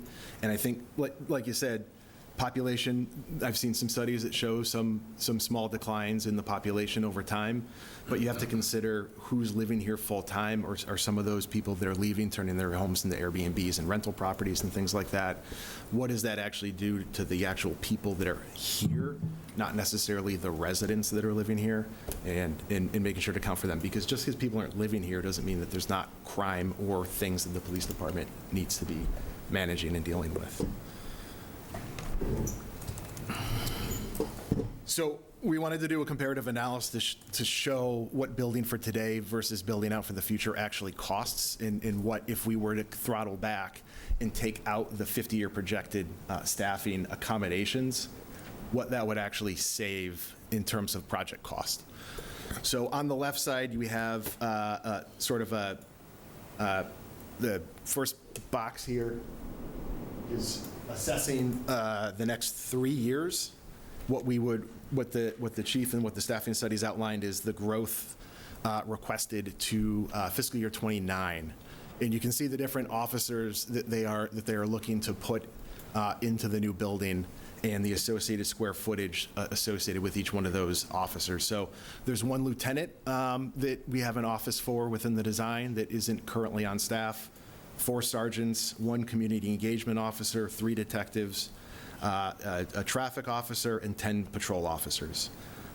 In the associated square footage with each of those. So certainly any command staff comes with a private office, so there is some square footage associated with adding that office, 150 square feet for a lieutenant, 140 for a sergeant. But a majority of it is really in the patrol officers, and really the only space they require beyond everything else that's associated with the building is that locker space that takes up about 20 square feet if you're including the locker and the clear aisle space in front of that. That totals about 1,430 square feet, using about $900 per square foot, which is a general average for a cost per square foot for a police station. We're looking at a savings of $1.2 million if we were to cut all that program out. If we were to take that out and then build it in 3 years when we need it, based on the staffing study projection, escalation would increase that cost to $1.5 million. Similarly, the column on the right, this is additive to the column on the left. These are the additional officers shown in the 50-year projection. 2 captains, 2 lieutenants, 1 sergeant, 1 community engagement officer, 2 detectives, 1 more person in the traffic division, and 10 more patrol officers, equating to a total of 1,380 square feet of building program related to those staff. That equates to a savings, if we were to take that out today, of $1.24 million. And if we deferred that for 20 years and did an addition onto it, which all these spaces are scattered throughout the building, so it would be very difficult to do that addition, we'd be that $1.2 million would become just under $3.3 million. So if we were to build only for today, adding those 2 together, we'd be saving about $2.5 million out of the $70 million project cost. But that deferred cost could equal almost $5 million in deferred cost. If we did that further than 20-year projection, that would continue to escalate at a compounded interest rate of about 5% per year. So there's a summary that sort of highlights a little bit of that with the anticipated staffing levels, the total project cost based on those reductions, and then the total project cost escalated if we were to go ahead and defer some of that work. Just a couple of other comparisons. We wanted to compare the square footage of the building based on some of the similar metrics that Captain DaCosta had went over. So this is, again, looking at square feet of building by the population. And you can see here that the 2 projects on the Cape Mashpee and Falmouth certainly have a higher square footage based on the population in which they serve. This is typical of coastal communities because you have that summertime transient population. There's an increased level of crime because of that increase in population during the summer months, and therefore you have a larger police department based on that population and a larger, yes? Didn't we just hear that population is not anything that we should be factoring in? No, but that's correct. I mean, that's what we heard. What we said is that's not the sole basis that you should base anything on, but something that is certainly worth analyzing and understanding. And just again, Melrose, Peabody, Westfield, these were based on recently built or soon to be built. Correct.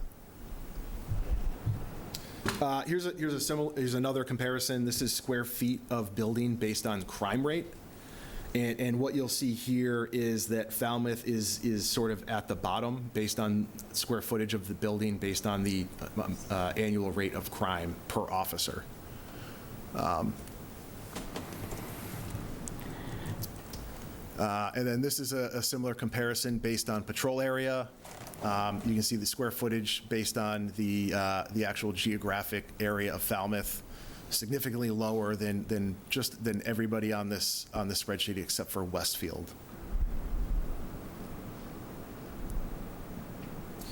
And lastly, just a cost comparison to demonstrate where we are financially based on town's population, and looking at cost per square foot. You can see Melrose, $1,502 per square foot.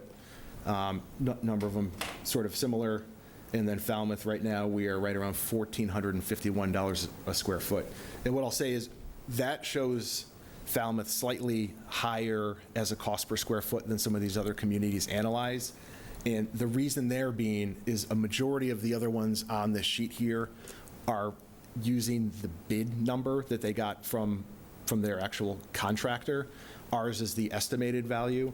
So when we run our construction cost estimate, the estimator is trying to get us a value that can be bid and supported within sort of a funding mechanism to say, all right, this project's going to cost $70 million. We can take that to town meeting, then we can go out to bid, and that cost will be less than what we have estimated at, right? The estimator's not here to win the job. He's there to sort of shoot for the middle of the pack. And based on the past 18 months or so of construction bid pricing for public safety projects in the Commonwealth, we've been seeing anywhere from 8 to 15% savings on bid day because it's a highly competitive construction market right now. So that 1,451, that's really what we would see as the ceiling, and we would expect to see anywhere from 5 to 15% of value less than that when we actually bid the project out. So we're showing you the ceiling, and we're expecting it to be closer to the floor when we ultimately get it. And that's the value of taking that bid number to town meeting so that we know that we're not just in the ballpark, but well below where we're anticipating to be. Can you get to the crime rate? Sure. Just wanted to show the difference in crime rate from Falmouth to Mashpee. So take the population away, 15,000 people compared to 33, 34,000. They have 39 officers. Their building's coming in at 38 million. But that just shows you how much busier we are dealing with crime. Never mind half the population. I think it all does equate. Their summer population goes to 30,000. Ours swells to over 100. We have 67 officers. Right now we're working with 66. They have 39. So, and they're much quieter than us and much smaller than us, and their square miles are much smaller than us. I just want to point that out because people have said, well, how can Mashpee do it for 38 million? They're not, we're over double their size.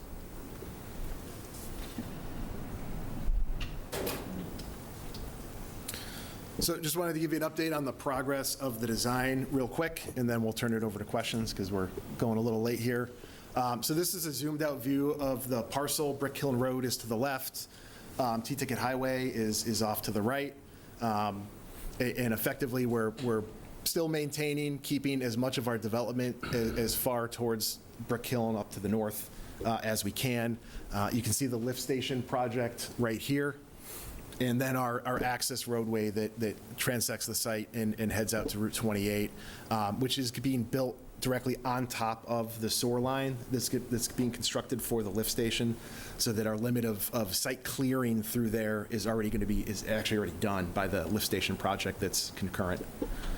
Zooming into the site, few changes. One major change we've made to the site plan design since the last time we presented it here at the Select Board is we've really focused on creating a really nice sort of entry sequence for the public entry, sort of plan south, giving a little bit of a sense of a sense of place and sequence, and really making this architecturally sort of blend with the area a bit. We've also realigned the staff entry. There were some public comments about this being directly across from a number of residents. And so we've realigned that roadway so that it sort of lines up with the intersection that's being created with the housing development that's being constructed directly across the street. So we've been meeting with neighbors. We're trying to be good stewards to the community along Brickhill Road. And we've also had a series of meetings with the contractor and engineers on the lift station project that have been coordinating well with them as well. These are some updated renderings of what the building could look like. Really trying to play up the sort of Cape feel of the architecture with shakes, a little bit of a stone base at the front of the building, and then we're popping a series of dormers out of the second floor. So the roof structure, just like a Cape, is kept down at a lower scale, but by utilizing the dormers, we're able to create a lot of usable space on that second floor for a lot of the officers. This is a view looking across the roadway to the main entry of the police station. We've pulled the roadway back from the building so that we get a nice standoff zone so that we can protect it from anybody trying to drive a vehicle into the building. We've also created sort of an artificial dune in the front of the building that we're going to be burying gabbing walls within so that they'll act as a vehicle barrier, but they'll look like a natural Cape Cod landscape with natural grasses and things like that. We've been working with DPW and the park superintendent on the landscaping theme for this, making sure that it's maintainable, isn't going to overburden or overtax them, but is also attractive in a place that feels comfortable and feels like Falmouth. And lastly, this is the view as we approach the main entry of the building, which is through that porch area just to the front. If you go to the police station now, just to the right as you're, before you go into the entry, there's a little plaza area with a lectern and a series of memorial stones honoring fallen officers and major events and things like that. Rather than have that off to the side, we're actually incorporating that into the sequence as you enter the building. So through this walkway, what we're calling the memorial walk, those stones will be reset into these site walls. They act as a way and these site walls act as a way to separate you from vehicular traffic, but also protect the building from anybody wanting to do harm or anything like that. And gives this building a little bit of a sense of entry, a little bit of a park feel as you enter it, in really an attractive space, in comforting and inviting. You know, police stations are kind of scary places for the general public to walk in on a regular basis. So we want to make sure that you feel like it's a comfortable place that you can come in, have a conversation, seek some aid if you need it. And that is it. So I will take any questions, comments. Mr. Brown. That stonework looks pretty nice. Is that already kind of figured into the budget, or it's just a concept? It is, yes. Okay. Other questions? No, I like the design. I like the report. It's good. Yeah. Really like the architectural approach. I think it's really appealing, and as you said, really does pay homage to traditional architecture in the area, and it looks beautiful as a rendering. It's been a while since we had an update, and I'll admit I was away for a few weeks, so I may be rusty, but I thought we'd gotten a cost estimate update that had dropped the cost, and now we're back to 70. So what happened there? Did I miss something? So we're still maintaining our ceiling at the moment. We have 2 more cost estimates to run and then ultimately the bid. So, you know, we'll continue to refine that budget over time. We'll update you with the next cost estimate when that comes in. But we're still early enough in the process where I don't think we want to go and start changing the overall ceiling of the total project cost until we get more detailed estimates, which we'll have at the end of September and then again in January. So they'll continue to be refined, but you're correct. In the first estimate that we received a couple of months ago did show favorable pricing. If I may just add one detail to that, one of the reasons that we made that decision also is because we're looking at geothermal as a potential approach which has an upfront cost, which would be in addition to that $60 million construction cost. And that's something we're still looking at what the return on investment looks like. If it's got a really strong return on investment, you know, it's going to be it could potentially be a good value. But that's one of the reasons that we didn't want to, you know, lower that ceiling and promise that the new number is going to be below 65. If I could, I wonder if there's been much thought about using gas-fired for dead of winter rather than all-electric. So as currently planned right now, for a couple of reasons, we're a 100% all-electric building. We are not bringing a gas service into the facility. And one of the main reasons why we're doing that is to maximize the incentives back from the utility company. Last year, state legislature passed a new law that basically says if you bring gas into a new construction, that you are now ineligible for any incentive programs. So in order to maximize those, we are staying all electric. We can, probably to your point, electric heat pumps have less efficacy during low temperature winter months when it's below 20 degrees, things like that. So we will have backup resistant electric boilers to supplement during those, you know, harshest of days. But yeah, we are right now not anticipating bringing any gas into the project. How many systems do you have to go all electric? I mean, like sometimes in a house, if they want to go all electric, they got to have 2 separate heating systems because of the limit of BTUs that can be produced. So even if we had for a building this size, even if we were utilizing gas-fired appliances, we would still probably have redundant systems that can run lead and lag. They run more efficiently that way. It reduces downtime if there's ever a maintenance issue or anything like that, and it extends the lifespan of that equipment. So. Ms. Klein, and then noting the time, I do want to move on. Just a big picture comment. I want to first say that, you know, if my earlier questions came across as not supportive, I have had nothing but positive interactions with the Falmouth Police Department, and they've actually helped me out on several occasions in ways that I very much appreciate. I'm thinking through beyond presenting this to the Select Board. This will go to town meeting, and this will go to the voting public of Falmouth.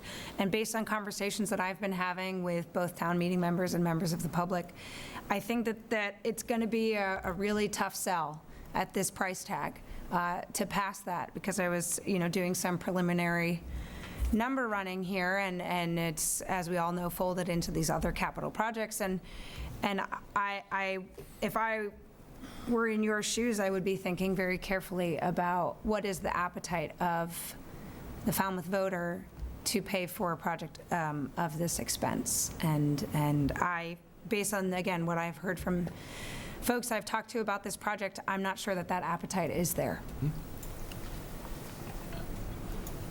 I'm going to jump on that as well. I'm hearing the same thing. My concern has always been that this has been an all or nothing, and we're not given any plan alternatives with pros and cons of if we do this, if we got a little bit of a square footage, like if we take this off, it's going to cost more to add on later. But for me, when we're working to justify this number, because it goes from us, you know, to all those different voting,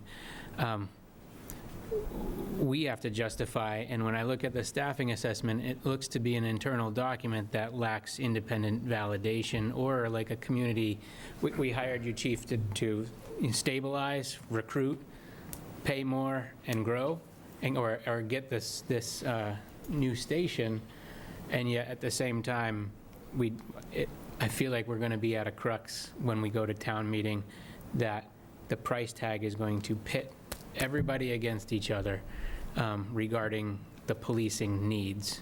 And we're, you know, you're up in front of us right now, but we have squishy comparison metrics.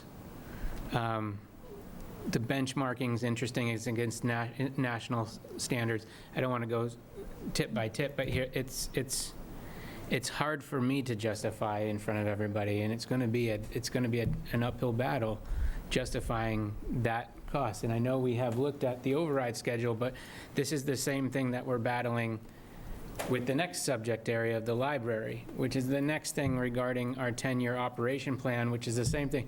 We're looking at operational and capital and all this together, yet in this presentation, it's only capital, and we got 0 on how much it's going to cost to bring in 10 officers, let alone 20 at a time that we're projected to run deficits. So Here's what that's I'm my going big to point. ask of all board members, is if you do have questions, concerns, and things that you think would make this presentation stronger, that would make the case stronger. And Chief, I'm going to put you out there. Please reach out to the chief. Please reach out to Mr. DeMello, so that those concerns can be addressed, and we can make sure that we're making the strongest case possible to town meeting and to our voters.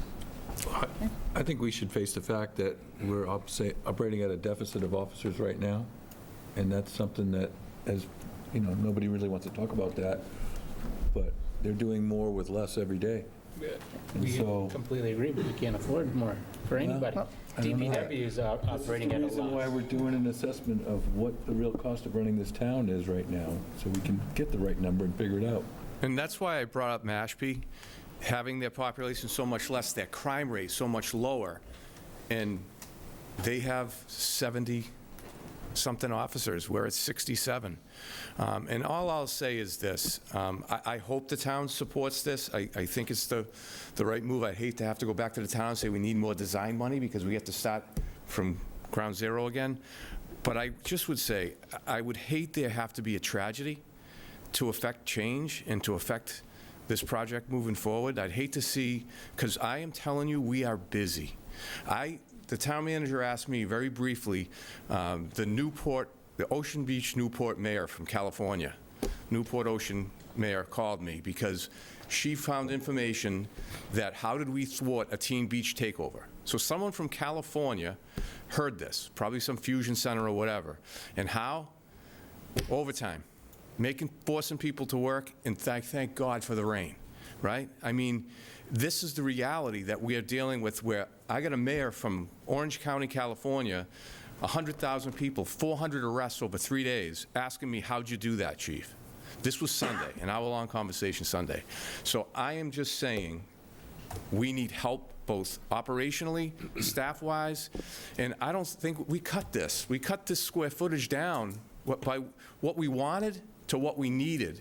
And I hate to say, there's a cost to it, but I apologize. I want to thank the team. I want to thank, Boyd, my internal team, for all the hard work they've done. And we've worked really hard on this, and hopefully the town sees that and supports us, knowing that we're asking a lot. We know that. But what we're in now, I mean, his office, my deputy chief's office, my office, Kristen's office, I mean, just like Town Hall, we're flooded this weekend. We cannot stay there. So anyway, I'll leave it with that. Thank you. Thank you. Okay. Next item is discuss and consider a vote to place on the ballot of the November 3rd, 2026 Massachusetts general election a debt exclusion for the costs of design and construction of a new East Falmouth Library at 310 East Falmouth Highway. Mr. Renshaw. Thank you, Madam Chair. I believe our Library Director, Brian Stokes, has a presentation slide.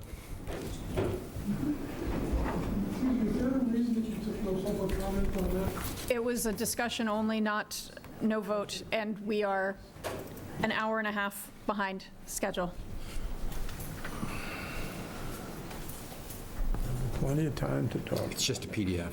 Just PDF. Is there a full screen option? I don't know. There You can X out the box on the top left. The tools menu, yeah. So, oh, yeah, okay. Good enough. All right. Good evening. Brian Stokes, Library Director, Falmouth Public Library, and we are here tonight with an update on the East Falmouth Branch Library project. And I'm joined by some project professionals here, Conrad Ello from Odin Zolla Architecture and Jennifer McGrory from CHA. Sorry, that is sensitive. The purpose of tonight's discussion, just to bring you up to speed, on May 22nd, 2026, this year, the town was notified that the East Falmouth Library project had been awarded a provisional Massachusetts Board of Library Commissioners construction grant significantly earlier than anticipated. We expected this grant to come online sometime in 2028, so we're about 2 years ahead of schedule. The provisional grant award amount approved by the MBLC on July 9th accelerates the timeline of the program, requires us to advance some key funding decisions over the coming months. And under the MBLC's grant requirements, the town must secure voter approval for local project funding by April 30th, 2027, in order to accept the Commonwealth's construction grant and remain eligible for funding.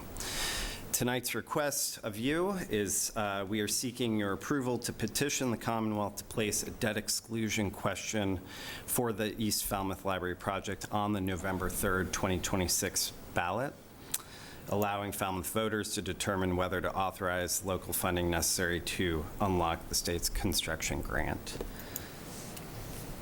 Bringing you over the past few years, I've been here a number of times talking about this. This is a pretty brief rundown. In 2023, we first came here to seek approval to submit a letter of intent to apply for the Massachusetts Public Library Construction Program grant round. We had completed a community-wide library needs survey for the East Falmouth Library, and we also completed an existing building conditions assessment with M.G.L Associates. The assessment concluded that the building's outdated systems, code deficiencies, and overall condition made renovation of that building infeasible. So in 2024, after a few community outreach opportunities and engagement, we applied for the MBLC's planning, or the MPLCP Planning and Design Grant. In 2025, we were notified that we did win that grant, and the East Falmouth Library Building Advisory Committee was formed by you. The owner's project manager and architectural team were selected. We continued public engagement. The committee met bi-weekly for most of the second half of the year. And then we completed the MPLCP level of design package, which had to be submitted to the state by the end of that year. The materials were formally submitted to the MBLC for review and approval, which we received in early 2026. So our package was approved. We were placed on that wait list for construction, but then moved off that wait list much sooner than we anticipated. The provisional grant award was just made very recently. And so we also had to very quickly complete cost estimation and project budgeting on the project as well, once we were notified that we were coming off the wait list. I'm happy to say that the state has awarded us a provisional grant in the amount of $7.19 million for this project. At this point, I'm going to turn it over to Conrad, who's going to walk you through the rest. Thanks very much. Conrad Ello with Odenzello Architecture.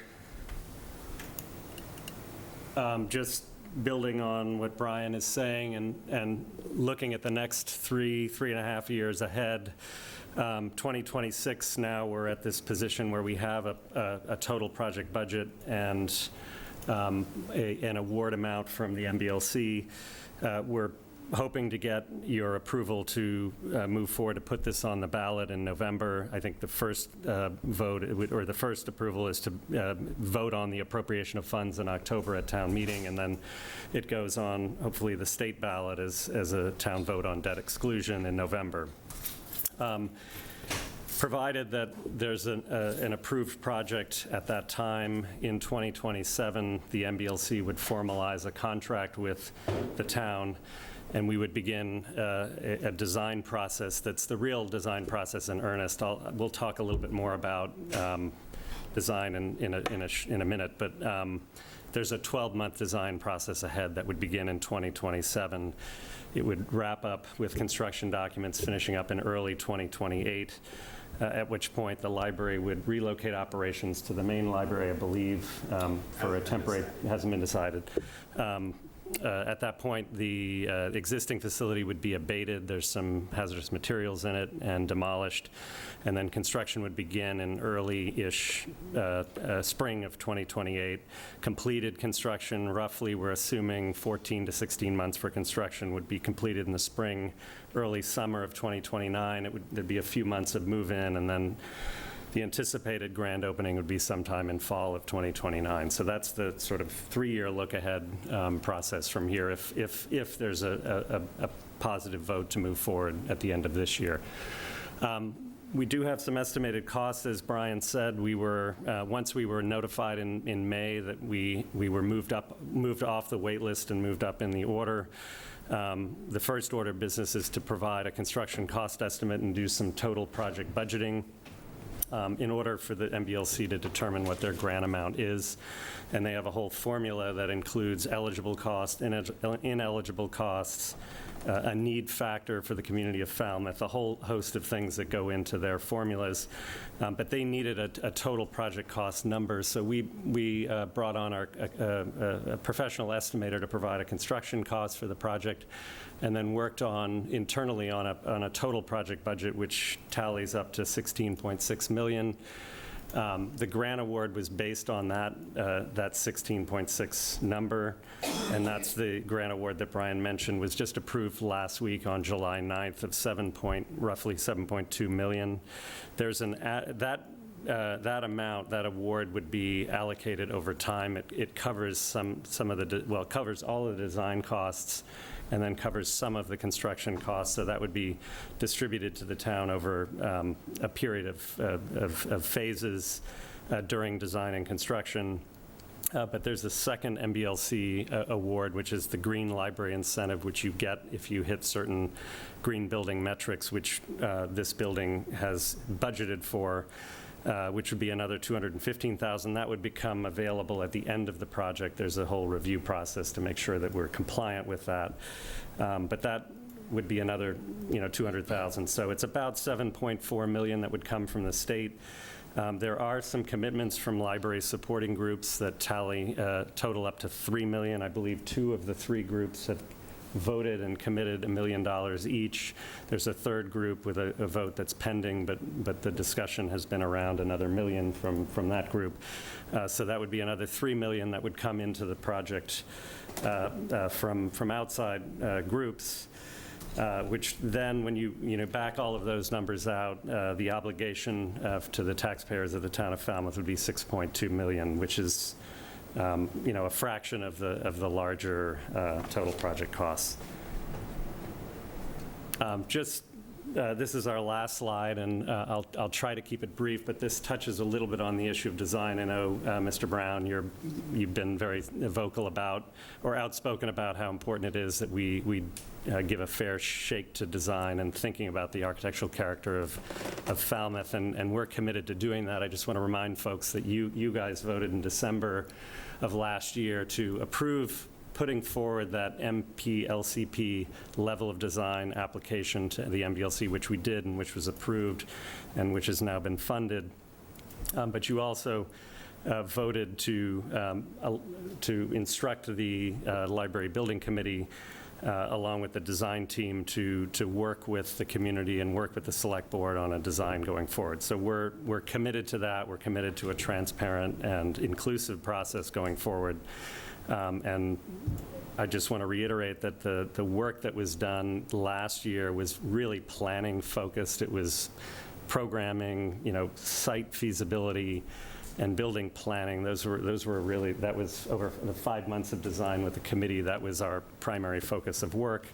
The design, it did need to kind of represent a building, so we had to produce massing and elevations and a kind of architectural character.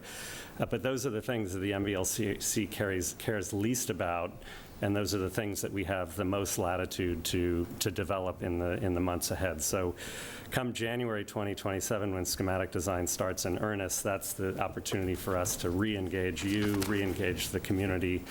What's important now is if the community wants to accept this state funding, it's important to get a yes vote to move it into that next phase. But there's a lot of opportunity to look at the design in different ways. The second point, I think Brian covered that, is basically we've got the provisional grant award amount that was voted on and approved by the MBLC on July 9th. I mentioned, the grant requires certain things to be fixed, like building programming, building planning, and building square footage, number of parking stalls. It's another stickler in their list.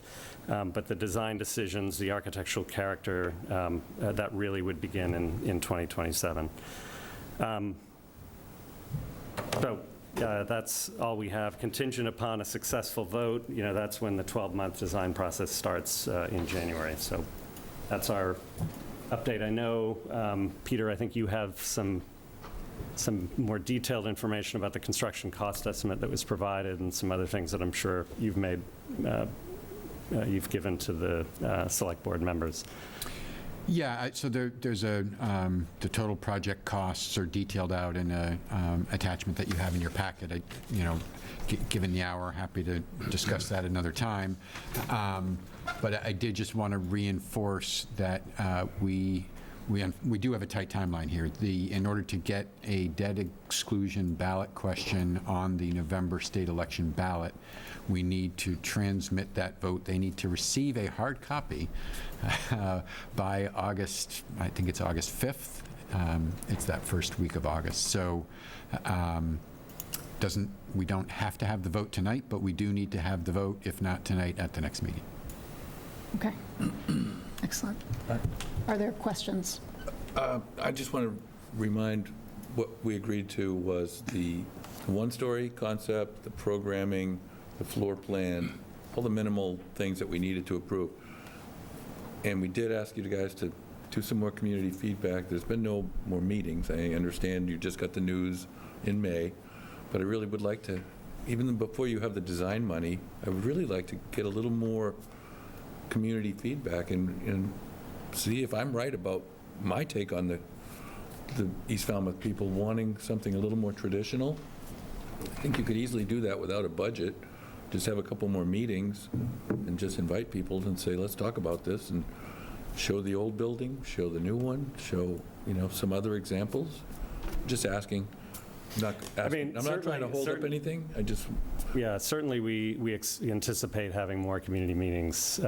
The right time to do that would be when we launch schematic design. The first half of 2027 is really the time to influence that design process.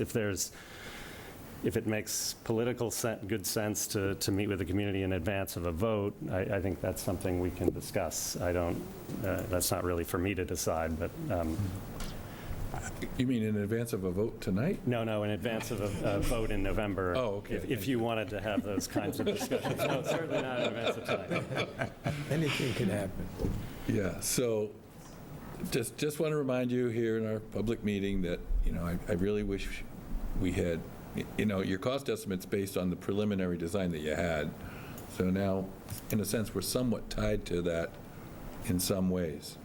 Yeah, but I think there's enough latitude in that conceptual design to reshape what it looks like. The things that are in there are important things like the infrastructure, the utilities. We've got on-site renewable energy and some solar panels that are part of the project. We have a high-energy envelope. Those things really matter and are still. But the basic concept you have is a single shed roof, whereas a traditional roof is, two sides. Yeah, it's a whole different. Yeah, but I feel like there's enough flexibility in that budget to do a pitch roof. If we want to do a pitch roof, then we've got money for that. There's a lot of impacts to the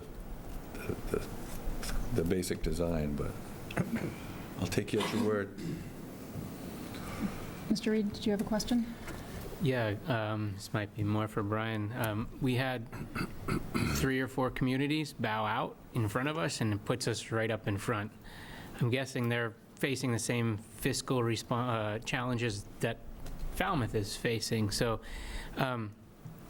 we're deciding that this is like we've gone ahead. But can you please remind us, as like why this is a must-do right now, given all of the financial stuff that we have to weigh as a select board that are all before us, like a police station, like this. Why is this a must-do, and what happens if we don't do this? Yeah. So the assessment that we did in 2023 identified about $3.1 million worth of work that needs to be done on the present East Falmouth Library, which was constructed as a private home in the 60s and sold to the town in 1971 for the equivalent of $1 million today. Served admirably as a library since then, but it is a private home and there are problems with it that, the problems to fix them would exceed the fair cash value of the building. In addition, doing that work would trigger ADA compliance. The building is not ADA compliant, so you already have a building that's not efficient. The amount of square footage that's actually used as a library in the building is not high and would get smaller. So if you want to have an East Falmouth Library, this one's not going to serve that purpose much longer, and we need to do something now. That's my question. Yeah. Why is having an East Falmouth Library an absolute must from your perspective? Sure. Because you have to look at all of your libraries and other places, like the aforementioned towns are consolidating to a single one. Why? And I'm in favor of having libraries. I don't want, we need to have that justification because we are going to the town to ask for their money. So for the public record, why does East Falmouth need a library and library services? In my personal opinion, the geography of Falmouth and the positioning of the libraries within the town, there's a heavy concentration of libraries on sort of the western side of town. You've got North Falmouth Library, West Falmouth Library, Woods Hole, the main library downtown, and then a pretty significant stretch out to East Falmouth, where there's the East Falmouth Library now. There's a significant growth of population in that part of town specifically.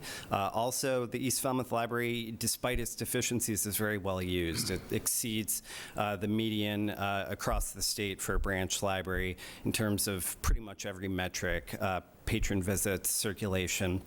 And that's despite having fewer hours than most of those branches do. So it's a well-used and well-loved facility that, I think is really important to the fabric of East Falmouth. So I think that, whether or not you think we have too many libraries or not, I think we can agree that we need one there. And I think we've made a pretty persuasive case for that. Thank you for that. Yeah. I might put an extra point on that and say it's our densest, lowest income, highest need, highest percentage of families. I personally would be embarrassed if I had to explain why we have 4 other libraries and we don't have a library there to serve that population. Exactly. If there are no other questions, I would entertain a motion. I'll make the motion to place the following question on the November 3rd, 2026 state general election ballot. Shall the town of Falmouth be allowed to, do I have to read the whole thing, or can we do it? Yes, please. Yes, I'm sorry. Yes, please. All right. Shall the town of Falmouth be allowed to exempt from the provisions of Proposition 2 1/2, so-called, the amounts required to pay for the bonds issued in order to pay costs of the demolition of the existing East Falmouth Library and pay for costs of design and construction of a new library at the existing site located at 310 East Falmouth Highway, including without limitation landscaping, paving, utility and other site improvements, storage and moving expenses, furnishing and equipment, and all other costs incidental or related hereto, ? Do I have a second? Second. Any further discussion from the board? Nope. Hearing none, all those in favor? Aye. Aye. Aye. Any opposed? Okay, I think I saw everybody. It was unanimous. Anybody doesn't like libraries? Thank you. Thank you. Thank you. Thank you. Thank you. Did we skip the 10-year cap on that? Yes. Okay. Sorry, I think you were out of the room. We skipped the capital plan. We'll come back. We're going to, next meeting. Yep. Next item is the grant of license to Penzance Road Trust for a sign. I'm going to propose that we postpone that to the next meeting. Do we have? The attorney is here. Mr. Nickerson's. Okay. I guess we can, and thank you for staying. Okay. We can go ahead and consider. My understanding from the recording of the last meeting was that it was the intent of the board that this license be conditional upon the removal of all previous unpermitted signs. And Mr. Renshaw, I'll throw it over to you for introduction and update. I'm not sure we've met that standard yet. And I'll be quick. So 2 weeks ago, in the last select board meeting, you approved a variance for the sign subject to a license agreement being drafted. Town council has drafted the license agreement. It's included in your packet this evening. Spells out the terms for the privately owned sign to be installed on town property, like all grants of licenses. The Traffic Advisory Committee has reviewed and approved the request from Penzance Road Trust to install this new sign at the intersection of Barneck Road and Gosnold. We had that discussion a couple of weeks ago. This location allows for vehicles to safely turn off Barneck Road, and before it becomes a private road, gives them turn radius, not having to make a multi-point turn. Importantly, a similar sign previously installed by the trust without town approval has not yet been removed. We had that discussion as well, that there was a sign that was installed without approval that has to be removed. I can report that there was a sign, a resident reported that there was a sign attached to a utility pole. That has been removed. So we still have one sign, unauthorized sign that needs to be taken down. The Select Board has asked tonight to approve the grant of license to allow the new sign to be placed on town property. Okay. Mr. Nickerson? So, good evening. Thank you, Mr. Renshaw. That essentially encapsulates the request. There is a sign that's been there since, from what I can see from some aerial photos, at least the 90s. We got a quote for that to come down on the 8th, which was last Wednesday, I think. The board has that. They're prepared to take it down. This is really just a request to permit the erection of the sign at that junction between Barneck and Gosnold to provide a good turning radius and a chance for people to take a right onto Gosnold, as opposed to having to back down Barneck or do a multi-point turn in the middle of Barneck, which is kind of a narrow road. And so if permitted, the sign would be erected there, give people a chance to take a turn or alter their course in the safest possible way. Okay. The current draft does not include that conditioning language. I'm curious of board members if that feels necessary and desirable to have in the license as a condition of the license. Yeah, you can just add that. I don't think we really need to hold this up. Yeah. It's a minor thing. Agreed. So grant of license, but with some language added for the condition that prior unpermitted signs be removed? Prior to the placement of the new sign. Okay. Okay. So moved. Second. Second. All those in favor? Aye. Aye. Thank you. Thank you. Thank you. Okay. Discuss and consider a vote to approve fiscal year-end transfers for fiscal year 2026. Mr. Renshaw. Thank you very much. As you all may know, the Finance Committee met last week, July 9th, I believe it was, to approve this transfer request. So I just wanted to get that out there. If the board was not aware, the Finance Committee has approved. Town's fiscal end, as you all know, is June 30th. These year-end transfers are needed to cover unforeseen operating budget deficits that occur during the fiscal year and must, by state law, be approved by July 15th. So that's why it's important we get this on tonight's agenda and approved. Considered for approval. Transfers must be authorized by both the Select Board and, as I mentioned, the Finance Committee in accordance with Massachusetts general law. Operating budgets, as you all likely know, happen when expenses within a line item voted at town meeting exceed the authorized budget, and that was approved and set 18 months earlier. So this happens. It happens every year where we have to request these year-end transfers. The amount of a deficit is often only known after all invoices have been submitted for the year, which then must be done no later than the first 2 weeks after June 30. And again, the transfers allow the deficits within this one line item to be covered by surpluses in other line items. Failure to eliminate these operating budget deficits would result in a violation of Massachusetts Department of Revenue requirements. We do not want to be in that position. Finance Committee, as I mentioned, considered and approved the request for transfers at their meeting last week. The total amount of the transfers this year is $410,635, represents 0.2% of the total FY26 budget of $173.9 million. And as is indicated in your packet, this total amount of transfers this year for FY26 is very similar to that in prior years. FY25, it was $325,000. FY24 was about $727,000. So we're right within the norm. And I would recommend the Select Board approve this fiscal year-end transfer as presented. I move approval. Is there a second? I'll second. Second. I have a motion and a second. Is there any discussion? All those in favor? Aye. Aye. Any opposed? I'm just chuckling because we're getting slower. I think we're getting faster. Well, we're getting slower responding to you.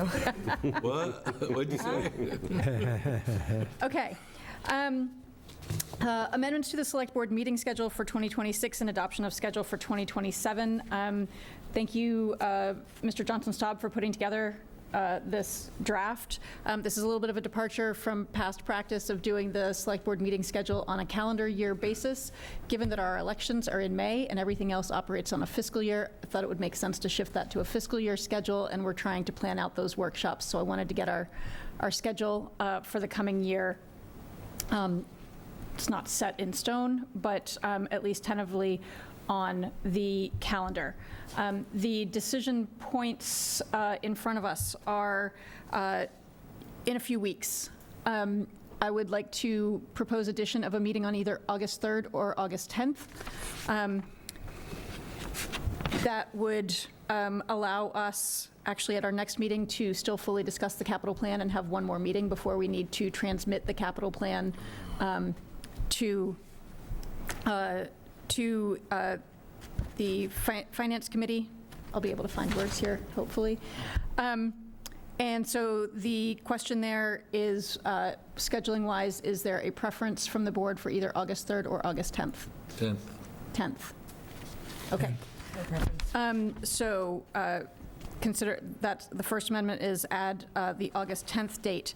I would propose in January, which is really the next time we have wiggle room and question marks in this proposed schedule, January 11th and 25th instead of January 4th, as we're just coming back from holidays, if that works for folks. I would request that we keep all three meetings, proposed meetings in March, to allow us a workshop opportunity with just Select Board. And then we need to nail down the town meeting date in April. Obviously, this is not something we usually set this far in advance, but we did have a request from Lawrence School to get some advance notice on when the auditorium would be in use for the town meeting so that they could plan when it will be in use for the school play and some musical performances. And that also helps us set the whole town meeting schedule running up to that. So I think there was a slight preference from Lawrence School Principal, Mr. Bushy, for the 1st April. Town Moderator, Mr. Vieira, has said that he is available either of those dates. And so I think that's largely at the will of the Select Board. If there's a preference for one of those dates, if we keep it with the first one, that's consistent with what it has historically been. But if there's a strong preference for the other date. Okay. It would be April 5th. April 5th. It's April 5th? I'd be fine with that. Okay. So... Could you go back to, did we decide not to have a meeting on January 4th? Yeah. Yeah, No January meeting. 11th and 25th Just the would be the 11th and January 25th. meeting dates, Okay. and then 3 in March. Yep. Okay. Questions, comments? Since we skipped the operating budget, does that also push back our 30-day review, or is the 30-day review currently starting today, even though we That's didn't a great review question. I it? haven't formally presented or part of the So the- packet. Right, it's so in the charter packet. requires that you transmit within 30 days. And our, I think the question is whether that starts tonight because it's in the packet. it technically does not. You can always submit it earlier than 30 days, right?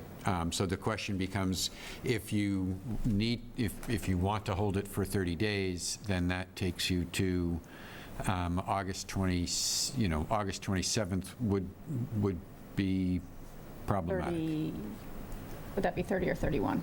It's the same date, but it's 30 days, have September, April, June. That's a 31-day month. Yeah, But we have a meeting, we don't have a meeting on the 20, we have a meeting on the 17th. the Finance Committee was planning to receive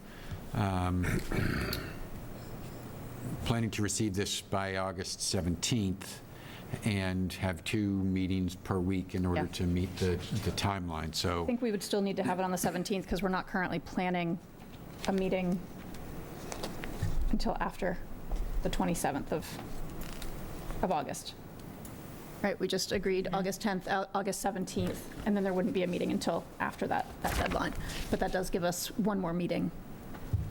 Right, so we'll have July 27th, August 10th, and August 17th if we need to consider and discuss before transmitting to the Finance Committee. Great. Now, just because we haven't officially transmitted it, they're still looking at it, right? There. Okay. So. And they understand there may be some modifications. Do I have a motion to adopt the FY '27 Select Board meeting schedule as discussed? So moved. Second. All those in favor? Aye. Aye. Thank you. Okay, so that lines up nicely with announcing the October 2026 Fall Town Meeting schedule. Do we actually need to read this list of dates that's in the packet, or can we No, simply? you can move it as presented. Okay. So this is for town meeting, as we've previously announced, on October 26th, with the process kicking into gear at our next meeting with proposed articles, and as we just discussed, transmittal of the capital budget in August. It might just be worth mentioning that the schedule calls for the warrant to close August 7th, just because that's a publicly, a date that's of some significance to the public. Yes, absolutely. Thank you. Do I have a motion? Town meeting would be the October 26th. October 26th. So moved. All second. Any further discussion? Hearing none. All those in favor? Aye. Aye. Excellent. Okay. Moving. We are moving right through these. Discuss and adopt Select Board Committee liaison assignments. You know, if there's significant discussion, this is one more that we can push off. I think there was one more possible amendment that I could propose, which is Mr. Reed and Mr. Muscali, if you would be, Mr. Muscali, interested in picking up the golf committee.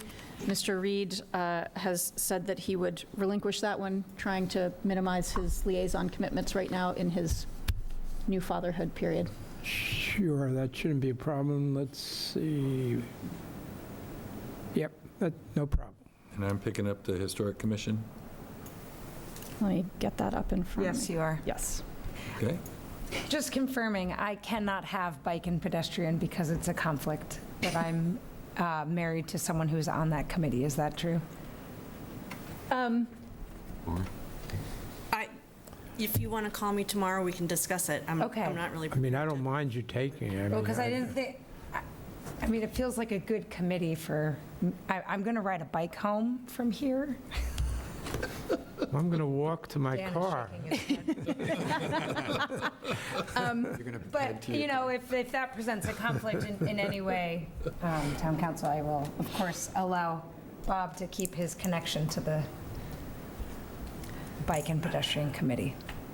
So I just can't issue you an analysis right now. So we can hold a vote on the liaison assignments until 2 weeks from now to work that out if you would like.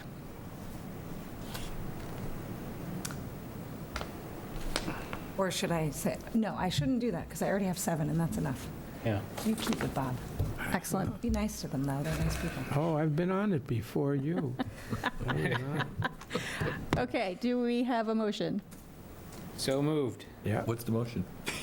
To adopt the Select Board Committee liaison assignments as Okay, I amended. thought you just said you were going to wait. No, No, well, that I was said we could because wait Liz, if now okay, Liz we're good. has- Klein wanted us to. And has she decided declined she that has offer, not so. enough as it is. All right, then, let's do it. Okay, motion and a second. Any further discussion? All those in favor? Aye. Aye. Excellent. Okay, future workshop and discussion topics. If you want to pass these down, and I'll pass these this way. So what's on this sheet of paper, apologies that it didn't make it into the packet, is simply a collation, not in any way organized or prioritized, of workshop and discussion and agenda topics that I got from the four of you, as well as my own items. In looking through that list, and Lynn, if it's of interest, I can get you another copy, print or digital. But looking through the larger discussion topics, I see a lot of alignment with our strategic plan goals, which is probably a good and logical thing. And I didn't, that list at the top is, I think, everything that was suggested, but I would say the strongest theme was multiple members asking for joint meetings with various committees. And some of those joint meetings would cover some of the topics below.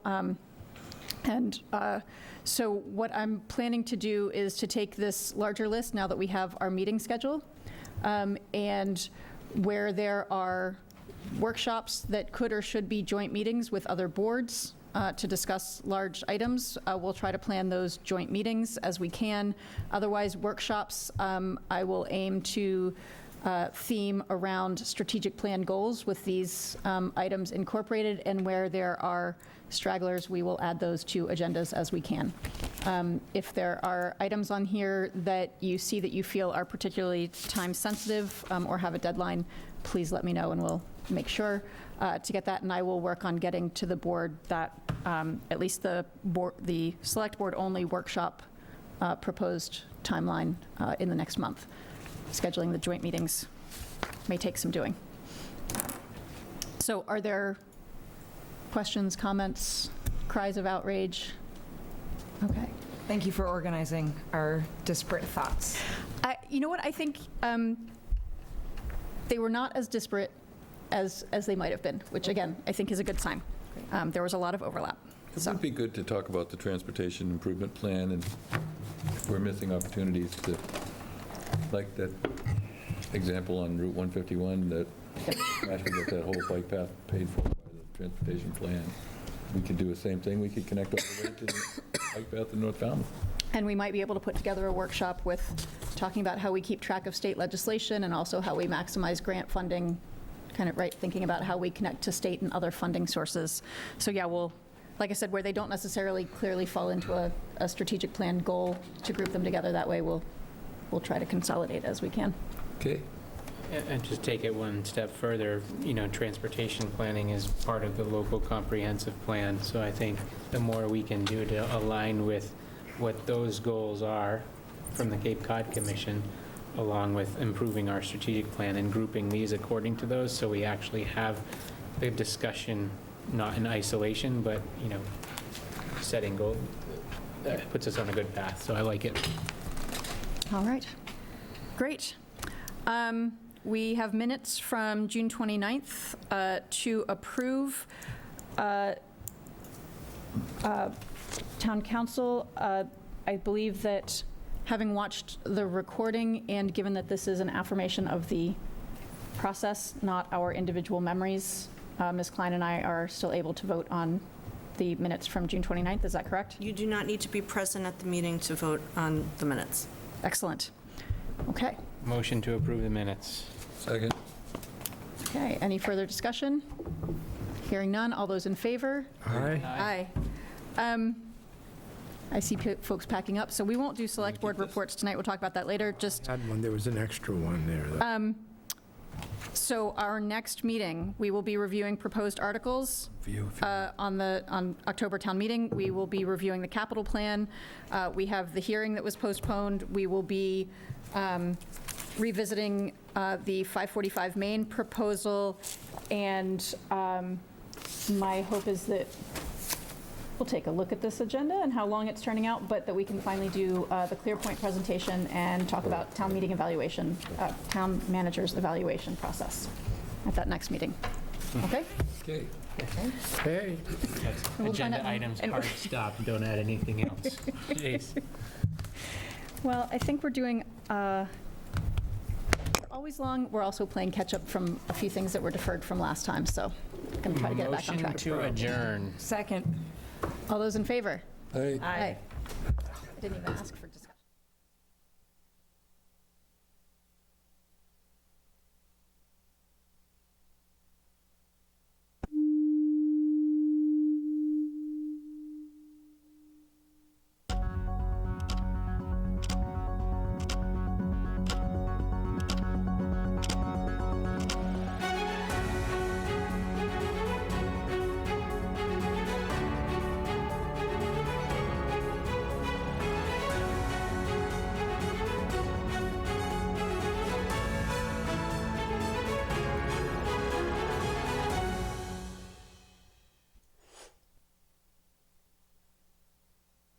The Steamship Authority is a proud partner in many Falmouth community events, including town meeting coverage, and for good reason. Not only do we have a terminal and offices here, about 1/3 of our employees call Falmouth their home. We always work hard to serve our neighbors, friends, and the traveling public.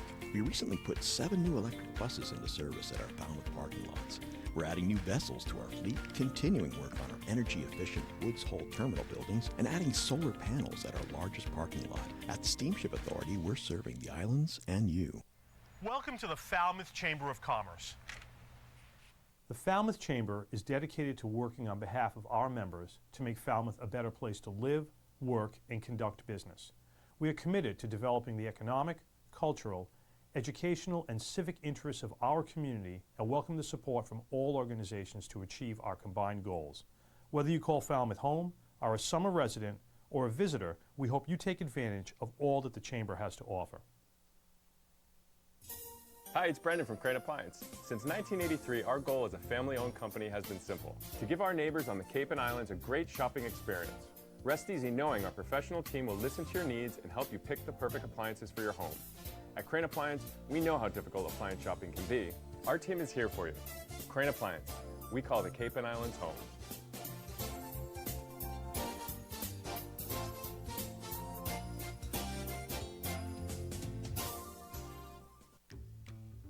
Carlson Printing, 508-548-7303.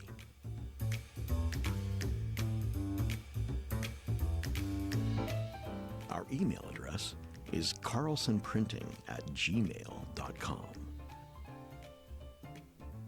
Carlson Printing, for all your printing needs. John's Liquor Store, 729 Main Street, Falmouth, 508-548-2287.